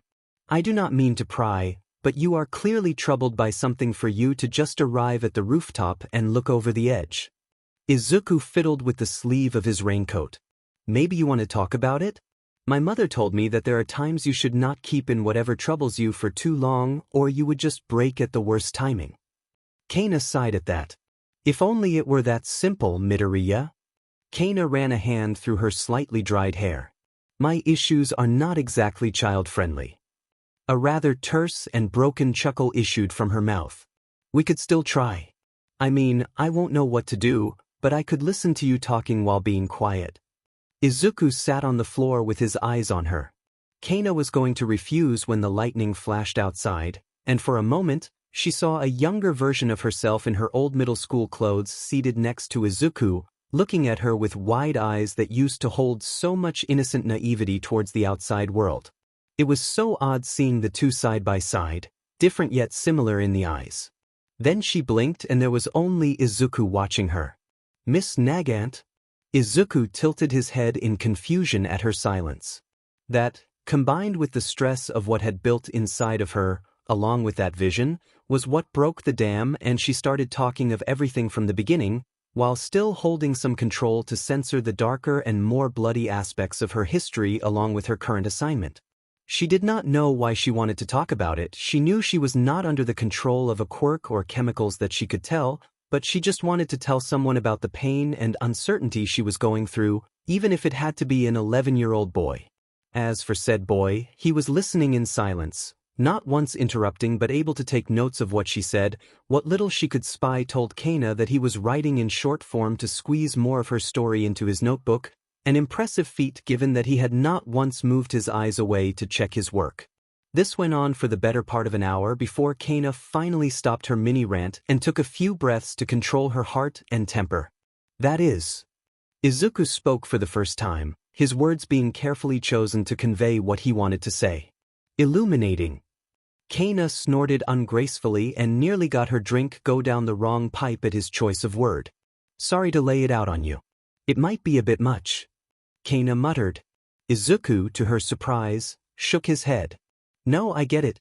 I did ask for your story, and to some extent, I can relate a little. Kana looked at him with a raised eyebrow. Really?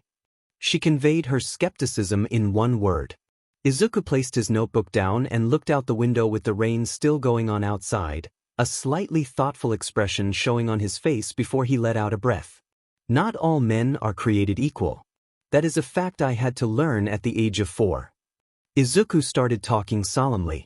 Even more so in a society where your worth is immediately determined through the roll of the genetic dice. Once possible friends can turn on you in a blink of an eye, and people could ignore your existence at best and be favorable for outright extermination.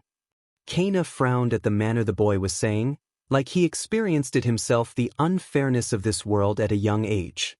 Do you know about an incident called the Aldra Purge? Kana blinked at that query. Yes, I heard of it. After all, this was her latest assignment to handle. Most of what was told to the public is censored. Aldra was a place where quirk Darwinism reigned supreme.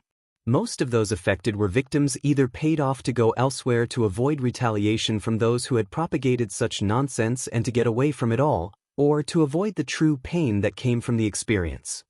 Izuku continued talking, and it was Kana's turn to listen carefully to his words. Anyone with strong, flashy quirks are considered potential heroes in the making. People with unsightly quirks will be treated as potential villains. Those with weak quirks are considered crash test dummies. And for quirkless? Izuku gave a rather scornful laugh that sounded so wrong from such a young boy. We may as well be considered lower than the cockroaches stomped under their boots. Well, if dash. Kana did not know how to react to that bit of news.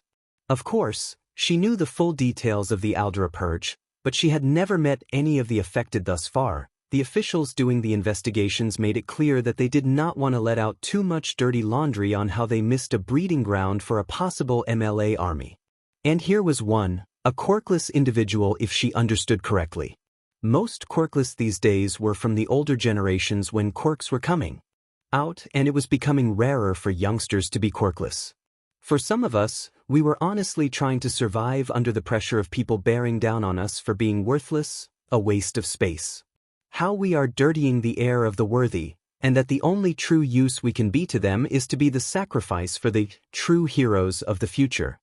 Izuku was looking down at his hands while speaking, which was good as he was not looking at Kana gripping her bottle tightly with flames in her eyes as he talked clinically.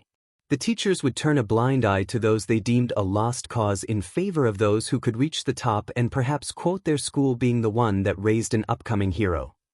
Okay. She was getting back some motivation for this assignment. I got that break when the heroes and police came to raid the elementary school I was at, and later was able to start a new life away from the district. That said, quirkism is still a thing in Japan, and with a few heroes actually doing so, I am still working through life. Izuku continued talking. I am planning to head to Island for my future education. At least there I do not have to worry too much about quirkists since they have the highest employment numbers for quirkless. Students, inventors, scientists. You name it, they have it. That is a good place to work in. Kana remarked. True, but ultimately that may be me just trying to get away from all the hassling and protecting my mom at the same time. The laws on Island helped a lot, but that still will not solve the root problem. Izuku looked up at her. This society of quirks needs fixing. I can tell that you are withholding the more questionable acts in your story, and I won't pry. For better or worse, some actions would be used to keep this whole act of heroes and villains in balance, but one must wonder why we have to entertain such a notion. For my part, I do not know if what I am doing helps, but I am refusing to back down to bullies who look down on account of me being quirkless. He clenched a hand at this. I will do what I can to push back. I believe you can do the same. Kana looked at the boy in slight surprise at his proclamation. The more cynical part of her was sneering at the naivety of the boy in thinking that he can go against the tide of quirks, while the more practical part was saying that the boy had done something to aid his situation. And there was one part of her that was still desperate for answers. At least you have something, kid.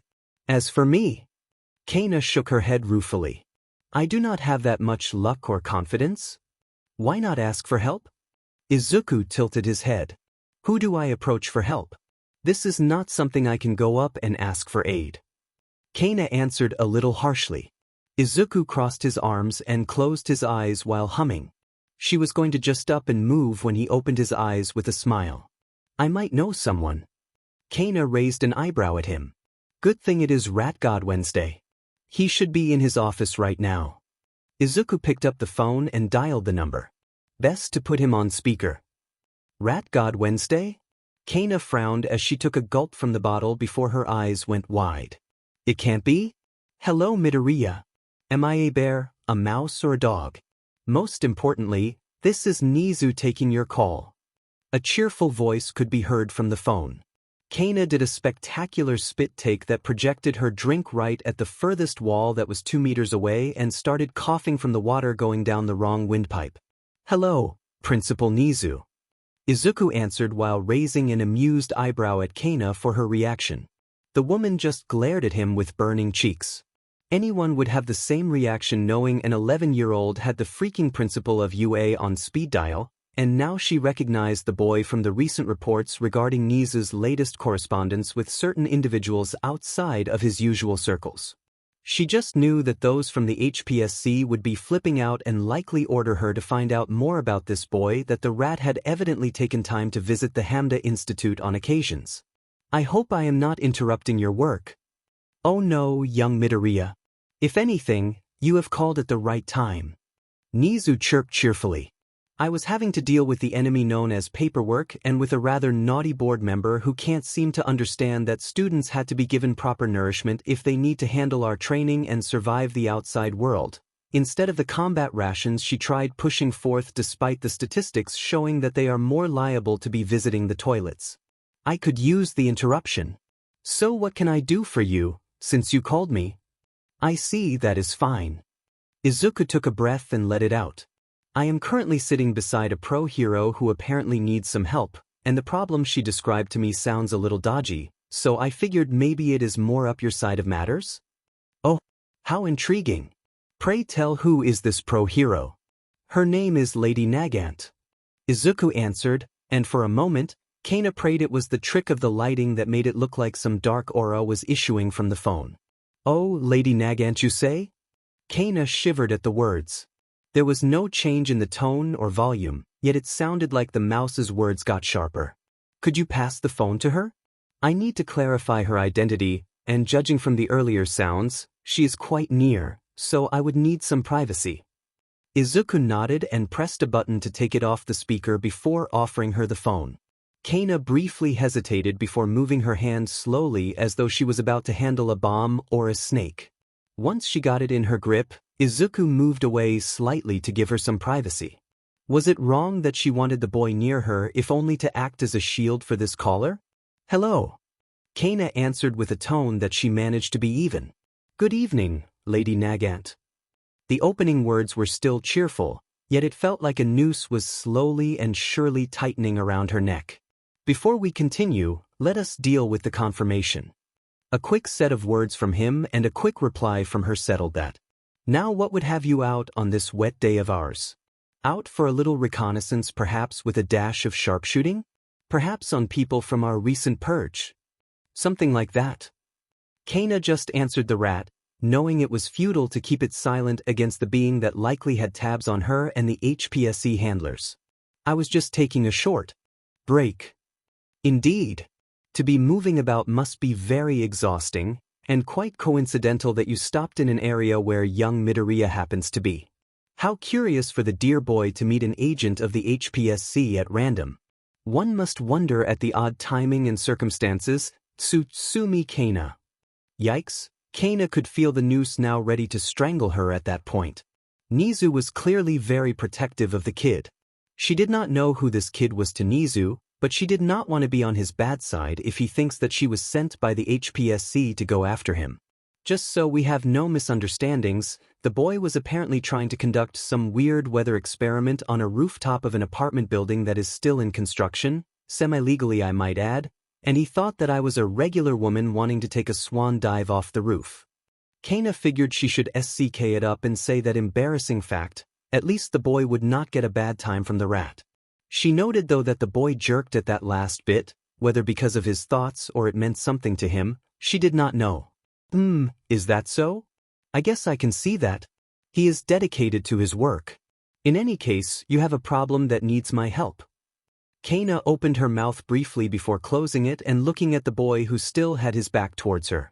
A voice that sounded like that BSRD director was telling her to take this chance to get closer to Nizu and to eliminate all witnesses, and it would be easy to hide the body. This society of quirks needs fixing. But she should not do it. She could not do it. Not to a boy who clearly knew more about the world than any boy his age should. Not to one who apparently had more guts to go against the absolute crap thrown at him at such a young age. Kana took another deep breath to fortify herself and gave a brief description to explain her issue, the chimera keeping silent during her talk. Quite a conundrum you have there. Nizu finally spoke after a while. In any case, it is a good thing that he managed to convince you to let him contact me. So it seems. Kana remarked. Well, there is only one thing to do to fix your problem. Somehow or another, the rat could make those set of words sound so and terrifying. I think it is time for a face-to-face discussion. Could you come over to UA for a while? Kana had to blink her eyes slowly at this, a part of her trying to wrap her head around the idea that she was invited to come to UA. On the one hand, she genuinely wanted to visit the academy since her childhood days but could not since she was brought directly to the HPSC to train. A small part of her that was still carrying her childish naivety was squealing at the opportunity to visit her dream academy. On the other hand, she was going to be meeting the one being on the planet that made plenty of politicians check beneath their beds at night, the rat god that made heroes and villains alike cry out for their mommies, or mercy, depending on the occasions. The chimera that made HPSC use lots of vocabulary to describe him while trying to find something to hold over him so that they could get more control over UA outside of just influencing the entrance exams, only for him to outmaneuver them a few times before. There was only one choice at this point. Okay, I think I can swing by. Kana gave her reply. Great. I shall be expecting within the hour then. Nizu answered cheerfully and Kana felt the noose removed from her neck. Can you pass the phone back to Midoriya-kun? I have been meaning to ask him something. The woman nodded before turning to the boy who still had his back turned but started to turn as though he could guess the moment. She merely held out the phone to Midoriya, which he took and put to his ear. Yes, Principal Nizu? Izuku listened while nodding a little. Ah, I see, good for her. He paused and blinked at whatever the chimera was telling him. You want me to come to where? Kana watched on with some amusement at the wide-eyed expression the boy sported at that tidbit. Thank you for the opportunity, sir. Thank you, goodbye. Izuku disconnected the call and looked at his phone before looking up. I just got invited by Nizu to come to UA High. Kana had to restrain herself to a light chuckle at the expression on the boy's face. It was a cross between wonder and innocent confusion. Best to take the chance, you may not have another opportunity as good as this. I guess. Izuku took a deep breath and let it out slowly. Just never thought I would go to UA High at this point in time. An odd choice of words, but given what she was told, he likely did not expect to ever go anywhere near the campus, let alone be invited by the principal himself, on account of his lack of quirk. She reached out and ruffled his hair, inwardly marveling at the fluffiness and making him yelp cutely. Don't worry too much, just go for it. Kana then gave a teasing smile. Least you can do is escort me there. You did insist on getting help from me. Izuku looked up from under her hand and nodded. I did, and I hope he can help you. Kana chuckled at that statement. More than you know, little man. Izuku gave her a big smile just as the rain let up and the sun peeked through the window behind him, and Kana somehow felt the weight go off her shoulders at the sight of the boys smiling at her. Maybe if they were the same age in her youth, she may not have gone the way she did. There was still some baggage to deal with if Nizu was going to help her, but she should be able to get through this. Now for one little thing. Pinch. Izuku yelped when she placed her free hand on one of his cheeks and lightly pinched it, intrigued at how soft it was. What? Yes. The boy was going like a repeating record with his face resembling a ripe tomato. I have been curious about this and I am right. They are very pinchable. Izuku let out a whine while using his hands to cover his burning face. That just made her want to tease him more. Not to mention the odd urge to say, oh my, at him. Somewhere in UA, a certain Dingark's heroine paused in her footsteps and looked out the window, feeling an opportunity coming to tease some cute boy and a fellow teaser. Elsewhere in a law firm, a certain mother paused in her paperwork and looked up with a sharp glare before saying that someone was trying to corrupt her little cinnamon roll of a son. In a dojo, one girl made a crater with her suddenly enlarged fist while her new friend who was learning the basics sent someone to the roof with her quirk by accident, both feeling the urge to find their friend who was a boy and hang on to him for some reason. Does this deviate from your expectations, sir? A lot, Isaac. Izuku sighed heavily as he leaned against the chair he was in, a cup of coffee and a scone sitting on the table in the cafe he was currently in. With the Bluetooth earpiece and the phone on the table, he could at least give the impression that he was talking to someone on the phone while writing notes even if the cafe was currently empty of customers due to the rain. I certainly did not anticipate meeting her of all people today. And wasn't that the truth? Izuku knew of Lady Nagant or Tsutsumi Kana in the previous timeline, both from his youth and during the war.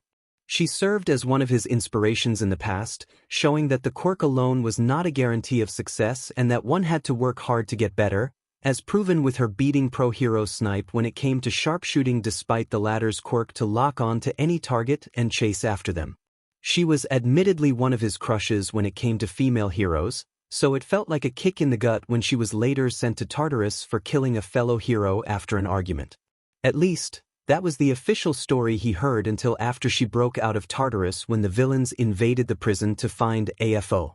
The fact she was trained from a young age to be the Black Ops to get rid of anyone that would disrupt the balance of heroes and villains and to take out anyone disrupting the ideals of the HPSC was an eye-opener. From what he had understood based on the broadcast during the war to demoralize the populace and later his personal hacking into the servers, Lady Nagant was called upon when the HPSC wanted to ensure that no terrorists would harm the populace or the corrupt heroes attempting to subvert the system for fame and fortune. It was understandable at its core, but the actual implementation was abused many times thanks to the corrupt members of the HPSC that more than likely want to get rid of certain people that would not agree with them.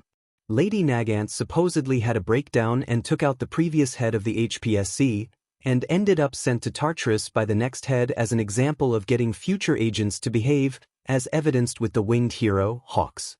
Izuku honestly did not think about Lady Nagant when he came back to the past, regulating her monitoring under Isaac's supervision. He only realized while following her to UA that her mental breakdown was late by at least 4 years now, and based on his meeting with her, Izuku may have barely gotten her out from the brink of it. Introducing her to Nizu, who would likely get her out of the HPSC's control, was most certainly going to be a big factor in changing the past, hopefully a good factor at that. Maybe he should lend a hand to take down the HPSC? Isaac had collected a lot of blackmail on the higher-ups that he was sure Nizu would appreciate if he sent them anonymously. Do you wish for me to continue monitoring the woman? Yes, please. Izuku took a sip of the coffee before looking out the window. I do not know how this is going to work out. See if you can gain entry into any HPSC-related servers. Use the usual procedure like the one being used for the MLA. Understood, sir. On another note, how is the arm? Izuku raised his left arm that no longer had a cast on him and flexed his fingers a little. Pretty good. Now we have a baseline of the recovery capabilities of Recovery Girl. Izuku remarked as he lowered his arm. And thanks to your suggestion, we now have something of a connection with the medical hero. Always ready to please, sir. Isaac answered with a very smug tone. Izuku let him have his moment as he considered the opportunity that was offered when he had arrived in UA with Kana for her to meet with Nizu. He was introduced to Recovery Girl to heal his arm when Nizu saw the cast, and he would look the other way when Nizu started playing his knife in front of a pale-faced Lady Nagant. And during the healing, Isaac had talked to him through the earpiece about the option to check his ideas on medicine. Thinking fast on his feet, Izuku pulled out the notebook that had his thoughts and ideas on medicine for her to sign, getting her interested in what he had penned out. Izuku had even placed a bookmark at a page regarding a chemical composition he had thought up in the past which could be used in medicine applicable for eye drops for heroes with ocular quirks. Izuku had to suppress a smirk at the intrigue provided by the pro-hero who asked if she could send a copy to someone she knew to test if the combination was possible. As he knew this would work, he just needed to make certain that the formula was patented before some guy decided to take it away from him. Now Izuku had an in with Recovery Girl. He just needed to demonstrate more medical ideas and then he could hopefully get the serum he had thought up working and ready for use. Is there anything else? Izuku asked as he finished up on his drink and snacks. No, sir. The repulse is currently coming around the junction within the next 5 minutes. Okay, time to get going. I really need to write down all that has happened before I sleep. Izuku went to pack up his stuff and placed all the utensils in the tray to bring it to the spot designated for tray collection. He had just placed the tray when he heard the doorbell chimed, but he only turned when he heard a startled gasp, and found himself facing Yaoyorozu Momo staring back wide-eyed while two adults who had to be her parents due to their similar looks watched them in confusion. Sir, that is the girl you have rescued earlier. Izuku hummed lightly while screaming in his mind at the coincidence. She is looking right at you, without your disguise and equipment. The girl then gained a determined expression and moved towards him quickly, with the parents following suit. And she is coming for you. In it, what was his luck? What will you do, sir? What would he do? He would tell you what he would do.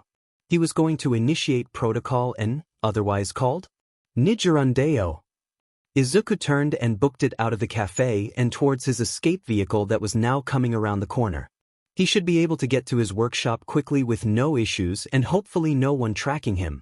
Wait, Mr. Tataru. Much to his shock, Momo was right on his tail without hesitation, followed shortly by her parents and the limo coming up to. I want to thank you properly for saving me. Manic girl. He was trying to keep his identity safe. He should study up more on underground heroes to get some inspiration. They have the right idea about keeping identities safe.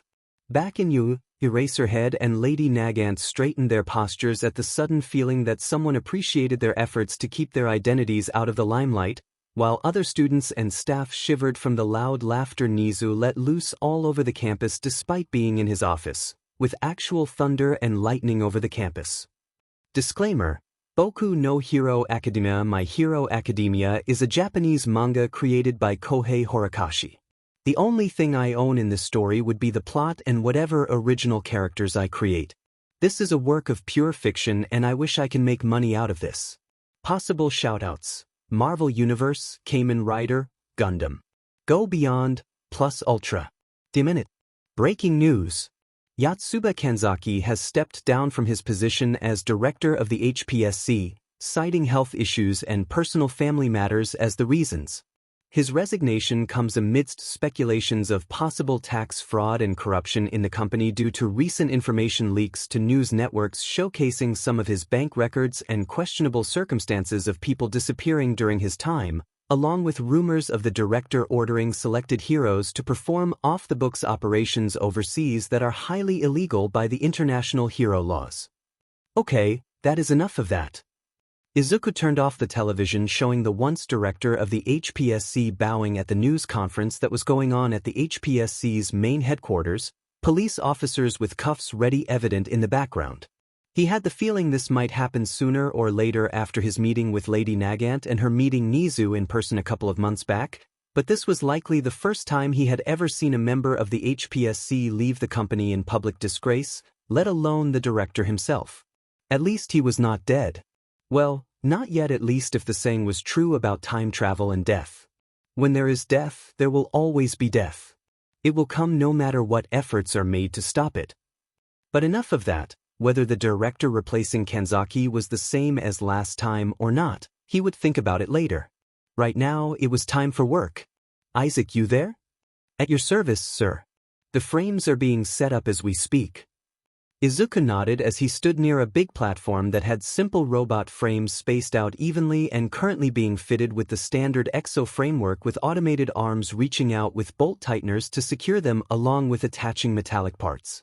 The first mannequin was featuring the Exo Suit Mark series that he had been using for his recent bouts of being Robin Hood to get stuff from the criminals for his own work. The second featured an unusual belt that had wires coming out of the side and connected to one of the laptops along with a stripped-out phone. The last one was the most heavily armored with dull gray plates attached to it and a bigger cable connected by the back of it. Around them and some above him, cameras were moving about on guided rails to capture the experiment. Setup complete. We are ready for testing. Begin recording. Izuku waited before speaking. July 15th, year I am performing a series of tests for various projects. Let us start with the testing of new repulsor updates to enable flight. Izuku went to connect the rope tethers for the first suit, ensuring they were all secured before he connected the arc reactor to the exosuit. He paused to listen to the hum of the arc reactor powering up the suit before leaving the platform and pressing some commands on the keyboard, the automaton positioning itself to point the palms downwards. He then slapped on some tinted goggles and hovered a finger over the enter button. Let us begin with 3% move. Firing in 3, 2, ignition. He pressed the button and watched the repulsors from the gauntlets, boots and back armor fired at the same time and lifted the robot off the ground a few inches. Twisting the power knob increased the power to 5% and saw the unit going higher in the air, the arms moving slightly to test the directional movements and only stopped by the tether. After a while, he lowered the power to let it hover over the ground and then killed the power to have the robot lightly hit the ground. Results are in. The updated repulsors are working fine. Error of margins are well within expectations and acceptable under conditions. Good. Next test for the same experiment. Izuku stepped forward to check on the tethers along with the arc reactor before returning to the bench and activating the shields around the platform. We will now start with 10% move without the hand and boot repulsors. Firing in 3, 2, ignition. He had anticipated it, but he almost stiffened on reflex when the robot was lifted off the ground within a blink of an eye and broke one of the tethers, causing it to loop around in increasing speeds. Okay, too much move, too much move. The robot responded by killing the power to the back repulsors and hit the ground in a 3-point landing that saw the platform break slightly from the fist. Sir, I think we need to consider increasing the exhaust diameter to avoid the sudden burst when increasing power. Make that note. Izuku took a few breaths to calm his heart before deactivating the shields. Okay, repulsor works fine with new move funnels, get the unit off the platform and power down the suit. I will prepare the second suit.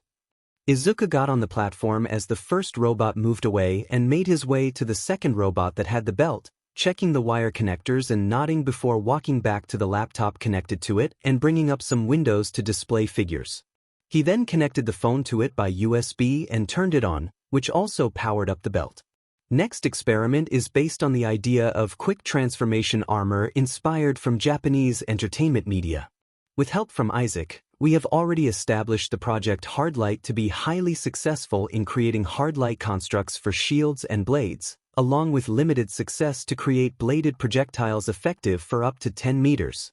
We are now testing the construction ability to create a full-body armor that is contained within the framework. Izuku pressed a few more buttons to feed power to the belt through the wires while adjusting the goggles about his eyes. Are we ready, Isaac? Belt prototype is online.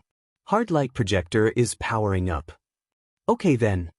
Izuku pressed the number 0 twice followed by a 1, each time giving out an electronic beep, before pressing the call button.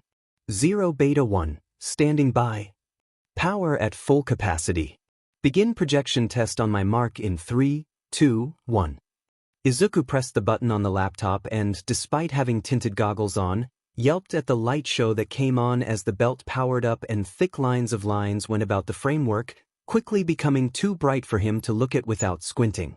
Within a few seconds, the light show dimmed and Izuku found the robot now covered in a semi-plated structure that was lightly glowing and 2 bug-like eyes around the plain helmet design. Power ratio is stable. The project plates are solidifying properly, although there is a frequency incontinence being generated from this. How about movement? Izuku watched the robot move the arms in different manners and even did some mock punches, and he could tell despite the distance that the constructs were not as solid as he hoped, as he could see the particles moving about like dust under the lighting. And after a sequence of punches, the projected parts seemed to crack around the edges and surface before coming back together. I'm afraid that would be a failure. The more solid portions of the armor are due to the miniature projection ports. The further away from the ports, the weaker the constructs. And the power leakage is evident despite the low percentage. Izuku tapped his chin at that piece of information as he continued watching the robot move the limbs and even jump on the spot, seeing even more of the projected parts getting broken and reassembling themselves.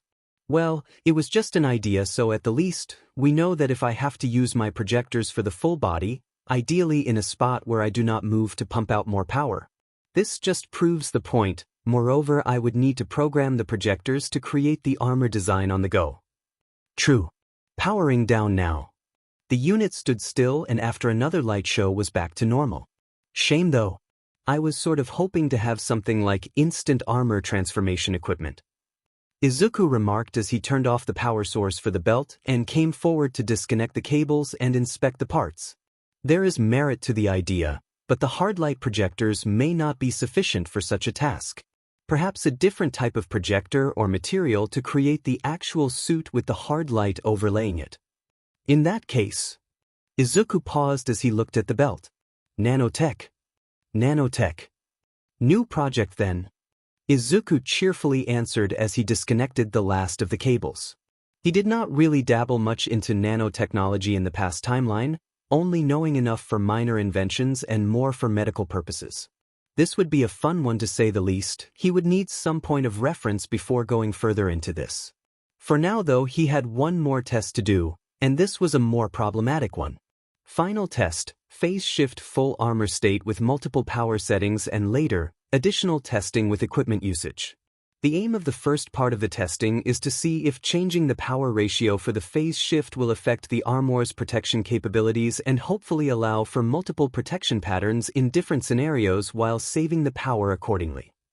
Izuku pressed a few commands while watching the power figures increase on the machine for the third unit. Let's start slowly with regular mode, as this has proven to be successful in the field and can serve as the baseline for the other power settings. A light hissing sound came from the suit along with the scent of ozone, while the surface of the armor appeared to blur briefly before taking on the colors of white and blue. How is the movement and power ratio? Power ratio is within error of margin, movements are unhindered. Isaac announced while the unit moved to test the controls. Okay, proceeding with variable phase shift mode. First setting. Izuku pressed a button and the buzzing returned with the blue turning to what was meant to be a hot rod red but a different color instead. Why is it pink? I believe it is magenta, sir. Pretty sure it is pink. Izuku shook his head before pressing another button to bring out what looked to be a tripod-mounted gun. Proceeding with armor protection testing with one standard pistol with regular rounds and one sniper rifle using armor-piercing rounds, M2 Springfield rendition. Shields are up and ready to contain ricochet. Izuku paused to grab a pair of earmuffs to fit over his head and cover his ears snugly. Firing in 3, 2, 1. A loud bang rang in the area before pittering off. Izuku waited before calling out. How is it, Isaac?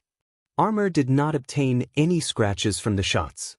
The phase shift setting 1 has held up against the attack. In that case, proceed with setting 2. The armor changed colors again, looking almost the same as the regular mode with tinges of gold on certain parts of the armor. Izuku repeated the test with a few extra guns and got a better result than the earlier one, not surprising as this setting was closer to the original parameters that helped to pass the tests. The final setting saw the armor change to a military green camouflage color, and this time Izuku brought out what had to be the motherlode of all guns in human history. Izuku paused at the sight of all the guns aimed right at the unit around it and had to laugh at the absurdity. It was likely a touch overkill to do this, but the setting was the highest he could give the phase shift module without breaking it, and it was possible to take on a cannon shell without issues. It still reminded him of that movie poster of the pre-Quirk film involving a former hitman having all the guns pointed at his head. Some guy called the Baba Yaga with the ability to take out many men with a pencil, if he recalled correctly. Izuku shook his head and went to the far end of the room where a bulletproof shield was set up.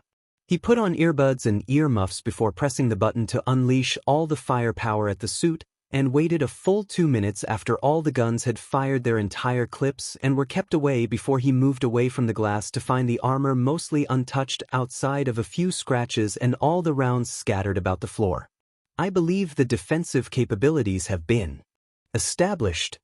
Yes, Isaac. Izuku typed in a few commands for a cleaner bot to sweep away the metal casings while he prepared for the next part of the test. Any issues with the power output? It is evident through the different tests that increasing the power of the phase shift armor affects the energy efficiency and consumption of the arc reactor. The last setting that you have dubbed Panzer was the most energy-consuming setting of all, particularly after all the firepower that was directed at it. And if the next test is anything like the previous ones, this could be a problem. I see. Izuku sighed as he crossed his fingers and pressed a few buttons to activate a command. Let's find out, shall we? He pressed Enter and waited for the unit to reset itself with the default power setting before speaking for the recording device. Variable phase shift test is complete. Proceeding with the second part of the test, joint equipment usage. It has been observed a few times with the ExoMark series that the phase shift module has issues working in conjunction with the repulsor technology and arc reactor. While partial phase shift is possible due to the placement of the armor plating on the exosuits, full-body phase shift has shown interference with the two technologies and has varying results that are often explosive in nature. Izuku remarked lamely at the last part. I have been conducting various tests to see if the effects could be lessened. Thus far, none of the methods I have attempted have worked well enough to allow them to work properly. This next attempt involves isolating the buildup of ions that come from powering up the repulsor and hopefully stop the interaction from the surrounding framework affected by the electricity buildup from the phase shift module.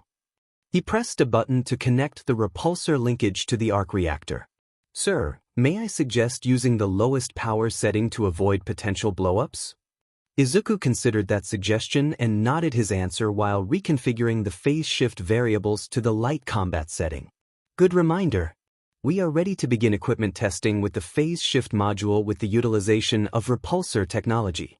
Start up the repulsor on the left hand. The unit lifted an arm and the repulsor started to whine with power when Izuku saw parts of the gauntlet armor starting to change color with arcs of electricity. That was his only warning to slam on the button for blast shields and duck down for cover when a spark appeared on the hand and a loud explosion rocked the room he was in. He stayed down for a while before he dared to look up from the table and pressed a button to lower the blast shields to see the end result. Damn it, not again. Indeed, this is very annoying. Even Isaac sounded a touch irritated from the test that saw the unit practically destroyed from the waist up and the platform covered in the debris of the robot pieces.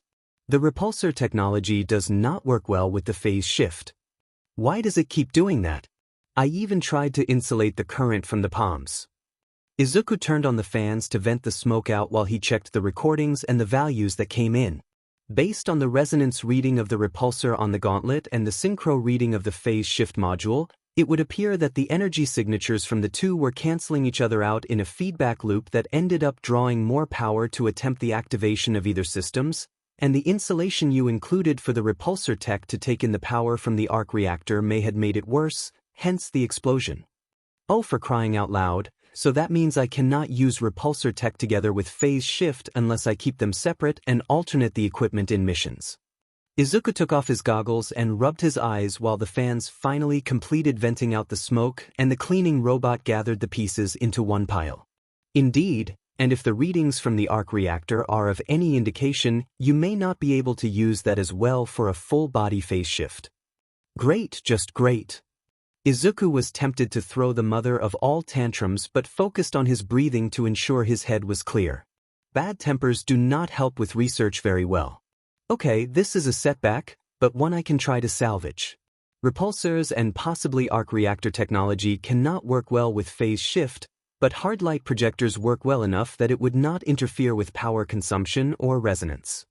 Were you not planning to create beam-based weapons next?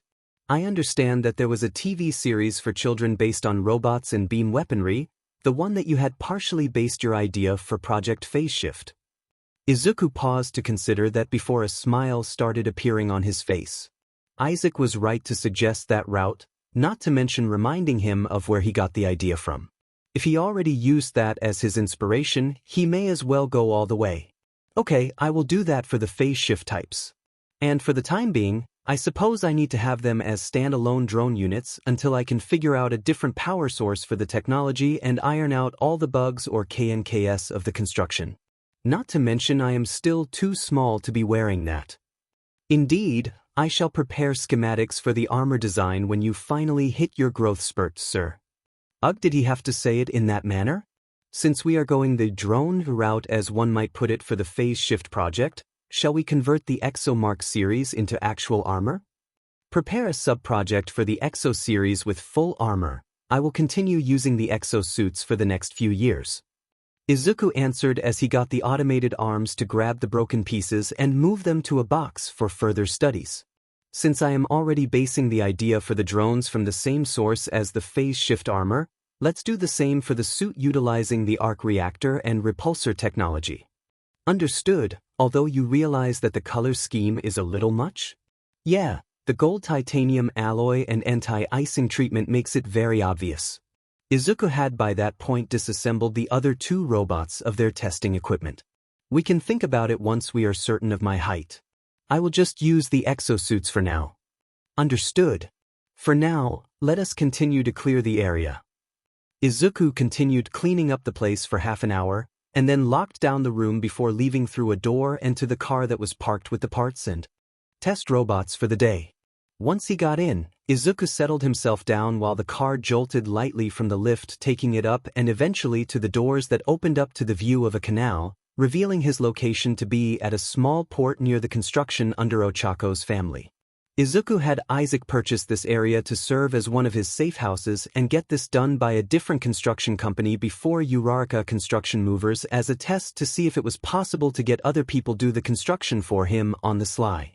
These days it served as an alternate testing area to conduct his experiments without his mother wondering about the noise, along with getting certain equipment to help with the construction of certain items without anyone knowing. That being said, there was a limit to what he could bring into this particular safe house ever since he started his little side job of grabbing equipment from villain hideouts before they got raided by heroes. Not all the equipment could be built by hand, and he needed the specialized equipment from the Institute to build some of the harder parts, some of which was too big for him to take away without Isaac's help since he did not have a robotic frame to walk around with back then. Hopefully that would be handled soon since he would not know when the advanced program would be over for him. That line of thought continued as the car continued on back to the Institute and into the designated garage for those trying out vehicle builds, placing the repulse into the modular container meant for him and ensuring the trailer of robot parts was moved to his workshop. Isaac, is there an upcoming checkpoint involving fabrication equipment? Izuku asked once he entered the workshop. As a matter of fact, yes. The screen turned on and displayed the timeline checkpoints he had put together with Isaac on those he recalled along with possible guesses based on criminal activity and profiles. We have several checkpoints in the coming week where certain villains would be arrested and leave some of their equipment behind.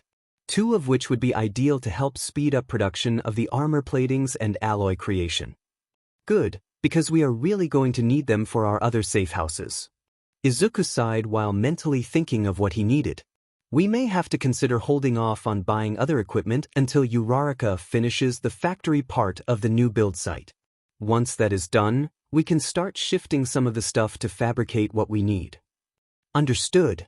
You would however be pleased to know that one of the villains will have parts to help with the final step for the particle accelerator you have been meaning to build. Ah, that is nice. Izuku smiled at that. A ringing tone interrupted their conversation while the screen was replaced with the photo shot of Inko. Mom. Izuku blinked while activating the call function.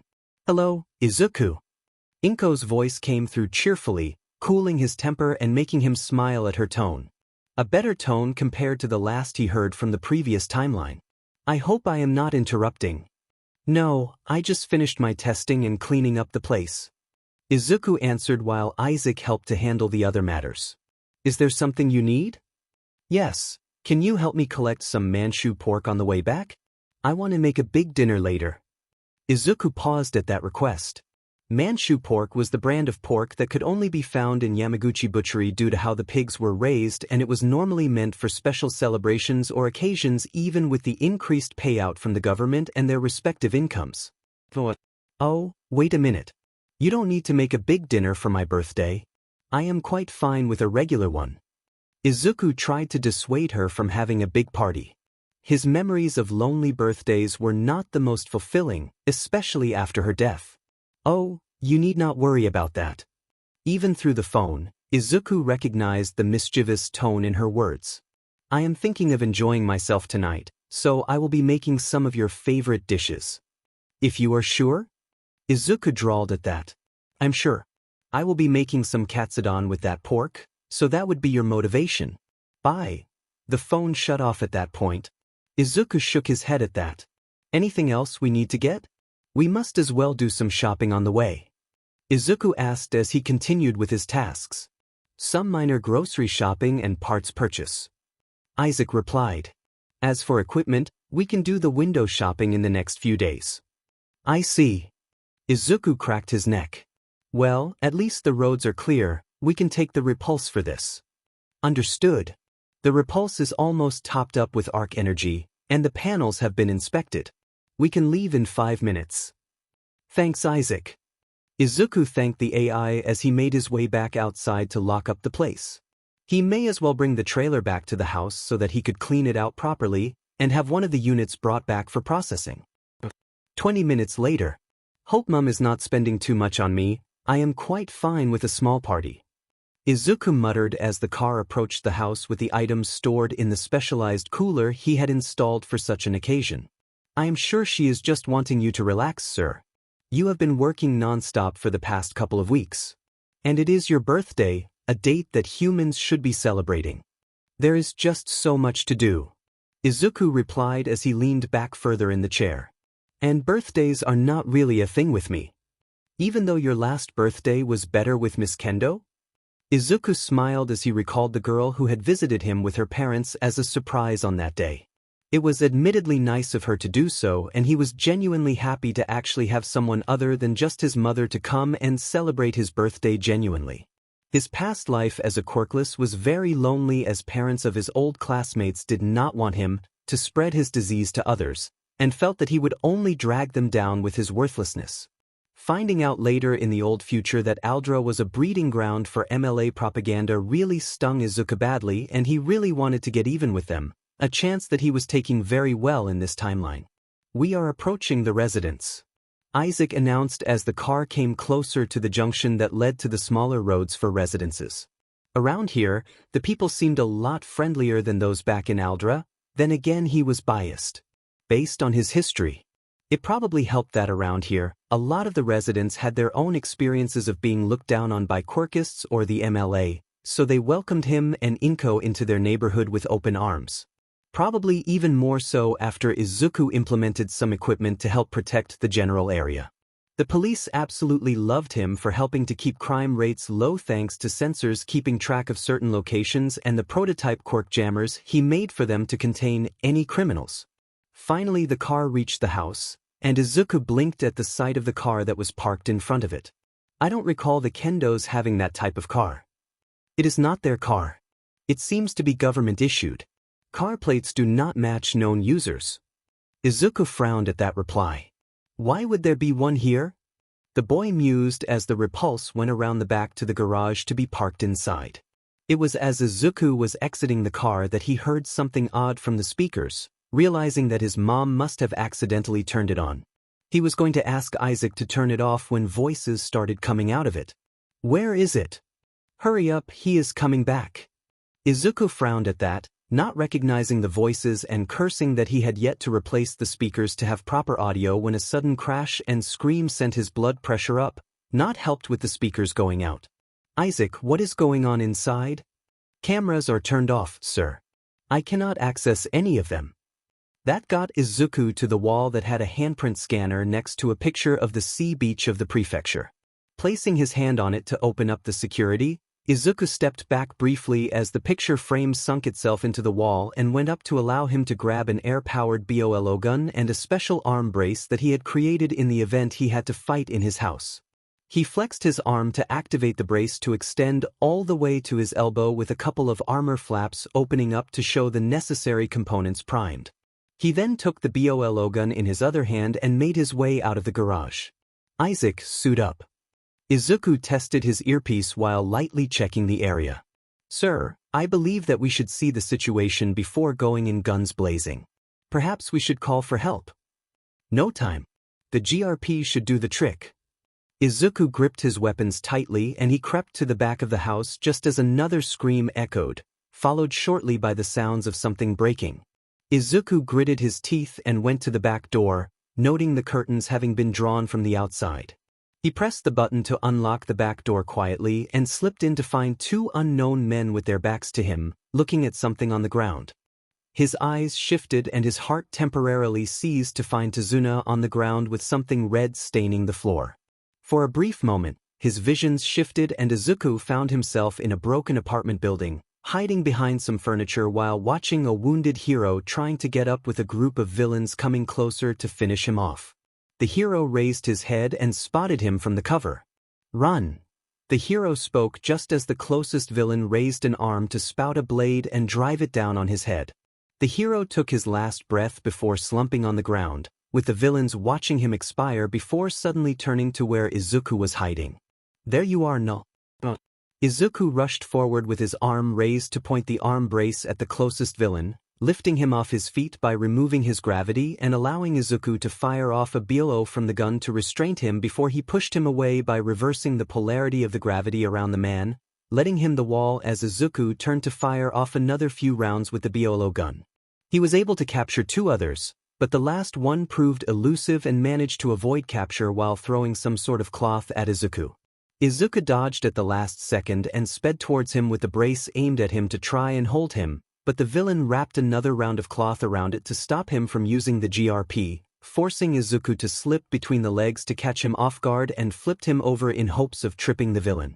Said villain however managed to flip and land on his feet properly before spinning on his heel to kick him, forcing Izuku back but giving him a chance to use tied-up arm to pull the villain briefly before letting the man pull him back to allow Izuku to hit the ground and throw him off, granting him the chance to fire the BOLO gun to restrain him against the ceiling. With adrenaline pumping in his veins, Izuku spun around to find other villains and then, "Wait, Izuku. I am not being attacked." It took a while for Izuku to process the words, and another few seconds for his vision to clear enough to see his mother, Uraraka-suki and Mrs. Kendo covered in what looked to be cake batter, while Itsuka and Ochako were covered in raspberry jam. All were in the kitchen and watched him do the takedowns. "We just had an accident with the oven." "From what?" "I believe the surprise party may have gotten a little much." He stiffened and slowly turned his head to find a cheerful Nizu sitting on the chair, nonplussed at the fact that he was tied up in the restraint rope. "Hello there, young Midoriya. Can you please release us?" A gruff Aizawa Shoyuda asked on his end as he dangled from the ceiling, while Majima was looking at his capture device with interest, not bothered with the fact he was tied up against the wall.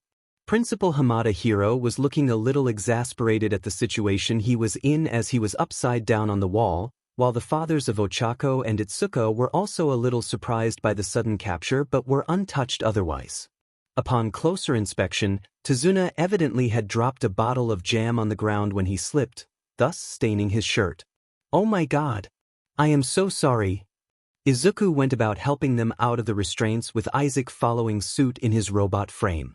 "I heard the screams and Isaac could not access the cameras, and then I saw Tazuna-san on the ground with something red staining it, so I thought, well, it was only logical to think that someone was attacking your mother and her guests." Shoyuda then narrowed his eyes. "It is not logical to come in on your own. You should be calling for help and not enter the house." "I told him so." "Not now, Isaac. At least his capture equipment works." Principal Hamada rubbed his wrists. "A little on the strong side, but effective. And his movements are quite experienced for one his age." Nizu complimented Izuku, although there was a definite hint of something in his words and a light in his eyes that made Izuku want to bash his own head into the wall for being too trigger-happy. "Sorry, Izuku." Inko placed her hands together with an apologetic expression. "I really did not want Isaac to ruin the surprise, so I got him to turn it off briefly but forgot to tell him to turn it back on when you came back." Izuku turned to the robot frame with a deadpan expression. "She was insistent on me keeping quiet on the surprise." Isaac actually shrugged back at him. "DMN it, Isaac." His head dropped down to his hand. The robot turned to those with the end result of the baking. "Bathrooms are on the upper floor. Clothes shall be provided for you while your current set can be washed in the washing machines. Sorry about borrowing your showers." Kendo Itsuwa, mother of Itsuka, used a towel offered to her to get the batter out of her orange hair. "It is fine. I never expected that recipe to lead to explosive cupcakes." Inko said sheepishly. "Let me guide you to the showers. Laundry machines are ready." Isaac announced as the nearby screen indicated as such. "Don't suppose you could make a couple of robot frames to help with housework?" Kendo Kano, the middle-aged father of Itsuka, asked with a slightly joking tone. "Oh, is someone trying to get away from house chores?" Itsuwa asked with eyes closed and a smile, a combination that somehow scared Izuku a little and the grown men a lot. Nizu on his part looked amused by the interaction. "No dear. I was just thinking of your welfare." Kano spoke quickly. "I figured that with the increased laundry, having an automated washer and helper would help with the household." The woman looked at him for a while longer just to make him sweat before easing up on the pressure and allowing him to sigh in relief. "Is this what humans call whipped?" Isaac asked while tilting the head. "Oh boy." Izuku went about entertaining the other guests while Isaac was assisting Inko with cleaning up the mess and helping with the clothes washing. He did have to explain why he had built a BOLO gun and the GRP unit, with Hiro and the heroes expressing their thoughts on the purpose and properties of the weapons. Nizu, for one, was thinking they could be used for law enforcement with some adjustments, while Shoyuda was thinking of the GRP being useful for close combat situations. He was describing some of the features to Majima when the doorbell rang. "I will get that," Izuku announced as he got up from the chair and made his way to the front door to see who it was, taking care to calm himself down to avoid another issue. He looked through the peephole and blinked at the person at the door before unlocking and opening it. "Yaoyorozu-san." Izuku blinked again and then leaned back when the girl leaned forward with a frown while dressed in a decent and clearly tailored blue dress. "I told you to call me Momo." The girl insisted on that. He should know since the time she literally tackled him to the ground after catching up with him and later making him call her that after a few times they met afterwards. "Okay, Momo-chan."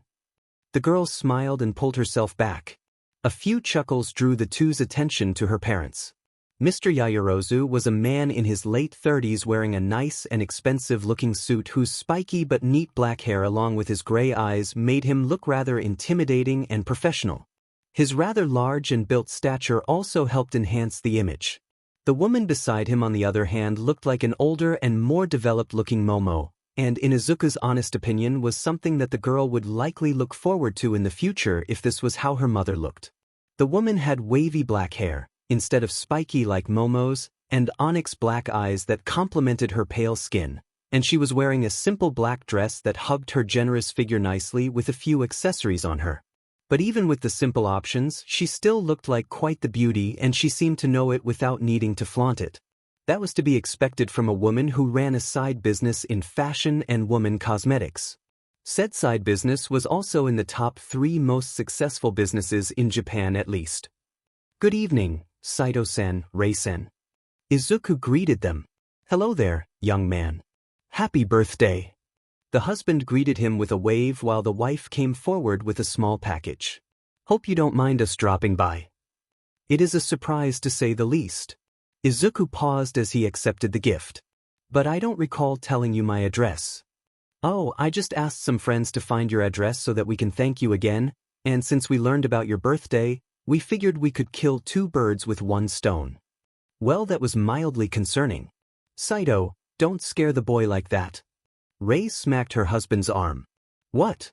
Sato's puzzled face had her sighing, and Izuku got the feeling he knew who was wearing the pants in the family. Izuku, who is it? Inko came to the door and blinked at the new arrivals. Oh, who are you? Good afternoon, madam. Saito bowed respectfully. I am Yaoyorozu Saito, and these are my wife and daughter, Rei and Momo. We just wanted to say hi to your son and passed a gift to him for his birthday. Oh, you have met my son? Inko placed a hand on her cheek as she looked at him. You did not tell me about them. Izuku was struggling to tell his mother something that did not involve dangerous high-speed chases and villains when Rei came to the rescue. Oh, he helped us out of a bad spot, especially Momo. Rei gave an A-grade Hollywood smile as she spoke. There were some boys who did not know when to take no for an answer, so Izuku had to chase them away briefly before getting my daughter to safety. Well, that was true to some extent, and at least eased Inko into it. Ah, I see, he is always so helpful. Inko stepped aside. Do come in, we are just about ready to start. Had a bit of a mishap with the oven earlier, so we have to start the celebration later. Well, Saito was about to say something when Rei stepped on his foot. Izuku honestly felt for the older man at this point. Thank you for the offer. Let me ask someone first. Rei turned to Momo. What do you think, dear? Momo turned with puppy dog eyes at Saito, and thus he caved in. Yup, he really felt for the man. Come in, come in. Inko ushered everyone inside. The family did so and blinked at the sight of the heroes that were inside along with the other adults being there. Izuku and Inko quickly introduced them to the others, with the Yaoyorozu family clearly surprised to know that the principal of UA had his interest in Izuku. Izuku. Itsuka approached in a clean shirt and looked at Momo curiously. Who is she? Hi, Itsuka-chan. Izuku waved a hand to Momo. This is Yaoyorozu Momo, I helped her out the other day. A quick glance at the girl showed twinkling eyes that suggested the mirth she was enjoying from the suggestion. Momo-chan, this is Kendo Itsuka, my friend and training partner in the dojo for 2 years. And this is Uraraka Ochako, another friend I met recently when I was getting help from her father on a project. Hi there. Itsuka greeted Momo with a smile. Hello. Ochako did the same with another smile. A pleasure to meet you both. Momo answered back with a smile of her own, and all three of them looked at each other briefly. Rumble. Izuku blinked and looked out the window to see the clear sky. Why did he hear thunder all of a sudden? The weatherman said there would be no rain for this week after that previous thunderstorm. Okay, now that we cleared the mess up along with the misunderstanding. Nizu clapped his hands paws. Together. Let's get this party started and have cake. Cake. The girls stopped their odd standoff and moved as one to the table while dragging Izuku by the arms. It went about in a blur for him, and he found himself in front of the table with a party hat on his head and others around him. Everyone had gathered in the main living and dining room about the big table that had a few plates of appetizers for guests, and they cheered as Isaac and Inko brought out a big cake being transported on a hovering cart with 12 candles burning brightly on the top.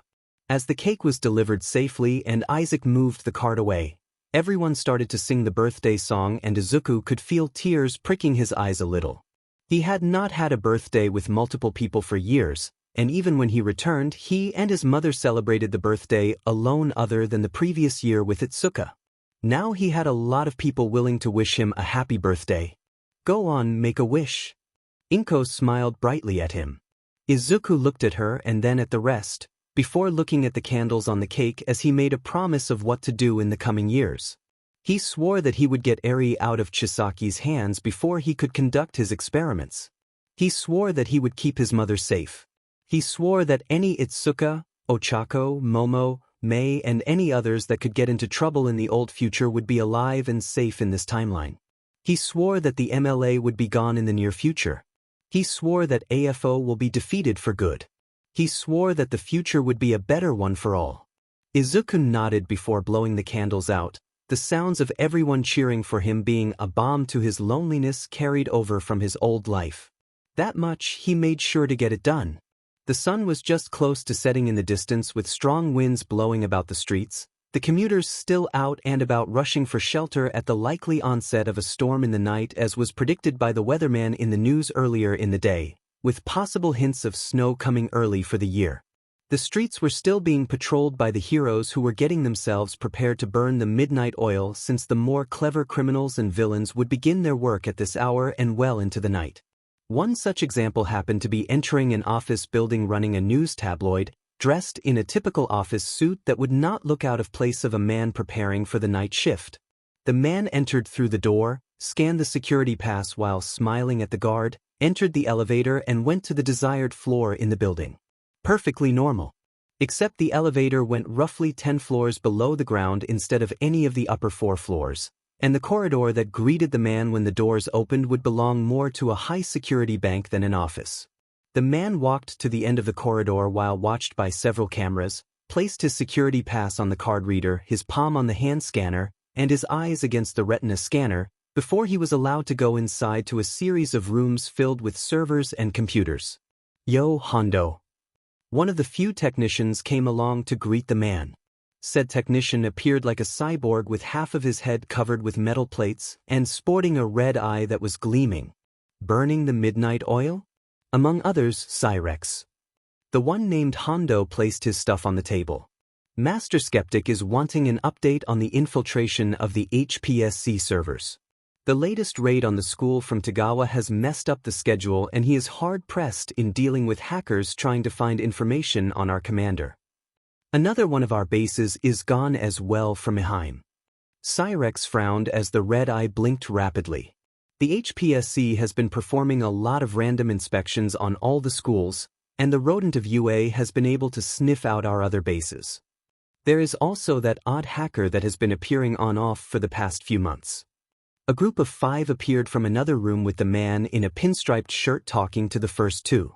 That hacker is able to get into our servers and somehow infect our files with some worm that we have been having issues to remove. And the thing is, I think they wanted us to find those infected files. Have you scanned those that are seemingly not infected? Hondo asked. We are doing so. But there are a lot of files. Cyrex grumbled. And the ones that do have something attached suggests they have incomplete versions of viruses or worms that would only activate when brought together by other files. There are too many possible combinations that could trigger something in the system. This is bad. We are wasting a lot of time and effort getting those files cleaned out before sending them to the others, and we are behind schedule as it is. Hondo sked as he checked the closest computer that displayed some of the latest files they were compiling for the Great Destro. This one contained files from certain support companies that could prove useful to their cause if they decided to buy them out. Ever since the purging of Aldera, many of their hidden bases and training grounds were being rooted out by the HPSC and other heroes. A number of their agents have been found and incarcerated without them knowing, and more of the unspoken supporters were being arrested or forced out of the country. The only good thing about the purging was the long process it took to do that, since they had agents in almost every part of Japan and businesses, and despite the numbers from both HPSC, the heroes and aid from the army, there were too many of their own to root out completely. And thanks to Lord Trumpet, some of the raids were directed at places the MLA could afford to lose, while some of the more important bases were kept untouched or at least moved to other locations. They could not move back to the purged prefectures though, as they were being monitored to see if any would do that. Their benefactors were also in great duress due to some information leaks that got the rat of UA coming after them with almost shark-like tendencies. While some of the highest backers had managed to sneak back into Japan and made their way back inside Daika City, some of the remaining brokers were being watched closely. Neither Skeptic nor Trumpet were able to dissuade the officers involved. And from what little Hondo had heard, Redestro was not pleased at all. Not an exaggeration if the messed up part of Daika Tower was any indication. Have you heard about the construction going on in Hadano, Kanagawa? Cyrex asked while bringing up some screen windows. All I know about that is someone having bought up the deeds to completely develop the district and supposedly other areas closest to it. Hondo answered. It is a very big project. Almost the size of UA itself. I know that Master Skeptic wanted that area purposely held back for the MLA to build another base, and he was not pleased that someone got to it first. Yes, it has made rounds in the community as well, since no one was able to get through that amount of land. The pinstriped man sneered at this point. Word on the vine says that the construction crew involved is Uraraka Construction's movers, the group hiring the weaklings and the nulls. The rest of them hissed at that bit of news. That group of meta-pretenders, huh? Hondo snorted derisively. Bet Tazuna was very happy to get that paycheck. The issue is for what reason the entire district is being redeveloped for. I can't get anything. Cyrex remarked. What I do know is someone actually providing new equipment for that construction group to build the area faster, and there is some odd contract going on that no one knows except maybe Nizu. The infrastructure is evidently being completed faster than anticipated. Whoever it is must have big pockets. Hondo mused. We can have a break from dealing with the hackers and do some work on the Uraraka group. We do not need any nulls polluting our air and wasting the money of the good people for the taxpayers. Find out what you can and then we crush them. He gave a scary smirk at this as he placed his hand towards his head, the thumb touching the forehead and index finger pointing upwards. Let us get in favor with our lord by ridding Japan of the nulls. Hail Destro! Hail Destro! The group cheered with a thumb to their forehead and index finger pointing upwards. Clang! All turned to find a cylindrical canister rolling on the floor and coming to a stop in the middle of them. Before anyone could react, the canister glowed before blowing up in a spectacular display of smoke that caused them to panic from the sudden attack and the blindness. That was not the only one, as several flashbangs were introduced shortly after along with a purple gas that filled the room and the outside quickly. Sound the alarm. We are being attacked. Hondo was getting dizzy from both the sensory attacks and the gas that made him lethargic. Consequently, that left him open to a blow to the head that sent him crashing to the floor and knocking him out for good. The others followed shortly right as the ventilation systems kicked in to SCK out all the possible contaminated air from the room, leaving behind a pile of bodies on the floor and one standing in a dark exosuit and a mirrored visor covering the face with decorations that give the impression of an Oni, not helped with the dull glow in the eyes. The intruder directed the gauntlet at Hondo and fired a stun round to properly knock him out, before tying him up with a cable tie and dragging him away to the side. The intruder continued to do this for the rest before making his way to the closest computer to see the entries and started typing something before a pop-up saying, "Security disabled," was shown. Let's see what they have now. The voice that came out of the intruder was distorted as he continued to hack the security to get to the sensitive information while he kept an eye out for any unwanted visitors. He may have disabled the silent alarm and isolated the building of any communication connections before coming over, but he rather not risk his luck. He growled slightly at the tediousness of the hacking but was rewarded with a beeping sound along with several windows open on the screen. Bingo! Looking about, he took out his storage device to plug into the available slot to start downloading the files, and then grabbed the spare disk that was around, lightly snorting at the somewhat old-school storage device, and inserted it into another computer to download the files. This went on for a few minutes before he heard something that made him turn to find Cyrex stirring in his restraints. Now he could not have the man waking up. A quick drop of a smaller canister released another dose of the gas at the man to knock him out, buying the intruder more time to gather whatever he can from the system.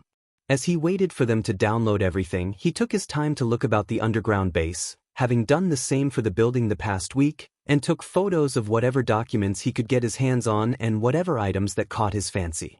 A notification from his wrist interrupted his motion of placing a cylindrical device into the bag he had. They took their time. The intruder huffed and placed the last item in the bag. He then went back to the computers to grab the storage devices and ensured that the group of men were secured before he exited out a hidden door while going invisible. A minute after he left, the elevator pinged before another canister was thrown in with a loud bang. Freeze! Everyone on the ground now. Police and heroes rushed in with full gear only to pause at the sight of the men all tied up in the middle of the corridor ready for their arrests. The leading hero took a few steps forward to look at them before turning back. Who on earth got here before us? Spread out and find them. Phew! That was productive. Izuku let out a breath as he sat down on the rooftop of a nearby building to watch the sunset by the tall towers with a light drizzle coming on. In the distance down below, he could see the flashing lights of the police cars around the building he had raided. This is the 5th spot we have hit this month, sir. Shall we call it a night? Yeah, I think we can do that. Izuku stretched his arms and rotated his neck to loosen the joints. Nothing like taking down an MLA research branch to get me ready for bed. I believe the MLA would be very agitated at this point. Izuku had to snort lightly at that response. Given the 30-second recording Isaac caught on camera of one of the agents cursing the air blue with creative vocabulary on the last raid, that was an understatement. And it was music to his ears. Yeah, let's do that. Izuku shivered lightly as the wind blew against him despite having insulation in his suit, and the first drops of snow came from above. Winter is coming a little early this year, which gives you the perfect PRD to lay low for the rest of the year. Some of our window shopping is getting noticed. Isaac was not sugarcoating that at all. Some of his recent bouts of vigilantism and robbing of criminals had brought forth some uncomfortable attention from heroes and law enforcement who had clarified with the villains regarding their equipment and noting those that were missing. For most, the items were of little consequence, but for some of the intelligence-based heroes like Nizu, a pattern was being shown even if they had no idea what was being built. His mother, on the other hand, was also getting a little suspicious as he could use the excuse of schoolwork only so many times, and only 3 times did he stay outside at night. Izuku would need to keep his head down for now for the heat to go down. But at least he got all that he needed for one major project. Are the last few parts moved from the warehouse? Yes, sir.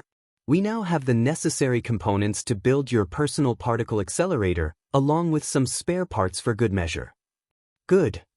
Izuku tapped the arc reactor on his suit with a frown directed at the flickering light in the core. The palladium cores are breaking down faster than they should.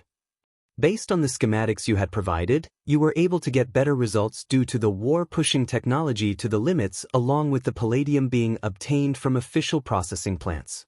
The current practice of extracting and refining the palladium is hindered by the amount we can obtain from the old jewelry and computer parts. Unless you can get another source of pure palladium, your current ones would have to be stopgap solutions for your suits until you can recreate the hypothetical core that you supposedly made in the future. Your other alternative would be to redesign the reactor with the repulse engine schematics and scale it down. Good point. Izuku sighed at that reminder. Least I do not have to put one in my chest anytime soon. And wasn't that a highlight for him that he had a fully functioning heart along with a proper left arm when he came back from the future? That particular heart injury came about when he took a hit for Eri by some villains after her, and later exacerbated by Bakugo being his usual explosive self who did not like the sight of him being more successful than him, thus introducing an explosion to his chest and almost shredding his heart. Izuku was forced into emergency surgery with help from Isaac and implanted with a crude mechanical heart with an arc reactor installed for power and protection, and later implanted with a better one that still had the reactor poking out of his chest. Even after he returned to the past, there were times in the first year that Izuku would wake up in the morning and forget that he no longer needed the reactor in his chest, and almost panicked at the thought of losing his oxygen. Maybe he should look into artificial organ creation. He did have some crude designs on the server. Time to head back. Izuku leaped off the building and blasted off with his repulsors to go about the area for one last sweep before going to a dark alley near the spot the repulse was waiting for him. He did chuckle at the sight of 5 men twitching on the floor, the end result of would-be carjackers trying to break into the repulse only to get rebuffed by the security. After knocking them out and tying them for good measure, he made an anonymous call to the police and left the area in the car. Since I am going to be off the grid for window shopping, what should I do? Izuku hummed as he plugged a cable to his suit to run some diagnosis. You could start with the building of the particle accelerator since you have completed your recent exams. I believe that also concludes your high school portion of the accelerated program. Izuku blinked at that part. Oh right, I actually forgot about that. Izuku leaned back in his seat. Feels weird that I have just completed the high school portion and will be doing the university side. I understand Principal Hamada has something to discuss regarding that? Yeah, he said something about expanding my education. He is trying to contact someone on it. Izuku looked out the window as the car came up to a traffic light. Never thought I had to go through school again, even if I am on the accelerated program. At least with this, you can refresh your knowledge from your younger days. Isaac had a teasing tone to his words. Are you saying I am old? Izuku raised an eyebrow. Mentally, you need to experience your childhood again. Wow, damage taken from that statement. Izuku snorted as he waited for the light and looked at the projection screen by a mall, currently showing international news abroad on the hero named Siegfried having won against his latest villain. What is going on with the World's Hero Association? Are they alerted to what is going on here? Izuku asked as the car moved on once the light turned green. The association has been keeping an eye out on Japan's situation in terms of the MLA, and are content to leave it to the HPSC and the nation's heroes for now. Isaac reported with the screen showing recordings and images of different photo shots of the personnel. That said, there is chatter on the Vine that they intend to perform inspections on the HPSC thanks to the latest scandal. Scandal was one way of putting it. The ex-director of HPSC, Yatsuba Kanzaki, had barely left the corporation for a couple of weeks and was due for court to answer some questions regarding his time in the HPSC and to see if there were any truth to the rumors that the HPSC had ordered Black Op assassinations with the heroes under their payroll. On the week he was to present himself, he suddenly fell critically ill and then pronounced dead within 2 days in a secure hospital, supposedly from severe food poisoning. That merely fueled more conspiracy theories of him falling victim to said assassinations to keep silent on whatever dealings that had gone on in HPSC, and there was a little bit of unrest among certain communities on that, hence the increase in underground criminal activities that in turn allowed Izuku to do a spot of window shopping for stuff. As the saying goes, dead men tell no tales. Here's hoping they do something right. Izuku leaned back in his seat as the car came around the junction. Indeed. Beep. Beep.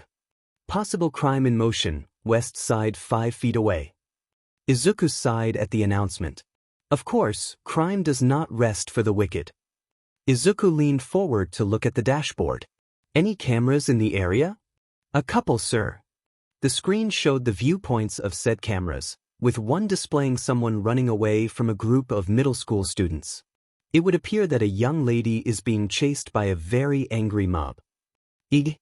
That got answered by said person rushing past the repulse, forcing the car to brake hard and Izuku to lurch forward and barely avoided his nose meeting the dashboard by his seatbelt. He leaned back while watching the other students come after her. Never mind. I have hacked the other security cameras in the general area, granting you access. Thanks, Isaac. Izuku checked his equipment and power levels before exiting the car and rushing after the group, his boots having been treated to be silent even if he had metal tips that should be making a lot of noise. Izuku then used his repulsors to boost himself to the roof of the building and started to jump across buildings to keep up and prepare for sudden turns. Good thing too, as he saw them go into the alley 10 blocks from where he was. He quickly made his way to that building and peered over the edge. Nowhere to run, you beach. The group of high school boys had trapped the girl in a dead-end alley with the supposed leader coming forward with a sneer. Think you could just come around and mess with us in our hood? Think again, girlie. The girl whose features were hidden in the shadow appeared to be scared of her situation. The only thing he could tell with his visor was her high school uniform that had a few tears and blood stains on it, and based on her height, she was likely a junior from one of the neighboring schools. I'm sorry. The girl clutched her head as though she was in pain while she kept apologizing. A simple apology won't work, girl. The leader paused for a moment, and while he could not see the face, Izuku could see his head tilting to the side and had a bad feeling with how he was looking her up and down. If you really want to tell us how sorry you are, you could show us in a different manner. The other boys chuckled rather darkly as they got closer to her, and even in her apparent state of pain, she could tell that she was in major trouble. She was backing herself against the wall as the boys moved forward with dark intent, and for a brief moment, she looked up to where Izuku was. Izuku knew she could not see him due to the design of the suit, but what he could see with the night vision was her apparent expression of fear. And then his vision shifted to a different alley and a different woman getting forced back by a group of villains who were leering at her state of dress, her street clothes having been damaged to the point that it barely held on and protected what little modesty she could have on. The woman whimpered as the villains rushed forward with a demented cheer, and then she screamed in fear.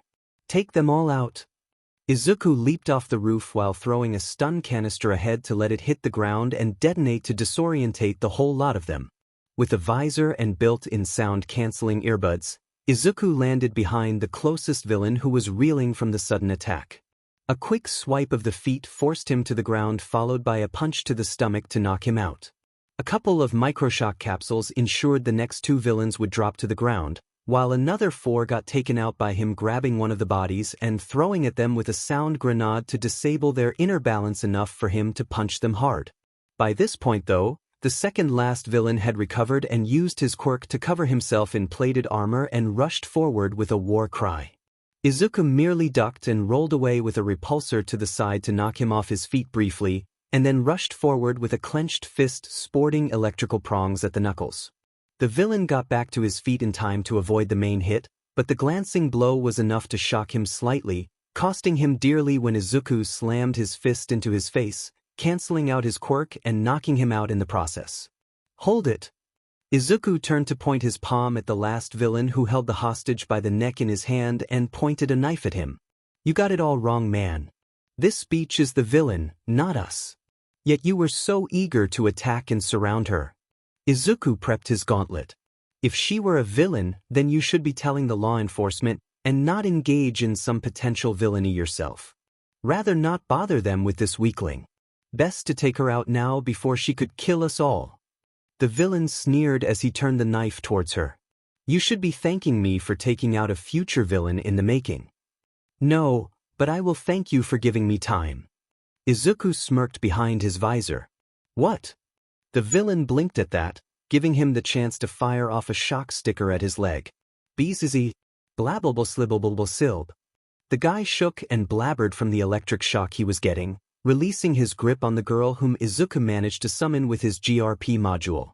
Once he secured the girl, Izuku rushed forward to deliver a punch straight into the stomach of the villain, causing him to fold over briefly before getting launched into the wall a few feet away, where he slumped to the ground unconscious.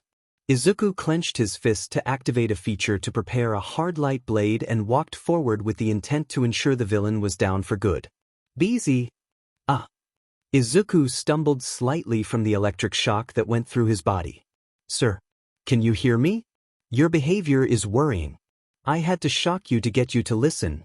Izuku paused at the voice and blinked a few times, shaking his head while looking at the pile of bodies around him groaning in pain. He looked at his last attacker and saw the leader of the group knocked out with his head slightly bleeding from the impact, then back to the blade attached to his arm, his mind blank and his heart starting to beat faster at the implication that was dawning on him. "Sir, your heart rate is increasing and brain activity is dropping." Izuku seemed to be in a fog as he struggled to consider what he was about to do to the guy. "Sir? Your pupils are dilating and your heart rate is getting erratic." Izuku deactivated most of the combat features immediately and backed himself to the wall, his breathing getting very short and his vision getting slightly blurry. Administering calming sedatives. "Phew." Izuku choked and took a deep breath of the gas that Isaac had released into his visor, his mind now clearing and his vision sharpening. He took a few more breaths to control his heart rate before he took stock of the situation. "Thank you, Isaac." "Sir, this is the second time you appeared to be in a trance during a combat situation. Is something the matter?" Izuku took a few moments to hold the instinctive answer on his tongue before replying. "I think I am experiencing some flashbacks. This is not good. Perhaps you are in need of rest. For now, let us tend to the young lady." "Right, got to do that." Izuku got off the wall and turned to where the girl was lying on the floor a few feet away and started walking towards her, using the time to get his thoughts together. That did not help when he got closer to shine a light on her, only to pause at the sight of her. He slowly knelt down to move her head slightly to the side and lifted parts of her blonde hair to see her face. "Sir? You have got to be kidding me." Izuku had to palm his face despite the visor blocking it. The reason for the reaction? The girl he just saved happened to be a person of great interest in the near future. Someone who would help the League of Villains to a very big stage in life. Someone who was a big pain in the butt for him and Eri in the past timeline with the use of a very tricky quirk. That girl who passed out on the ground in front of him? Her name was Toga Himiko, and he had the weirdest luck to bump into her at this young age. More than ever, Izuku wished he was physically old enough to drink, because he was too mentally old to handle this sheet. Do you see that girl? Yeah, I heard her quirk is some type of blood thing, right? She's a villain in the making. What, can't she be normal? You are an ordinary girl, you do not have this curse. You do not have this curse. You do not have a monster's curse. You are to be a normal girl, not a freak. A freak? A monster? Devil spawn. A pair of eyes snapped wide open and the owner shot up from her position only to get tangled in the blanket that was on her, resulting in her going on the bed and having her face meet the floor. The girl took a moment to calm down and another to untangle herself from the blanket before she could look around her. Where am I? Toga Himiko rubbed her tired eyes while slowly turning, the adrenaline from her nightmare now bleeding out of her and making her lethargic. She could already tell from a glance that this was not her room back at her home, since it did not have her cabinet, the boring pink wallpaper, or the bed she was used to. Yet for some reason, this room that was a little sparse with furniture, light blue walls, a small window overlooking some park in the distance, and a light scent of cedar, made her more relaxed than her old room. This felt more homely if she had to describe it. However, she could not fully relax at the moment. She was in unknown territory, and it did not help her much when she realized her clothes had been changed. Himiko was thinking of trying her luck at the window when the only door in the room opened and she could be forgiven for staring like an idiot at an actual robot walking into the room with her face being reflected off the white faceplate and a small tray holding a cup and a small jug. Good morning, young miss. My name is Isaac. How are you feeling? Himiko blinked at the apparently well-mannered machine. Before she could answer though, her stomach decided that it was in need of nourishment and announced itself with the loudest growl it could give out. She wrapped her arms around the offending organ and directed a glare at it with burning cheeks. I see you are hungry, I shall prepare some breakfast for you. Please wait. The robot placed the tray by the small cabinet next to the bed before moving back to the door. Wait. Himiko called out to the robot, which paused in the middle of opening the door.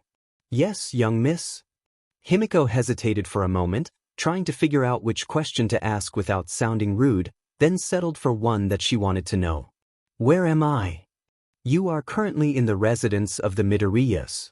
Mr. Midoriya had found you when he was returning from his assignment and brought you home to let you rest while he contacted the authorities to deal with the men who were apparently chasing you. You have been here for a couple of days now. The robot answered before excusing itself, leaving her alone in the room to consider what it said. Himiko took some time to recall what had happened and shivered at the fact she nearly lost control of herself again.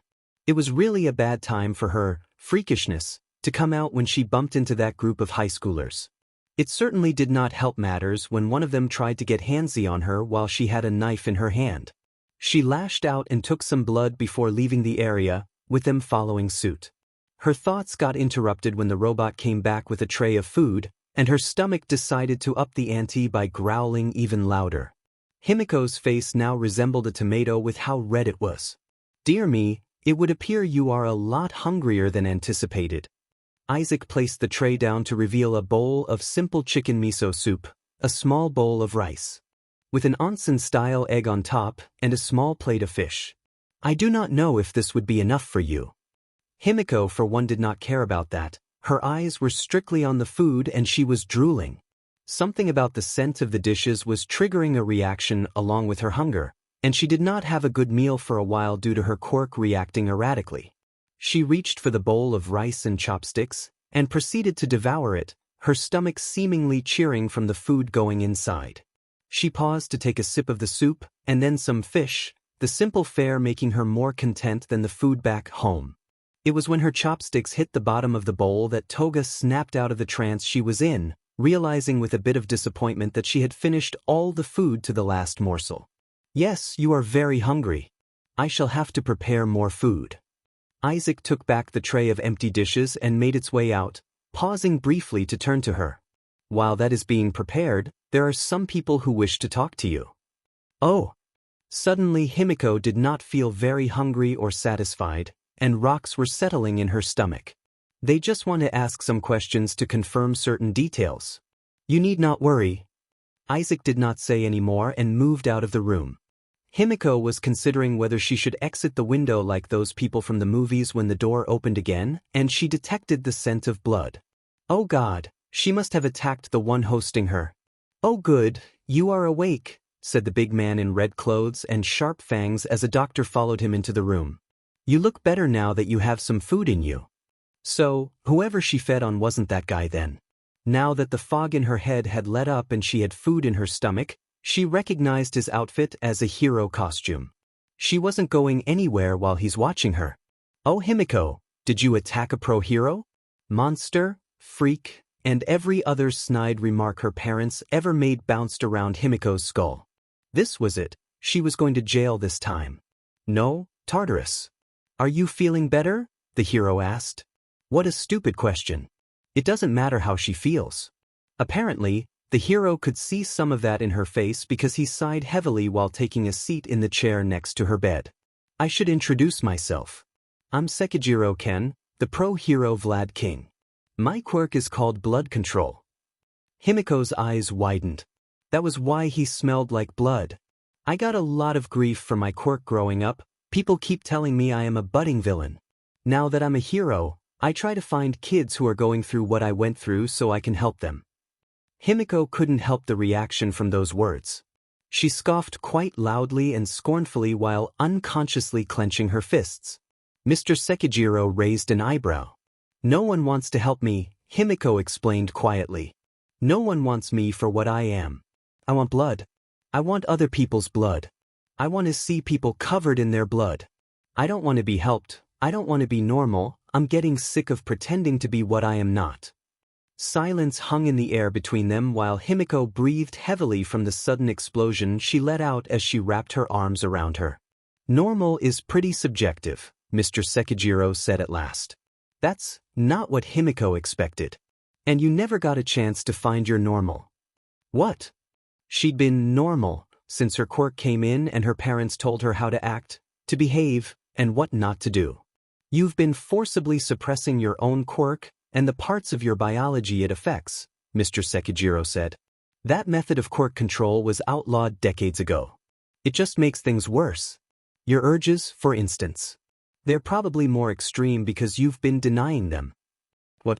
Mr. Sekijiro wasn't serious, was he? Then, just when Himiko was certain her day couldn't get stranger, the door opened again to show the robot coming in with what looked to be a plate of stew vegetables. Again, her attention was immediately drawn to it, and her stomach was growling in favor of it. The doctor watching her reaction nodded while making a note. I have thought as much. Your biological processes are tied heavily to your quirk, and from what I had checked, you have a strong chance of going anemic with the lack of iron inside you. The doctor waved to the plate of food. The dishes you have taken thus far have been created in mind of your biological need to intake blood. Wait, what? Himiko paused halfway in reaching the food. Are you saying that there is blood in the food? Was that why the food was more delicious than her old fare? Yes. The doctor nodded. Your quirk, and in turn your body, needs blood to sustain. They actually wanted her to drink blood? No, this had to be a trick, and then they would have the excuse to call her a demon child and throw her away in a cell. They would throw the key away too so that she would be left in the dark. But the food did look tasty, and the other dishes tasted great, and now that she was nearer to the plate, she could smell the iron in them. And if they were going to lock her up anyway, what's the harm? Himiko reached out to grab the food and took a bite, keeping her eyes on the hero and the doctor while trying to control the urge to from the taste. Good, the doctor said as he nodded. We'll be giving you some blood with every meal for the time being. Once you're no longer starved of the stuff, we'll slow down your intake to once a day. I'll look into getting you some blood-based foods as well. Blood-based foods? Himiko hadn't heard of those. The doctor nodded. There are a handful of options for people who need to regularly consume blood for their quirk. The most popular is protein bars made with blood. But Himiko tried to articulate the storm she's feeling. How everything that's happened since she woke up hadn't made sense. Toga, the hero said to draw her attention. Your parents were arrested yesterday. She gasped while dropping the plate, thankfully not spilling the contents on the bed. Like I said, forcing someone to suppress their quirk is illegal, and just based on how they talked about you I could tell they weren't good parents to you. He slowly moved his hand onto her shoulder, telegraphing his movements. She managed not to flinch, but just barely. What they did to you was wrong, and me and the doctors here do care about you. We aren't going to throw you away because of your quirk. Himiko doesn't say anything. She never dreamed something like this would happen to her. She did not even realize the tears going down her face as she tried to process all of it. That was 2 days ago. Since she had been in this room for most of the time, but was allowed to leave it to use the bathroom and to not get cabin fever. She met the Midoriyas in person, although she interacted more with the mother who was a lawyer and was helping to deal with her situation. The son, whom she only interacted a couple of times, was the one who found her and brought her back. He was also too busy to stick around as he was dealing with school. But what was she supposed to do now? You have brought us quite a curious subject. Izuku was proud of his inner control to not grimace at that statement made by Nizu as they shared a pot of tea that Izuku brewed for the two. They were currently in the living room discussing the situation he had brought Nizu and his crew into. Vlad King was currently sitting in the guest room to talk with Toga and his mother, who was sitting in as both moral support and her role as a lawyer. Shoyuta was not able to come due to work, so in his place was someone Izuku honestly did not expect to be welcoming into his home. Here is your tea, Mississippi. Isaac smoothly slid the cup of tea to Kana, who was looking at the robot with a side glance. She was dressed in dark office attire that made her look the part of a secretary, which made her look rather nice in Izuku's opinion since she had her hair tied up neatly and the pencil skirt showed off her shapely legs in stockings quite well. Oh dear God, he was having his old hero crush again, only with impending hormones on the horizon. Focus, Midoriya Izuku. Thank you, Isaac. She took the offered drink and sipped the tea while she crossed her legs, lightly humming from the taste of it. So what will happen now? Izuku asked Nizu, mostly to know what would happen to Toga and partly to not get distracted by Kana. Given what we found out about her parents, it is a high likelihood that young Himiko would have to be removed from their custody, something that is sadly going to be unhindered with her parents' attitudes. Nizu shook his head while stirring his cup of tea. To think that people are still practicing quirk suppression to this date. Based on the books we found in their home, they are heavily influenced by the ideas that a person's quirk will define the person themselves. Kana's lips were thinning as she placed her cup on the table with carefully controlled hands. They believe that she is a demon spawn that needs to be collared or removed for the betterment of society. Izuku raised his cup to take a drink, the action done more to hide the frown that was forming on his face as he considered the information. Izuku was somewhat familiar with Toga, or at least the one from his past timeline.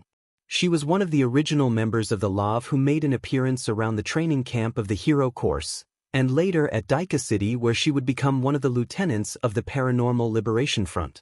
She was the one specializing in assassinations thanks to her quirk, Transform, which would allow her to change her appearance and voice if she were to ingest someone else's blood. She was deadly enough as it is, but her unstable mentality was the more dangerous part, as she views anyone that caught her fancy as someone she loves, to the point of wanting to kill them to become them. Combined with her quirk awakening that allowed her to use the quirks of others, she was one of the most deadly opponents to avoid at all costs. Izuku met her personally when he was roughly 20 in the previous timeline, having to deal with some villains intent on attacking Island to grab some tech. He was helping to deal with security checks when he was dealing with one technician whose past did not go through, and it was only with some innocent questioning that he had suspicions that said technician was not who they claimed to be. He was lucky to have perfected his hollow shield prototype at the time, as it blocked a stab from a newly revealed Toga who was forced to flee at that time. After Island, he encountered Toga a few more times because her group was after Eri, and later after him for thwarting their efforts and his technology. Last time he saw her, it was through the surveillance cameras he had hacked around the general area of UA. Toga was trying to get into UA to take out what was left of the resistance, with a fair number of villains at her beck and call. Izuku did one last act of defiance towards her before he went underground with Eri by alerting UA of the attack and helping them set up an ambush to at least grant time to evacuate civilians and injured heroes. He did not know if it was successful, but he did know that UA fell eventually to the onslaught. Seeing her past version though, it was honestly weird trying to relate that to the psychopathic version he was more familiar with. If someone had told him that this Toga would become the Yandere he would know in the future, Izuku would either laugh at the absurdity or be testing that person for drags. Even if he now had an idea of how she came to be, Izuku still had a hard time believing that this scared girl would become one of, if not the, most effective deep cover assassins of the villains. If he was honest, Izuku did not know how to feel about this. He had spent much of his time at the institute to do his work, and partly because he had to ensure that he did not have the urge to direct a repulsor to her head. Izuku had to remind himself that this was a past version of Toga that had not gone down the path of being a villain just yet, and that he should just maintain vigilance for now. Did not make it any easier knowing she was a couple of rooms away from his room. So what do you think? Izuku shook his head to refocus on the conversation at hand. I am not sure what to think, sir. Izuku replied. I mean, this situation is really weird, which is why I asked you for your help. And help I will give. Nizu placed his cup down and clapped his paws. It happens that this case could be the lead we need to deal with the current district, so we can handle this properly. Young Himiko can be placed as a ward under UA's custody until we can get her situation cleared.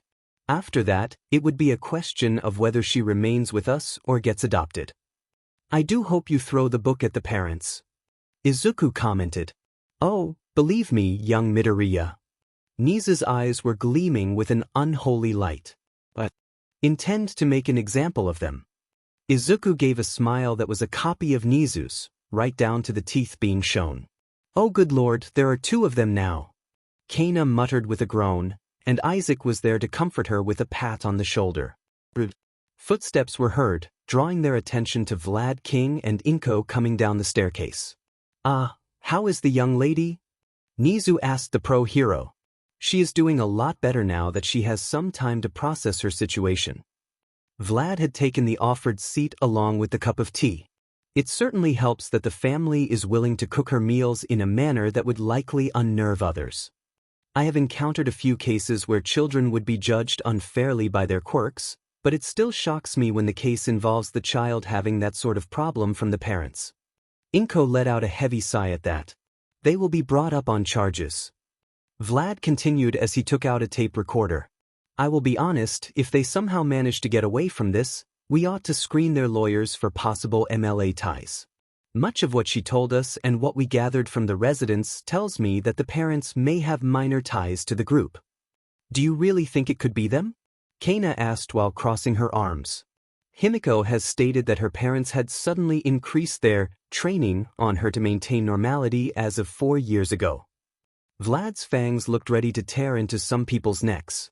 They would use some book as a reference to make her a normal girl, a book that we found belonged to one of the earlier members of the MLA sometime after Destro got arrested and sent out his biography. He was referring to how those with certain attributes could not be trusted. Nizu palmed his face and sighed heavily. You humans seem to find ways to contradict each other at the worst of times. Izuku should feel insulted, but then again, that was one of the reasons why he created Isaac the last time. Humans do seem to want to mess things up, so the AI was there to make sure to help keep him grounded. Even now when he had his mother around, Izuku still relied on Isaac to keep him from going overboard. There is the matter of Himiko's living arrangements, Vlad says thoughtfully. Netsu hummed in reply. Yes, while UA currently has custody of young Himiko, none of our staff are currently in a position to house her until Cementos revamps the current dorms. Dorms? Izuku did not recall anything about UA being a boarding school, at least not this early on before the war. Netsu chuckled while looking up. The young lady is hardly the first child we've had full or partial custody of. Usually, it's international students with nowhere to live locally, but every so often, we do have to take in the odd child related to cases we are working on. We're currently renovating the current set of dorms, unfortunately. Izuku nodded at that. To quote Shoyuda Aizawa, it did sound logical. I'm sure you have some contacts who could set up a place for her, Vlad says. Of course I do, Nedza says. But I don't want Himiko to move in with complete strangers. She's going through quite a few sudden changes right now as it is. I need someone who can quickly prove themselves trustworthy to you, Nedza says, mostly thinking out loud. We could take her in. Izuku was grateful he was not drinking anything. Otherwise he would be performing a spit take at his mother's offer. As it was, Izuku nearly cracked his neck, turning to look at Inko with wide eyes. At least he was not getting attention as the heroes turned to face her. Are you sure about this? This is quite sudden. Vlad remarked. It's fine. I appreciate your concern, but we have plenty of space for her. Inko answered only to pause and turn to Izuku. That is, if you are okay with it, Izuku? Izuku merely adopted his position of crossing his arms and closing his eyes while humming, using the precious seconds to consider all that was going on and the pros and cons of this matter. He already knew he was doing a fair amount of change to the timeline, with Lady Nagant being the biggest change so far. Whatever he would choose would likely influence the timeline even more. In his mind, he was relieving all he knew of the woman who kept trying to kill him and Eri, then without a break, the image of the younger Toga looking at him with fear of the unknown and all that had happened to her popped in, begging for someone to help her. The hell with it.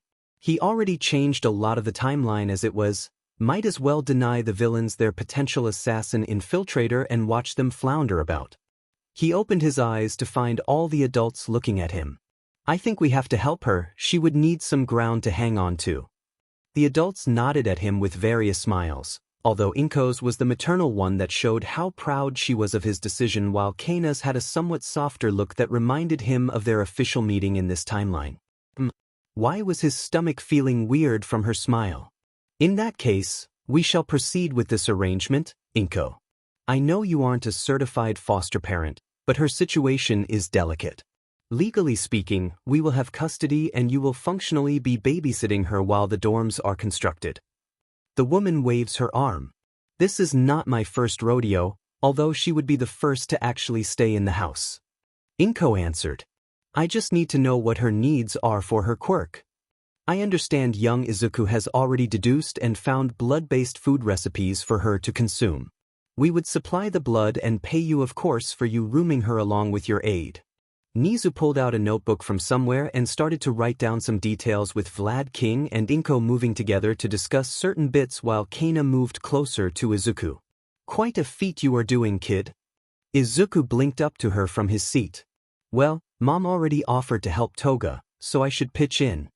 That is that, but you also brought her into your house when you found her the first time. You could have just let the police handle it. Kaina remarked. Izuku turned his head slightly to avoid looking at her while memories played out in his mind. I guessed, she reminded me of someone who was about to go off the deep end, and since I was there, I had to do something before she got lost. Izuku answered as truthfully as he could. You are a good kid, Midoriya. Don't anyone tell you otherwise. Kaina placed a hand on his hair and ruffled it gently. Speaking as one whom you helped, I think she would appreciate it. Izuku nodded slowly while considering what was going on and what would happen. Only time would tell if the decision he had just made would make the world safer. And Eri was so going to knock him in the head in the near future, he just knew it. Nizu was currently in his office, looking out the window that granted the user a panoramic view of the academy grounds with all the greenery and facilities that he could see. The temperature was coming up with winter ending and spring being on the horizon, so it was an even blend of green and white in certain areas. A perfect scene for the new year. A new year to ponder all that had happened. Toshinori Yagi, otherwise known worldwide as All Might, had come to Nizu the other day to see Shizenji Chio aka Recovery Girl to deal with his deliberating health after his almost titanic battle with the supervillain known as All for One. Despite their reservations and advice to take it easy, Yagi still kept up his hours of saving people around the world, and that was straining his already damaged body. Nizu could see how the man's musculature was fading, not helped with the man's stomach effectively destroyed and so limiting his nutritional intake. The strain was made worse by the man's quirk, One for All, the stockpiling quirk that was passed over to him by his predecessor Shimura Nana and others since the dawn of quirks. All that power was becoming too much for the man who used to be able to wield its power almost effortlessly, necessitating the man to limit his hero work to 16 hours at the present time. While most did not really know the man appearing less in public, sharper-eyed individuals were noticing that trend, and Nizu had no doubt that the criminals would be taking advantage of that window sooner or later. On the home front, at least 7/10 of Japan had their districts cleared and purged of the Destro Initiative. It was one thing to know that the MLA had their claws in the different schools of Japan to indoctrinate the impressionable minds. It was another thing entirely to see the different agents masquerading as teachers dragged out in cuffs, screaming bloody murder to all within hearing distance that the meta-revolution will prevail, while a few of the students had to be subdued for their actions towards other students or the officers coming to arrest them. It got even more concerning at the knowledge of entire families embracing the propaganda and demanding freedom for quirks regardless of whether it was dangerous to let them out. It was tricky to gauge who would be a possible MLA follower, and some of the HPSC officers were not helping with their suggestions to put the entire family under watch at secured facilities, all but announcing they want the suspected families in Tartarus without any proper trial, and possibly gain access to children with strong quirks to uphold the peace. Nizu did however manage to get an idea of their movements, and considering how busy Detnerat has been the past few years along with the people going to Daika City, he could wager a guess on whom to look out for. Speaking of the HPSC, they appeared to have gotten a bit more organized under new leadership, which was both good and bad in Nizu's opinion. He had met the current HPSC director before, one Tsuyuri Kiriya. She was previously the vice president who served under Yatsuba Kanzaki, and she had disagreed with how the man had Lady Nagant assassinate dozens of villains and corrupt heroes under the commission's orders, claiming that all these murders were for the sake of Japan's society when in fact a good third of the numbers were innocent people who had been asking too many questions for his liking. It was with some aid from the woman that Nizu was able to force Kanzaki out of the company and get Kana out of there before she could snap. To some extent, he could work with the Kiriya, which was a lot more than he would have done with Kanzaki, who would keep on deriding him and referring to him as an it, saying that animals should know their place. Kiriya at least made some effort to listen and work with him, and she appeared to have a firmer stance on how heroes should perform. At the same time, she was arguably more crafty than the previous director, and the HPSC were still handling certain operations that would not be considered legal on the books. Last he heard, they were still peeved that he took Lady Nagant away from them and were trying to get a replacement. The HPSC were also being stubborn when it came to his suggestions to update the UA exams. He wanted to tighten up the criteria for selecting future candidates, yet the HPSC Hero Education Department, and by extension the UA School Board, were insisting that they needed strong candidates for the roles. By that, they wanted strong and flashy quirks that would look good on the camera to inspire others. Nizu may have the final say for the exam handling and selection, but even he needed to follow the guidelines unless he got replaced, and heaven knows how many had been trying to do that. These humans could be so infuriating. On the matter of Tsutsumi Kana, the young woman was still trying to get used to the fact that she was no longer under the thumb of the HPSC and in turn not required to kill traitorous elements. Oh, for sure, she was adjusting well, but there were moments she almost activated her quirk on instinct alone, and she had been jaded by all she had seen and done under the previous employment. Hound Dog was helping get through her mind and guilt, and in her current role of being an assistant to the other teachers along with being his personal secretary, she was getting better and decidedly more cheerful. She was a little like Shoyuta in that she knew the dark side of society, so Nizu could see that he could keep her for a while longer to protect the students and if possible, make her a teacher to show them that the world is not sunshine and daisies while providing additional protection for the academy. That, and he wanted to cackle at the hormonal males trying to get her attention when she was focused on her job or with certain individuals she could afford to show some emotion. On that note, his mind wandered to the boy that appeared to be connected in multiple manners. Since his first meeting with the young Midoriya Izuku, Nizu had gone through the digital and paper records to find out more about him, a little hard to do for the former given the unusual amount of red tape, but understandable once he got it cleared. First thing to note was his actual role with the Aldra Purge, as Izuku was the actual whistleblower that had shined the light on Aldra's real purpose regarding the MLA indoctrinate. The boy underwent homeschooling and online classes before coming to Hamada Institute to take up studies under the advancement program, and had been creating lots of different support equipment and other inventions that could benefit the common people, with 5 patents already under his belt and 2 pending. An impressive feat for one so young.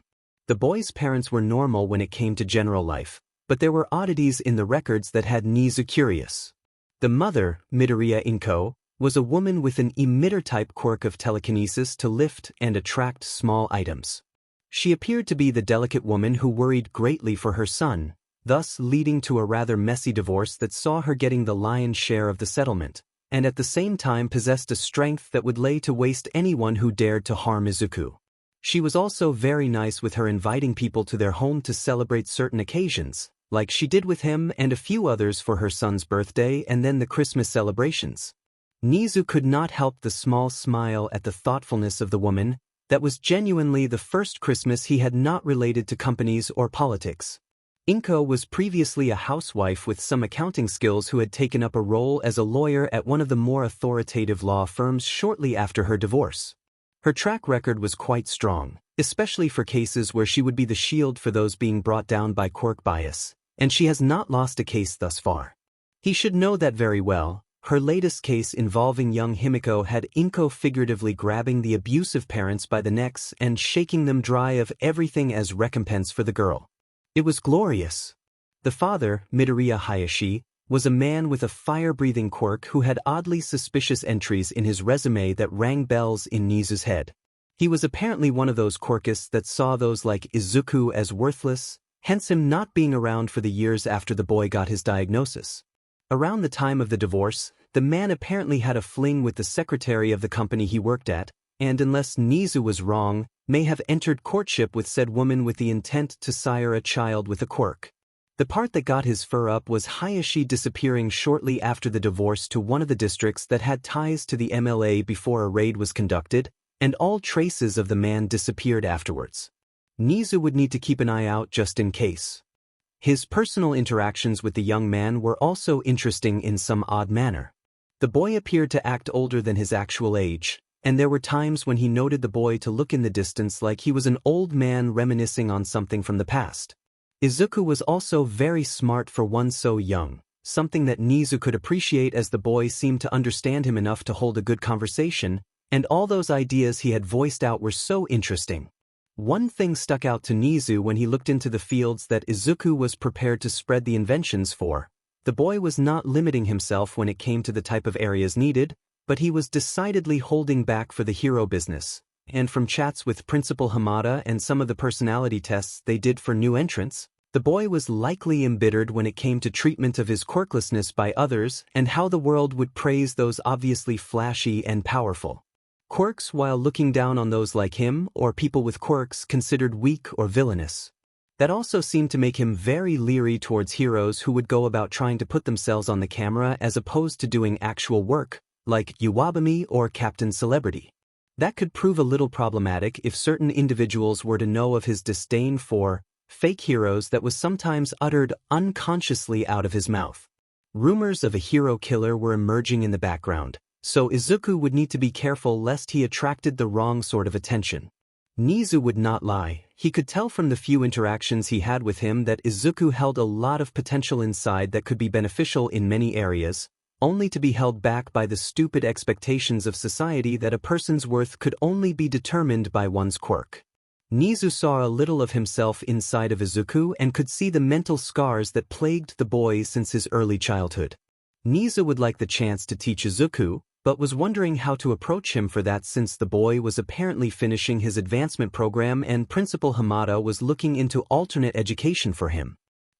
So many things to think of for the morning. He was going to need another pot of tea for the day. Principal Nizu. Yes, Kana. Nizu answered her through the Bluetooth earpiece while continuing to look out the window. There is a Hamada hero on the line. He wanted to confirm the meeting with you and David Shield. Oh, speak of the devil. It would appear that Principal Hamada may have found a solution to deal with the boy's education, and it was tied to the boy's desire to go to I Island, a very noteworthy goal for the young inventor. That was when the figurative light bulb lit up in Nizu's head as his high-specs quirk kicked into high gear to shift and adapt different ideas to get the best results. And he realized that a lot of matters could be solved with Izuku as the linchpin. Understood, Kana. Please put him on the line. Nizu answered the woman as he went back to his desk to prepare for the online chat. I believe I have an idea to solve most if not all of the issues in one go. I should thank you for the inspiration, Izuku, my boy. Ha ha ha. Izuku shivered slightly while pausing his actions to check a component.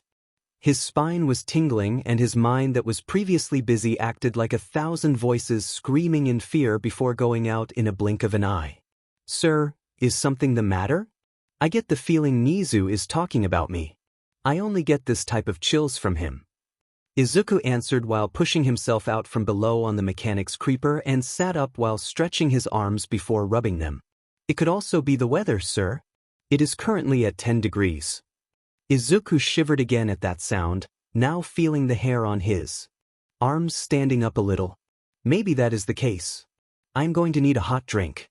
Help me to check this over, please. He moved to the side room that housed a small kitchenette to grab the kettle and filled it up with water before turning it on. While he waited for it to heat up, Izuku let his mind wander. He was currently in one of his current 4 secret hideouts, specifically one handling experimental energy procedures and power sources like his arc reactor or the possibly nuclear item from the smugglers who kidnapped Momo. He was embarking on an idea that would help deal with his power issues on phase shift technology and had spent the past few months working on it. Although if he were honest, he was partially using it as an excuse to deal with the fact he now had Toga Himiko in his house. The girl seemed to be acclimatizing quite well since she started living under his mother's custody, probably helped that she did not need to put up a mask for her urges.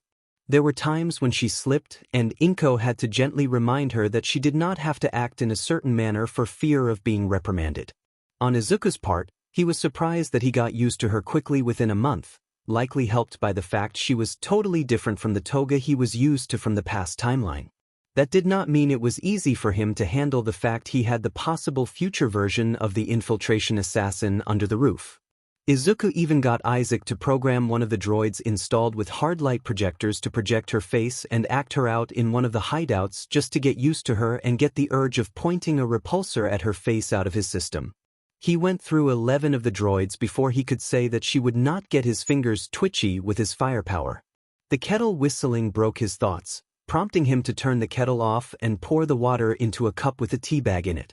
He would prefer actual tea leaves, but he would not know when he was coming back to this place. Are the adjustments done? There, sir. All parts are secured. He took a sip of his drink while he walked out of the room to find his latest project in all its glory. Finally, it's done. Indeed. A projection screen nearby displayed what looked to be a cone with vents and calculation formulas riddling the sides. The experimental particle engine is now ready. Izuku nodded as he looked at the finished product. The actual item was comically big and roughly the same height as him, with a smooth gray finish on the surface at the half-bottom portion, slightly twisting towards the top like a corkscrew. Small hand-sized holes were spaced evenly near the bottom of the equipment and at the tip, and one side had cables connected to a revamped transformer a few feet away from the platform with a slightly bigger arc reactor connected on the top of it. This was his answer to the issue of powering the phase shift technology and hopefully other technologies if needed. Izuku had been going through different ideas, and ultimately came up with this from the same robot series. He got inspired by the phase shift technology. This was real life though, and there was no way he could go to planets like Jupiter anytime soon to get whatever he needed from them. So he took some liberties and created a mini particle accelerator to create specific particles that would in theory break down while releasing large amounts of energy, and then he used the crystals from the organic growing rock he had demonstrated to Kana to create a small cube that would help to agitate the particles to decay in the process of removing any excess static electricity.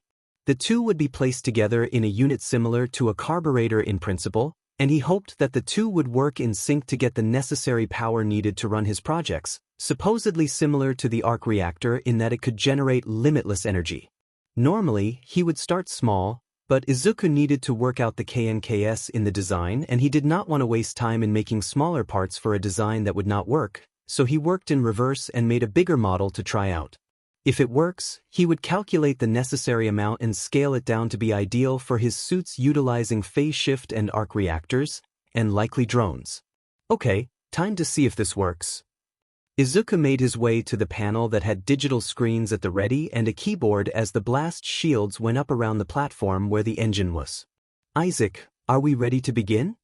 Izuku asked, hovering his hands over the keyboard after placing his drink down and putting on earmuffs. Yes, sir.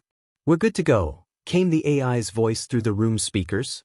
Izuku took a deep breath and let it out slowly. He was feeling the same type of anticipation as the time he created and started up the first arc reactor in the previous timeline. He just hoped it was the same result of success. Izuku typed in the start command, and soon on the screen, he saw the visualization of the process. He observed the electricity flowing from the transformer to the engine, but nothing happened with the device, at least externally.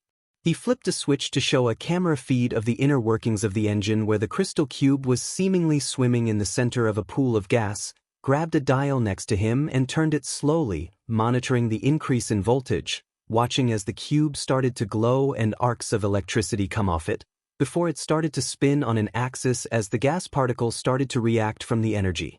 Then a soft whine could be heard, his eyes went from the screens to the reactor, and his breathing stopped briefly. There before him, the corkscrew portion of the engine started to have the edges glowing and light green particles were being vented out of the holes. Then the secondary mechanisms kicked in with the top moving upwards slightly before it started spinning while venting out more green particles, making it a very attractive sight of having the particles encircling the engine like it was in the eye of a storm. Isaac, my eyes are occupied. Please tell me the numbers. The particle engine is showing above optimal readings, error of margins are contained.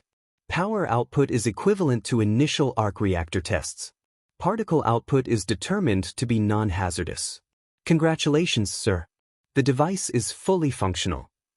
Isaac happily replied with the results displayed on the screen. Izuku released his hold on the dial and clenched his fist happily as he watched the particles flying about inside the enclosure. This was a major step forward for his work, and thanks to the crystal component, he could effectively set up a null zone to avoid any surveillance on his work while it supplied power. He had so many ideas coming up, and once he got his particle accelerator up and running, the new element for the arc reactor could be made, and he could get his major projects completed in time of the first attack on UA, and even achieve a personal dream of going into space after mankind's failure to do so since the Quark era. And the MLA said that quirkless could not do anything? Well, a CK on that. He was going to do a lot of things and made them regret pissing him off so much. And as for people like Bakugo Katsuki and the others from Aldera, they could kiss his butt for all he cared. Time to get things really moving. Oh, I am going to have fun with this. Haha. In UA, many people shivered as Nizu laughed like a madman along with Maijima following suit. At Island, a certain inventor paused in his work to look outside the window while his daughter looked confused at his reaction, feeling a kindred spirit in making progress with their work.